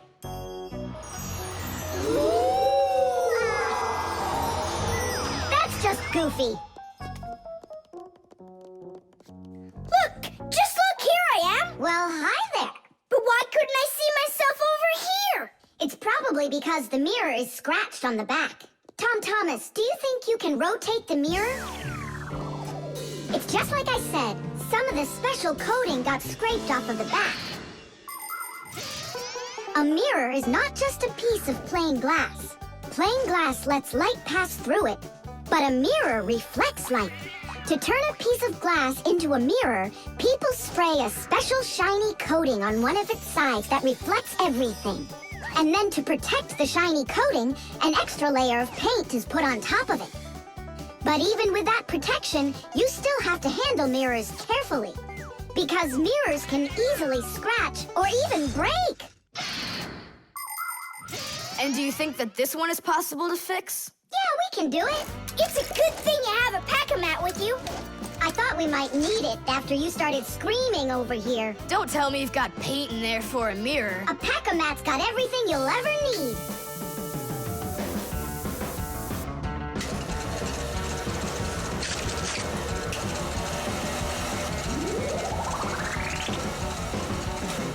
It's all ready. My dad's coming. Tom Thomas, what are you doing here? Checking if you hung it.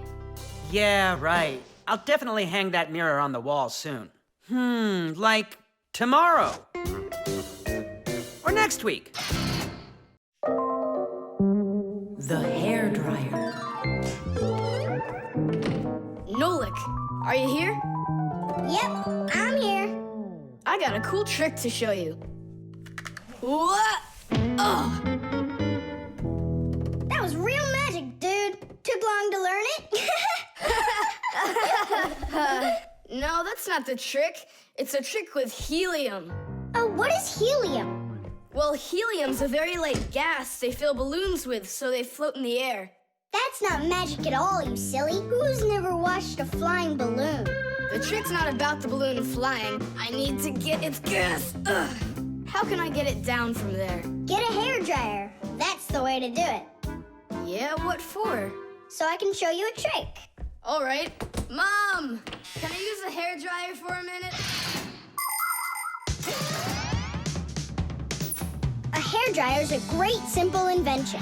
Inside a hairdryer is a fan that sucks in the air from behind it and pushes it out the front to blow your hair around and make it dry. To heat up the air, there's an electric coil inside of there. When the coil heats up, it warms up the passing air. And the hot air helps your hair dry faster. Of course, you don't have to turn on the heat setting, but then you better like that cold wind.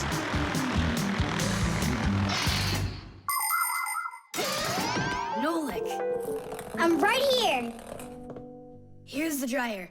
I want to see your trick. All right, flip the switch. Now you lay the ball right into the airstream. Oh, great. The ball's flying. And now it's my turn to fly. Really? Whoa! Yeah.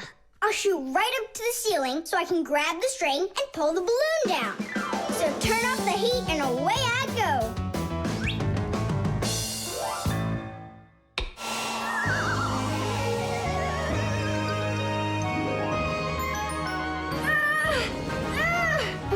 Switch it on to high.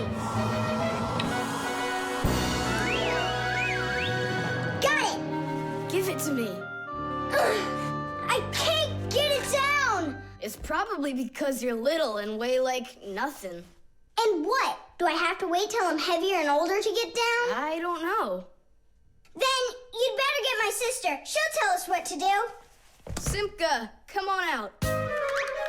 Well, what's going on? Look. Hi there. How'd you end up on the ceiling? I was just showing off that funny hairdryer trick. I'm laughing out loud. Ha, ha, ha. I can try flipping on the hairdryer and lifting you up to Nolik. So both of us can get caught hanging up there? Well, thanks, but I don't need it. Then what do you need? Just a broom or a mop.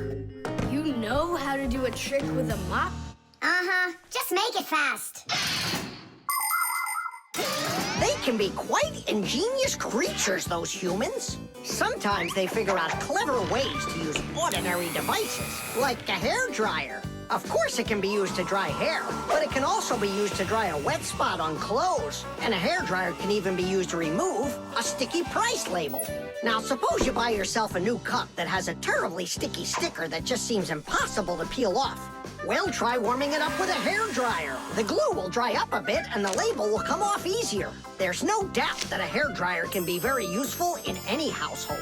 But you need to be extremely careful with it, especially in the bathroom. If water gets inside a hairdryer, there's a real risk of getting a horrible electrical shock that can seriously hurt you and destroy the hairdryer as well.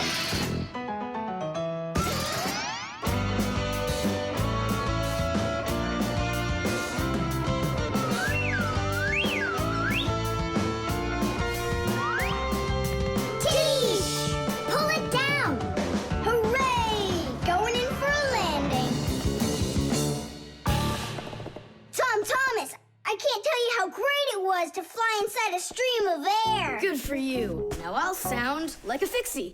Really? Uh-huh. Huh. Watch me. Hey, what are you doing? Just look. I'll breathe in 1 breath of helium. Isn't it bad for you? You can only breathe a little. Hey, hi there. Oh, Tom Thomas became a Fixie. And that's my trick for you. Funny, huh? Oh, that's too funny. What a squeaky little voice you got there. See, I'm already not a Fixie. The helium stops working after just a couple seconds. That's good. Because such a humongous Fixie couldn't fit inside any machine. SMS.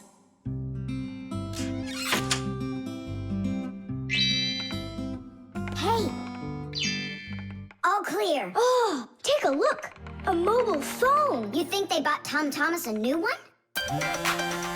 Oh, wow. Nolik, stop. Awesome. Turn around. Oh! Tom Thomas, help us, please. We're trying to save your telephone. That's not mine. Oh, Katya left it behind. Katya! Katya! She's gone. It's too late. Oh, an SMS just came in. You won't read it, will you? Of course not. But what if it's something important? Tom Thomas, don't you even dare go and read her letters. Uh-huh, pretty interesting. Looky, there's just a ton of these messages. Now, Nolik, you go and distract him from the telephone. Uh-huh.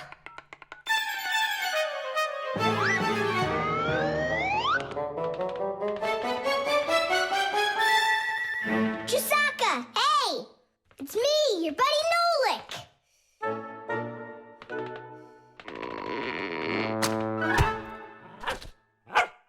Hey there.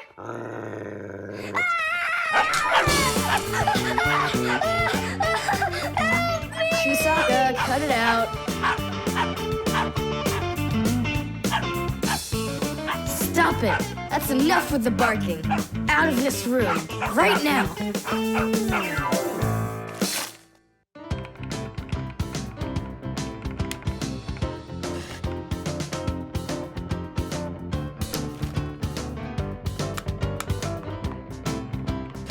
Done. Well, power's off now.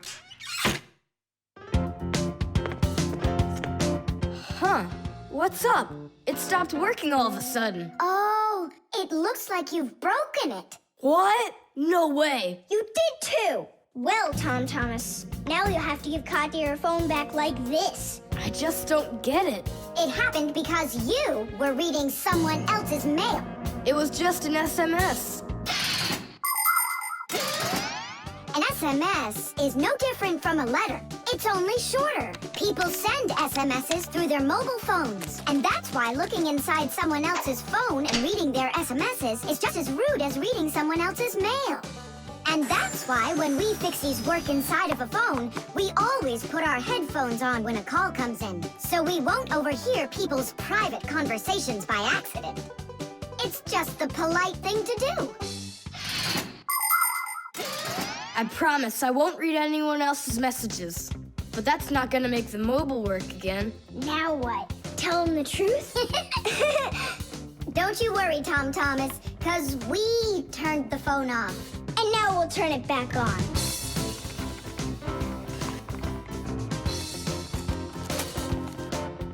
See that? The contact's barely attached. We just need to write a note to the Fixies who work over at Katya's. I'm sure they'll fix it. There are Fixies living in every home, and the work they have to do can seem endless. The TV starts acting up, then the doorbell breaks, the washing machine stops running, and then the phone won't ring. And besides all of that, there is cleaning and there's oiling. Like the appliances in the kitchen or kids' toys and all those other things. Modern houses are literally stuffed with all sorts of devices. And that is why the Fixies keep working day in and day out. Unfortunately, this can make Fixies get carried away by their jobs. And they can forget about their Fixie relatives and close friends that live in the neighboring houses and apartments. And that's not right. Just like humans, Fixies have to remember to go and visit each other more often and write each other letters, or at least send their regards. That's all. It's working again. You're the best. Now I can give a call to Katya and tell her she left her phone over here. Thomas! Is that you calling? Yeah? And to who? Katya? And her phone is where?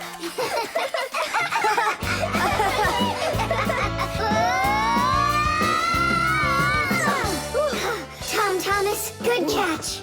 Boy, you're fast. Just like a... Like a Fixie. The thermometer. I can't believe the new thermometer isn't working. Thomas, stay in bed.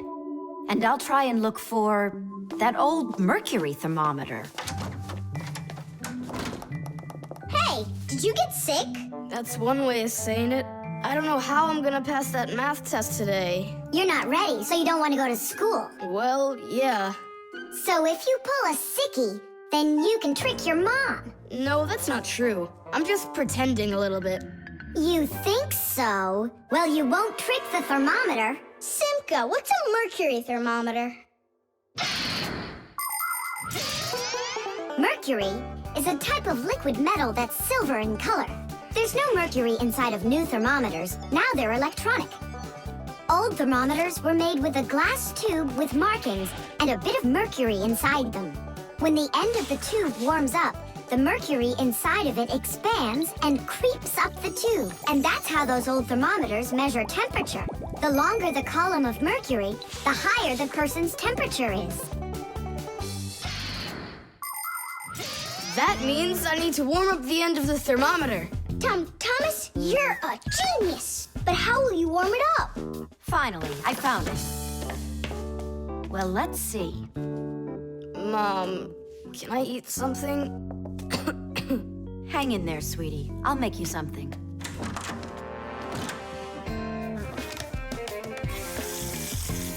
Ooh, that is hot.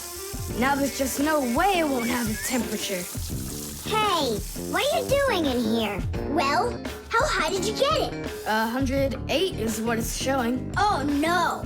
With a temperature that high, they'll send you straight to the hospital, and you don't need that. You'd better shake that thermometer. Yeah, that's what I'll do. That'll get the temperature down a little.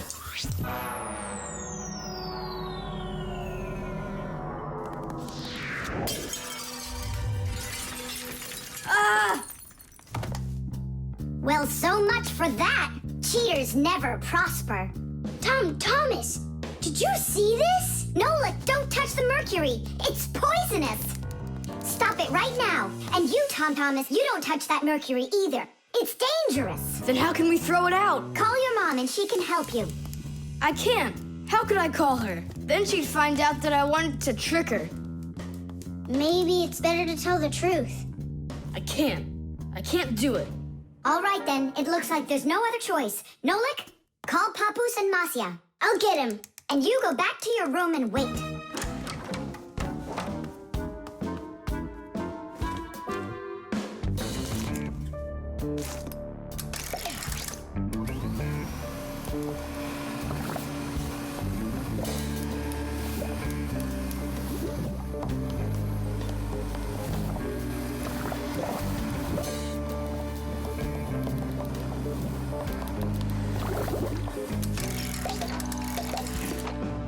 Looks like this whole job is done.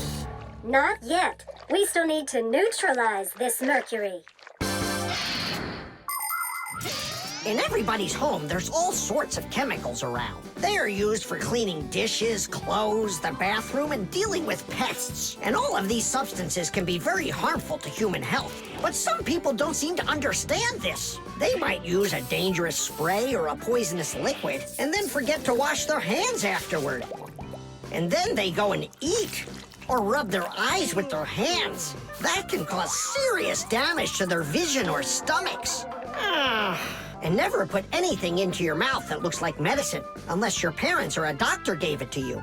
And if you ever happen to find something on the ground that looks like a piece of candy, you must never put it in your mouth. You can get poisoned that way.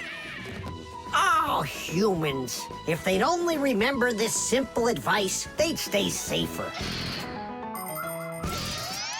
And what do we do with the glass that's broken? That job's not for Fixies. Tom Thomas, we cleaned up all the mercury. And the glass, too? No, not the broken glass. But will you? Papu said that it's not our job. He told us you have to get your parents to come and help you.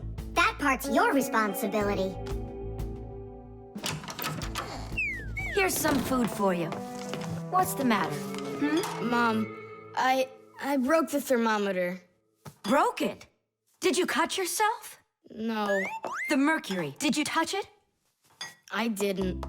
Simka, you think he'll tell her the truth? And where did you break it? The bathroom. Why did you go in there?